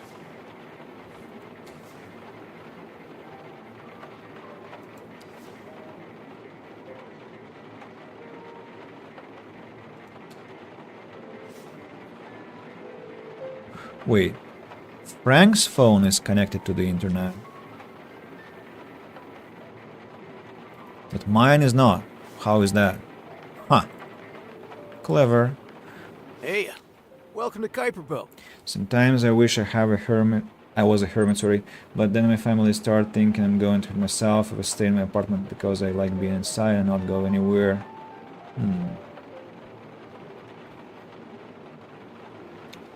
So you don't like offline interactions, but I guess you're comfortable with online interactions. I'm Travis, and you look like you could really use a drink. Could you tell me about Dr. Fink? He casts a glance at you from the rim of the already spotless cup he's still cleaning. Not much. Anita was, probably still is, angry at Ben for giving him a better price for a long-term stay. That's the extent of it, really. Hmm. Well, there's a bit more. Some of Fink's regulars come to the bar every now and again after their sessions. They've got nothing but praise for the man and his methods. So I thought about starting counseling with him. Don't get me wrong, my current therapist is amazing, but I prefer to have sessions in person. Didn't work out though. He doesn't take new clients unless they're assigned through the Ministry of Public Happiness referral system. So I just stuck with my therapist. Oh, so you have a positive opinion of therapy? Of course, there's that old adage, healthy mind and a healthy body. You can't have one without the other. Right. If his body is an indication, his mind is bursting with health. Don't want to sound arrogant or boast, just giving you an example from my personal life. Disclaimer done. I know it's hard to believe it when you see me today, but I was a slob, both in mind and in body. There were days when I couldn't get out of bed. Didn't see the point. There were days when I drowned myself with food just to feel that shred of the cheapest possible happiness from the dopamine kick. I'm here and not in a psych ward and or diabetes ward because of therapy. Only because of therapy. When you put it that way. Hey, try it. And if you don't like it, it's not for you, don't do it. Easy as that. Just because therapy helped me doesn't mean it's the right jam for you. Thanks. No prob. Care for a drink, perhaps? Now, could you give me a Wi-Fi password, please? Sorry, buddy. It's reserved for guests only. Am I not? Rules are rules. He just points his thumb at the framed signage on the wall, like that answers everything. We can quench your thirst as well as your curiosity. It's just a one-drink minimum. Okay. I'll have what you're having. Protein shake? It's not exactly on the menu, so I don't think so. Anything else? Yeah, that's to say the most of it. My social activity is virtually non-physical around people I don't really know, but talking online to age-appropriate people suits me just fine. I see, Joey, I see.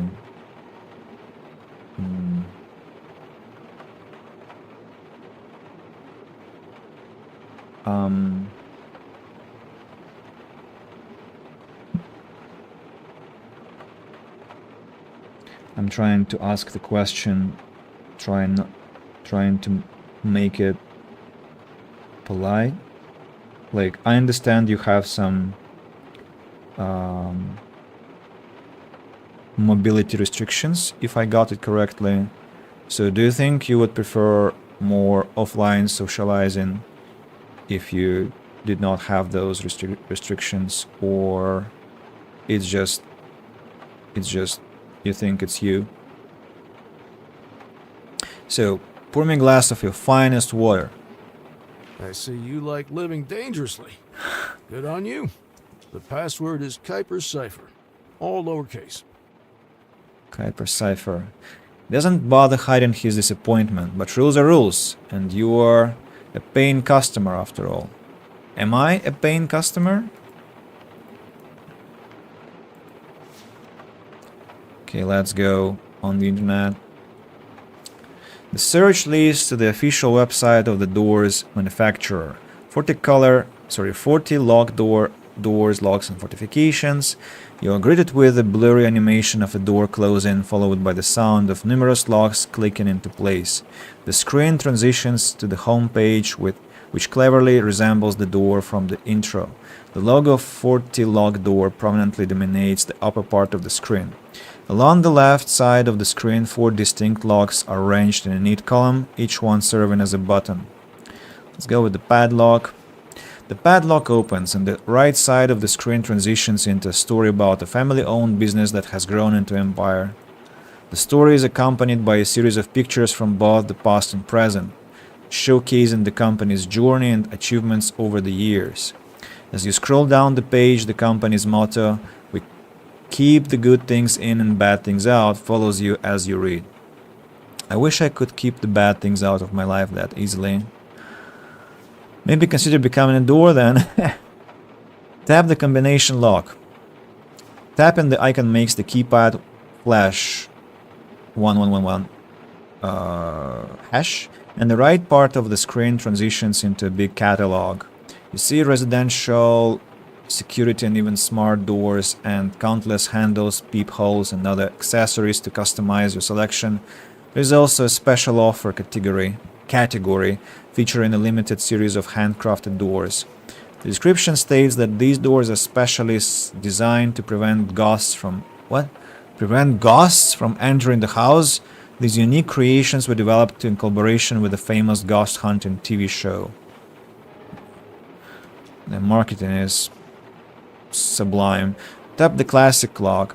A key appears and opens the lock, transforming the screen into the support and FAQ section, which resembles an old-style forum system of threads. One user creates a thread with a question and everyone can respond. Finding the answer you're looking for might be exhausting. Okay, let's search for SD3000XT. Why? Thousands of results pop up. You better add more keywords. Exit. There are still hundreds of results, but add another keyword. Escape. This shortens the list of the results, but it's still too much hassle. Locked. Finally, the results are filtered down to a few posts, and luckily one of them seems to be relevant. The subject reads, "Need help. Dad keeps getting through a locked door." Open the post. A user named Max86 writes about an issue with her father, who is suffering from dementia. They installed that SD3000XT door to prevent him from leaving the house unattended. However, he keeps disappearing from the house even though the door is locked and untempered and he has no key card. They even barred the windows on the ground floor, making it impossible for him to leave that way. It can't be.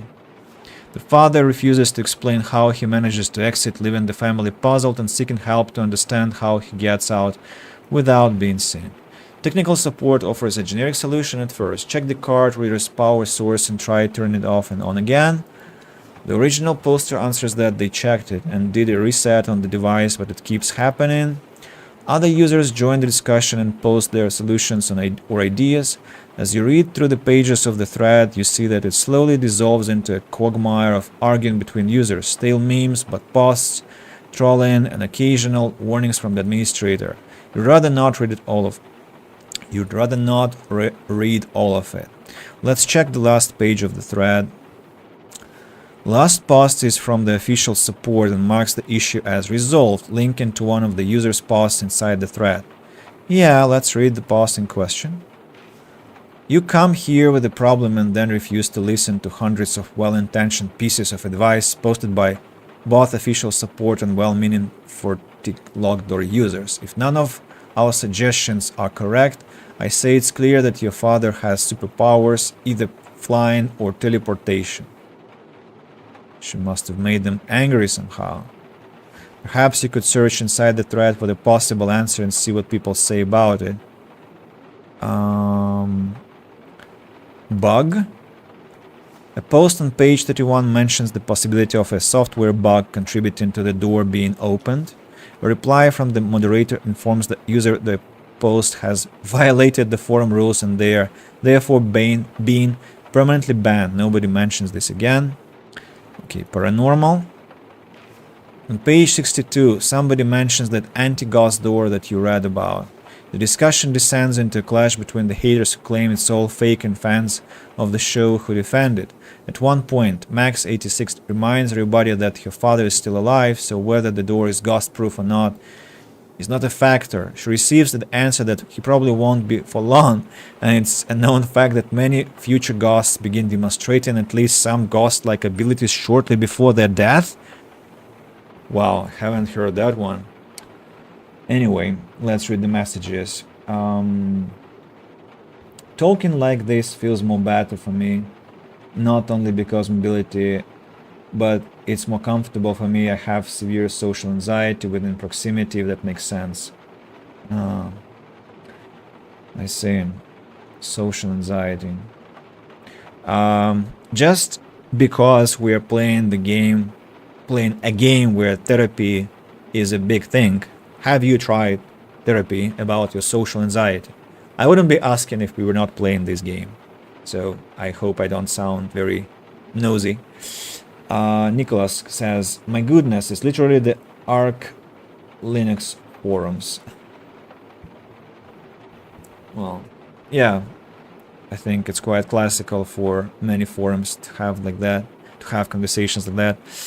Search for tailgating, brother, upper floor. Let's go upper floor. On page 21 of the thread, you find a post with a suggestion from user Bungie for Life that the father may be jumping through a window on the non-boarded up upper floor.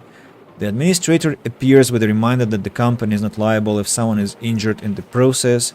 The original post replies that the windows on the upper floor are too high and the father would definitely hurt himself if he tried to jump out. It's a dead end. Let's try something else. Ventilation ducts. A post asks about alternative routes out of the house, suggesting that the father may be using ventilation ducts. The original poster Max86 explains that they live in a really old house which lacks such modern structures.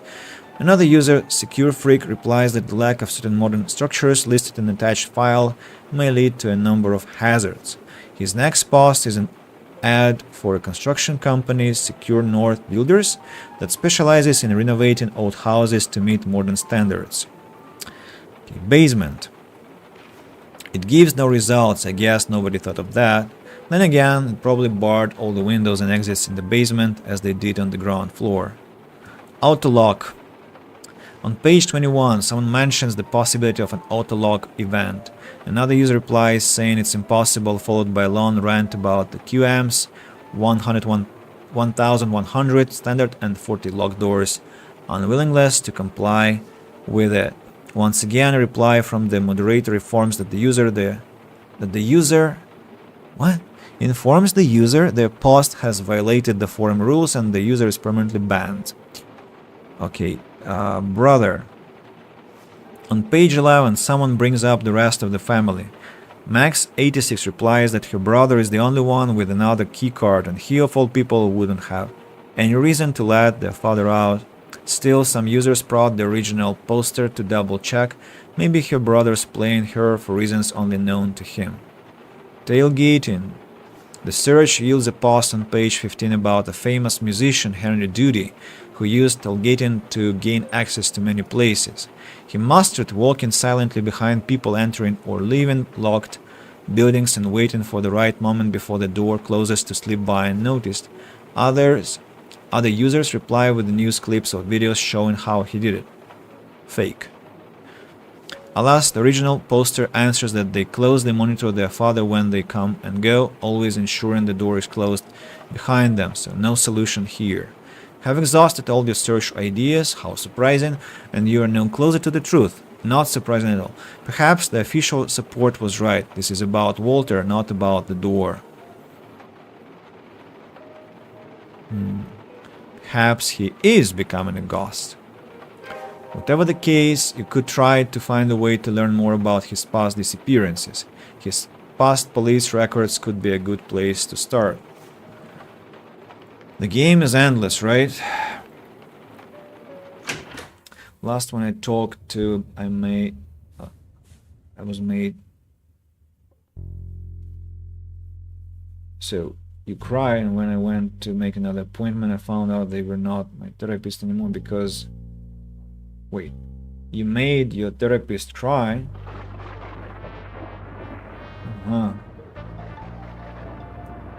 Never made a therapist quit, but have made some give up because they couldn't handle my case. The one I have now is pretty good, so I can't help much, but he's very knowledgeable.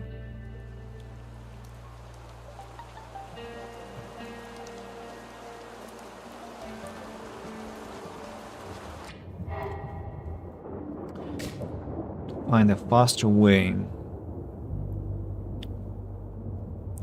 It's not about the door after all. Maybe you could try learning more about his past disappearances by calling the police. They keep record of everything.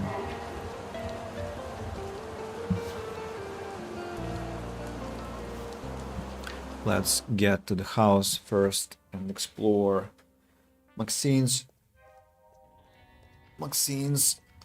room.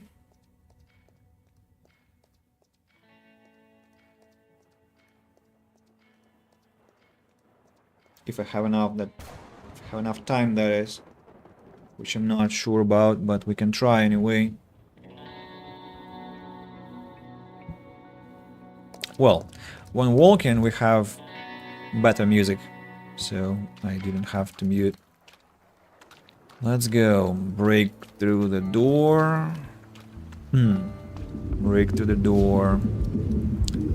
Our leg will be hurt again. And why is the staircase broken that much? So in here, the final thing we have is the...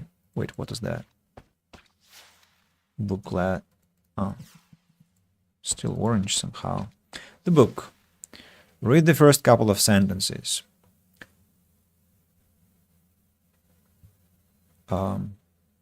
So, where's the message?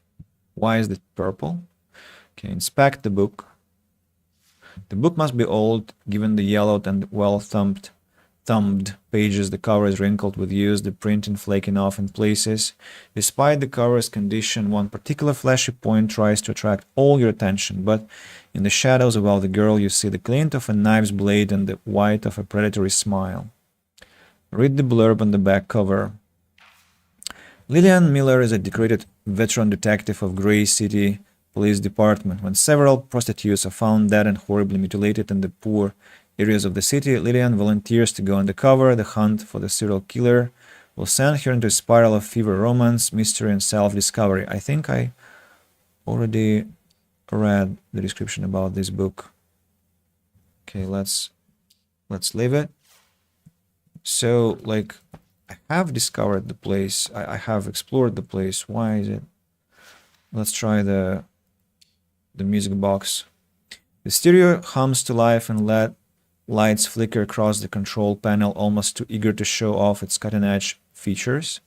To cassette decks, a radio receiver, a CD player that can hold 7 discs, and the big bass boost trademark option. Let's check out the CD player. What can you say? It boasts a 7-disc capacity. Wow, that's actually impressive. 7 whole discs. You could load up an entire week's worth of music or just let it sit there showing off its potential. Whoever last used it clearly didn't have the vision for that kind of commitment, as the display flickers indicating there is only 1 disc inside. Let's eject it. So the CD tray slides out with a soft mechanical whir, revealing a burned CD. Written across the surface in an even marker is the note, "Not Gasterbiter Blues, music from Jace." It's only when you read it again that it hits you. Gasterbiter Jace could be Jason the Dumper Burns. No, it has to be him.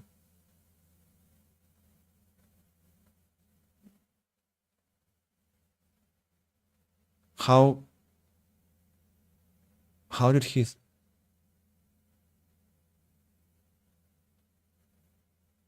Gasterbiter Jace could be Jason the Dumper Burns. Why? Why such a connection? Why?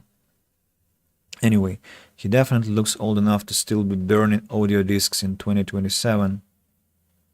Speaking of audio discs, don't you still drive a car with a CD player? If you thought I hadn't burned a couple of discs yourself before coming here, could have been cruising through this desert to music you actually like. Turn on big bass boost. Why isn't it on already? What kind of person would turn it off? Why is there even an option to turn it off?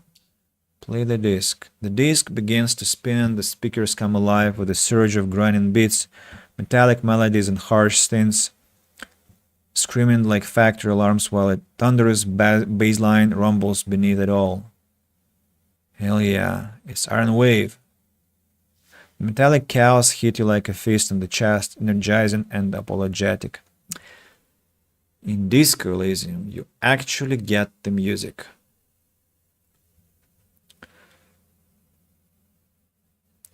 Check out the cassette decks.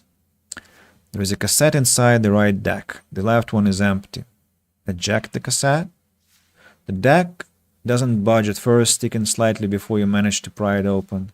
The label on the cassette reveals it's a DIY mixtape, but what was written on the label is faded and smudged beyond recognition. Let's play it.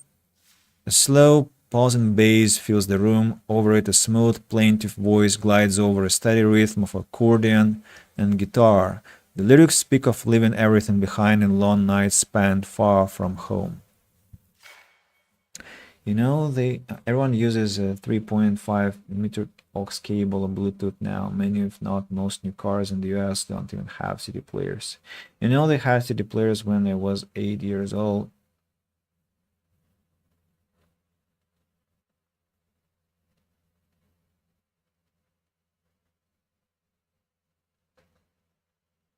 Well,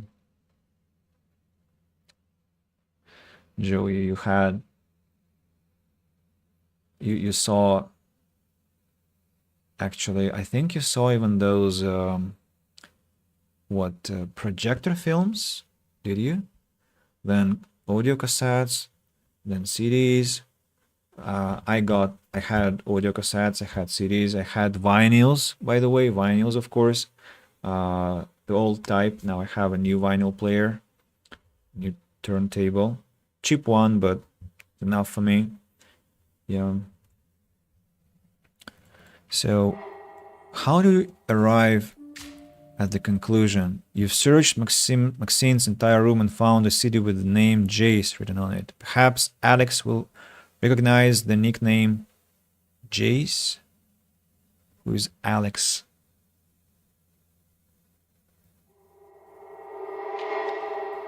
I think they just messed up.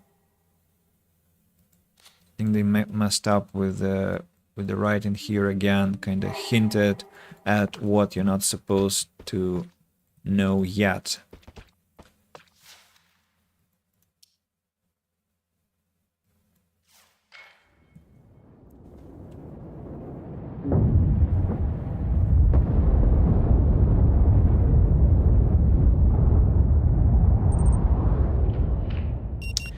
Tracks went out of fashion in the 60s or something, not sure. Front Joe is that all.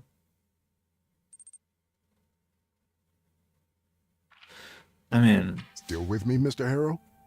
I think my parents had them.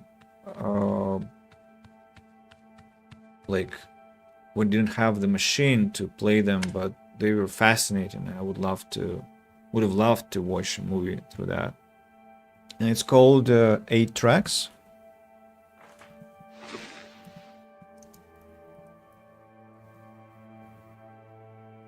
Oh.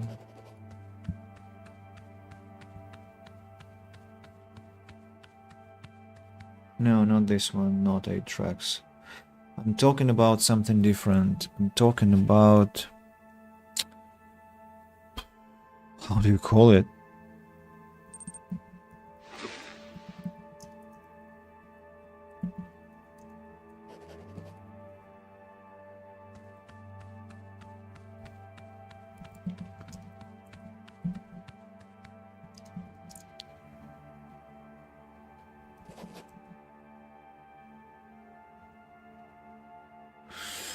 How do you call it, damn it?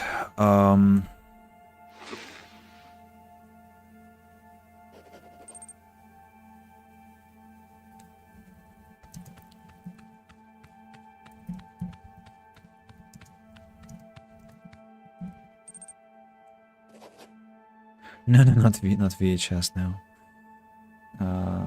Film reel.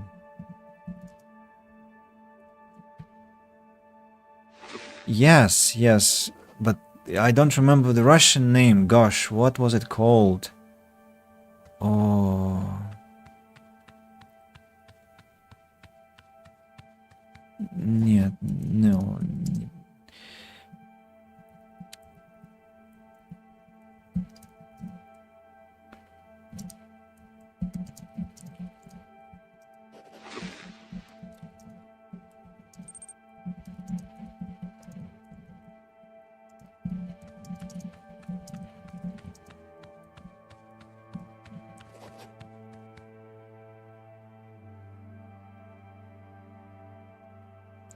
Диафильмы, yes.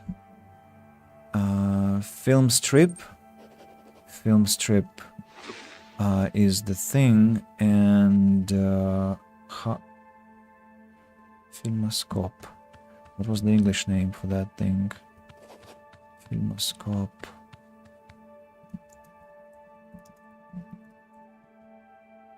Filmoscope. Film viewing device. Slide projector. Old one. Come on. I will try to find the link to show you how it worked. So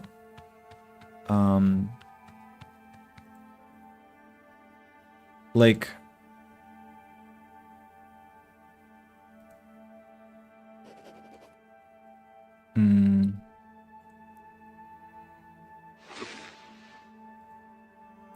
maybe I can find an article. Film strips. Yes, I will drop you a Wikipedia page if you're interested. This was a huge thing in the USSR. Huge thing. Very valuable. This one. Yeah. Anyway, I have a question. No, I don't. Apparently I don't. Come on, you thief! Does she have anything to tell me this time? Sure. Just to stop her from crushing the machine? No, nothing to talk about. Let's call the police. Bathwood Sheriff's Department, Deputy Sheriff Cody speaking. How can we help? Deputy Sheriff Cody is caught in a downward spiral of boredom, and your call is just an insignificant interruption in the grand scheme of things. Can I ask about Walter's police records? No way, he'll just give you that info. Perhaps if you introduce yourself as someone else, come up with something. You're a content writer after all.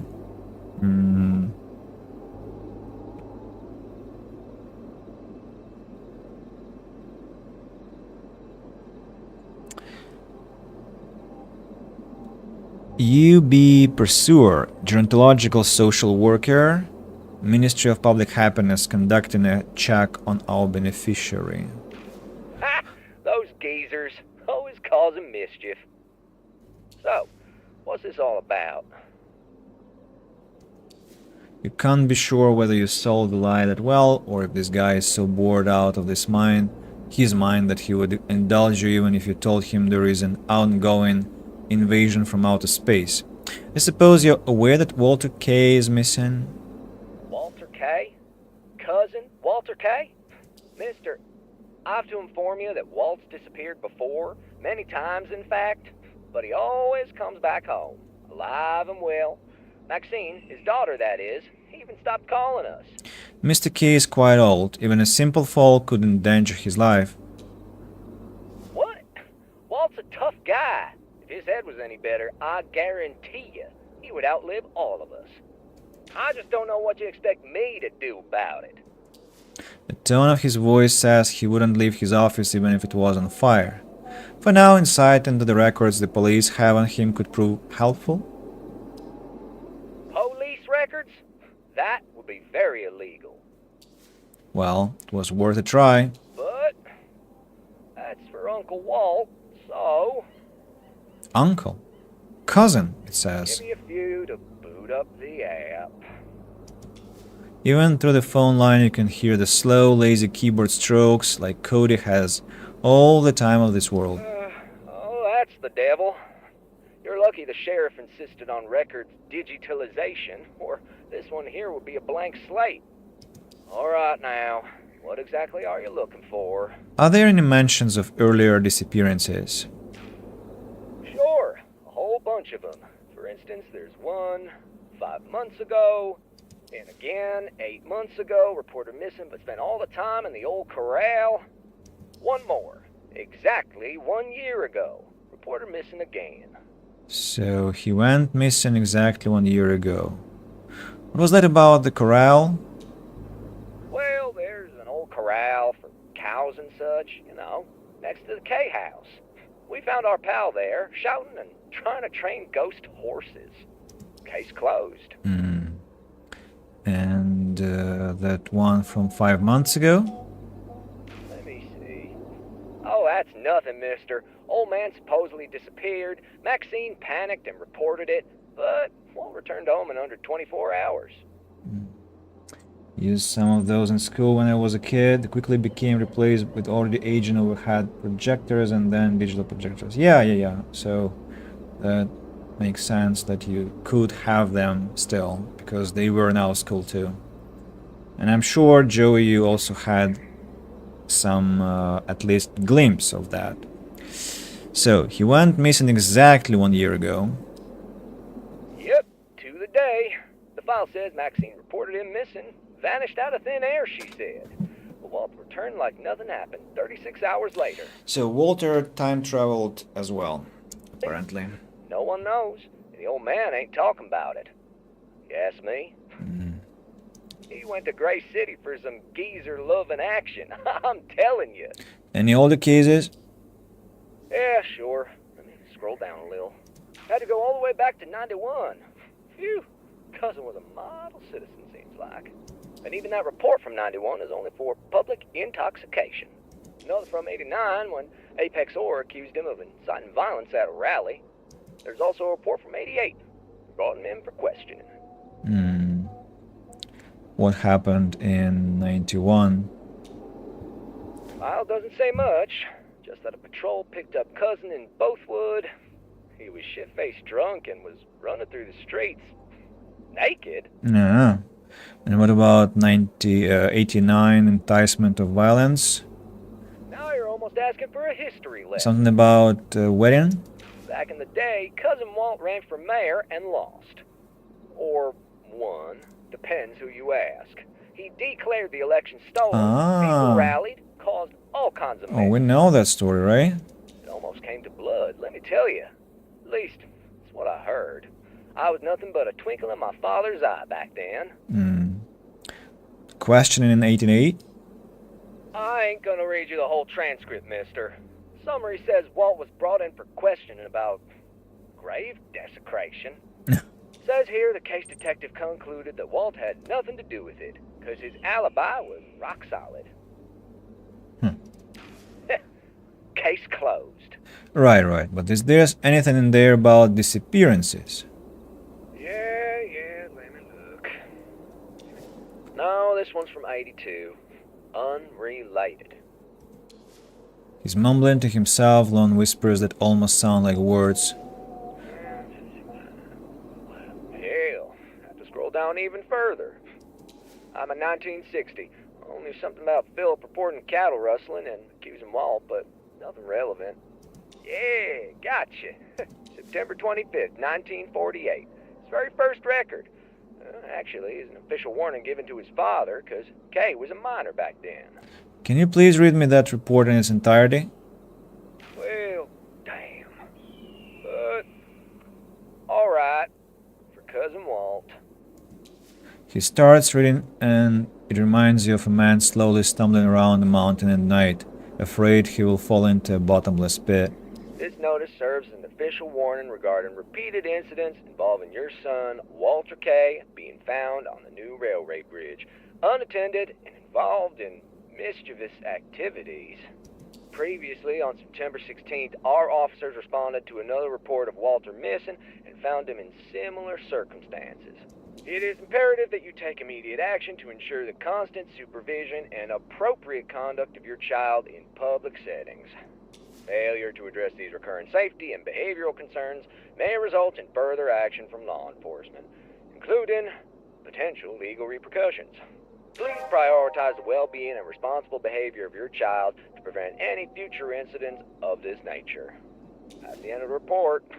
Not sure if you picked up anything from it, but as I've said, there's nothing else on Cousin Walt. I wonder how much the game has until the end, because it's already 2 o'clock in the morning. I thought I would be finished by this point, to be honest, and I don't want to stop, because what if there is like 30 minutes left, and what, I'm gonna have a stream tomorrow for 30 minutes?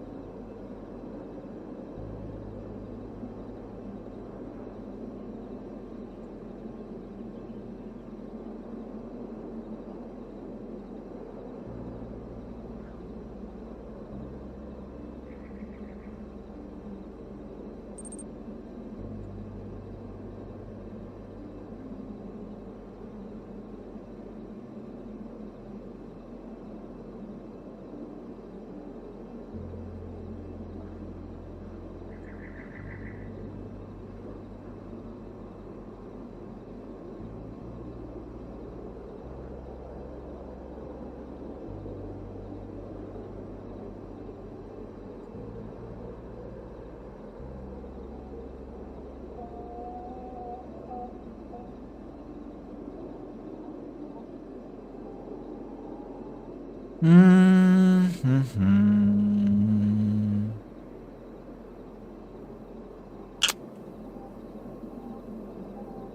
Pity.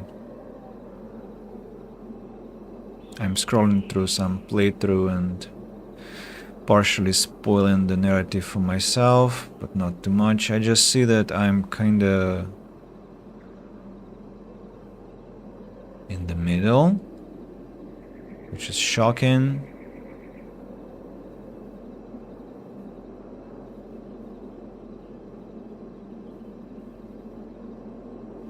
I mean, so much trust for the notes about like 8 hours. I've been streaming the game for 8.5 plus 5. It's already been what, 13 hours and a half. How about that? And I'm not even close to finishing. Well, yeah, I think we are not doing it today, guys, because I'm just too exhausted to continue. I don't want to finish the game at like 6 o'clock in the morning and completely ruin my weekend, which I had been waiting for a long time. So let's just complete the conversation with the police officer and then save the game. So,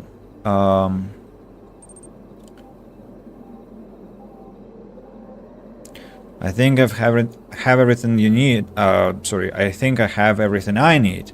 Apologies for wasting so much of your time. Oh, no. No need to apologize. Hope any of this helps you find Uncle Walt. Wouldn't want anything Cousin happening to Walt. the old man. Cousin Walt. It says cousin. Anyway, what we have here. Walter's police records show he used to vanish out of the house even as a child. The earliest formal warning issued to his family dates back to 1948. The house is full of old belongings. Maybe there is a chance of finding some relevant documents from that era. Is that what you're saying? Alrighty. I guess alrighty. Hope I haven't forgotten anything else. So it's 2 minutes past 8 and we still have a full day to go there. Let's create a new save file. Today is gonna be empathy, because we talked about it today. So we have Orwell's vodka, we have chaos and order, we have empathy. And I'm guessing most people aren't reading any of the writing. Well, yeah, I got some compliments from some random visitors on my channel saying that they like playstyle when people, well, they were talking about me. They said they liked that I actually read everything I could see in the game, and that's my completionist playstyle. Yeah, I'm a completionist. So about enjoying my drink, the thing is that I don't think it will be very enjoyable because it's like 2 o'clock and I even can't take my melatonin and forget about enjoying my drink, because what's to enjoy if I have to sleep now? And I don't have, like, I thought I would have, I mean, I didn't think how I do that. Maybe I would do that. I will do that in today, because it's already today, technically tomorrow after I sleep. So I maybe will order pizza and have some drink and just rest, and then in the evening I'll go streaming. We'll see. Just now I don't want to gorge on products at night. It's not the best thing to do. And I wanted to kind of savor the moment of returning to this beer story. So I don't know, maybe I'll skip it, maybe not, we'll see. Anyway, drinking cold beer after streaming for 5 hours is plainly dangerous. My throat might not appreciate that. I've already had cases in my life. I don't fall ill after exposure to cold weather, to drafts, to running in the street, in cold weather, or being under the rain or anything like that, but a cold beer can damage my throat after speaking for a long time, which is understandable because my throat currently is very rough from working a lot. You're good. You have a good night and have a drink for you. Oh, thank you, Joy. I'll have. Yes, I must drink 1 bottle, right? Because I promised to you and to Nimra to drink to you. So I will do that. I'll do that. Yeah, just to keep my promise. That's mandatory. That's mandatory. So let's wrap it up and see. So on Twitch, that was Illusion, and then some bot who had an unpronounceable name, Bear FT Wally 1JFSB. Then there was Grey Olivia X, who didn't heed the warnings. On YouTube, we had the wonderful people. Illusion, you're wonderful too, of course. On YouTube, we had wonderful people: Nicholas, Debori, Josiah Matt, and Nimra Ali. And I think that's all. Don't remember anyone else visiting. So, of course, I'm thanking those who have been here silently. I'm sending my regards to those who will see the recording. And the last message is: have a great night. In Germany, they drink warm beer for breakfast.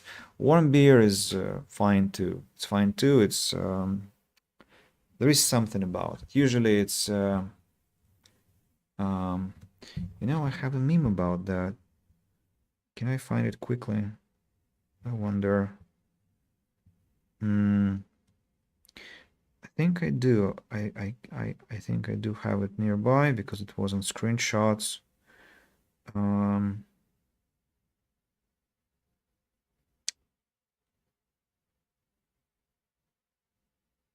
Yes, I found it. I will share it on my Telegram, and then I will show it on the stream. Just because I need to somehow transfer it to my desktop, right? So here is the picture. I'm gonna save it on my desktop and then put it on the stream, and here you have it. Oh, let's resize it, fit to screen. I'm gonna read it out loud for those who are listening. Just found out about warm beer. Why did God do this to our world? So with this meme, we're wrapping up now. Thanks to you all again. I'll be streaming tomorrow, I think, not to waste any precious time. The question is when. I suppose I have to be streaming somewhere closer to the night, right? Because you, Nicholas, and you, Joey, are only available in the morning. But maybe I'll start earlier and you will just hop on the stream later. I'm not sure. So, yeah, you all take care. Have a stellar level weekend. May people around you be truly empathetic and understand your needs better. Yeah. Cheers. And until soon. Bye-bye.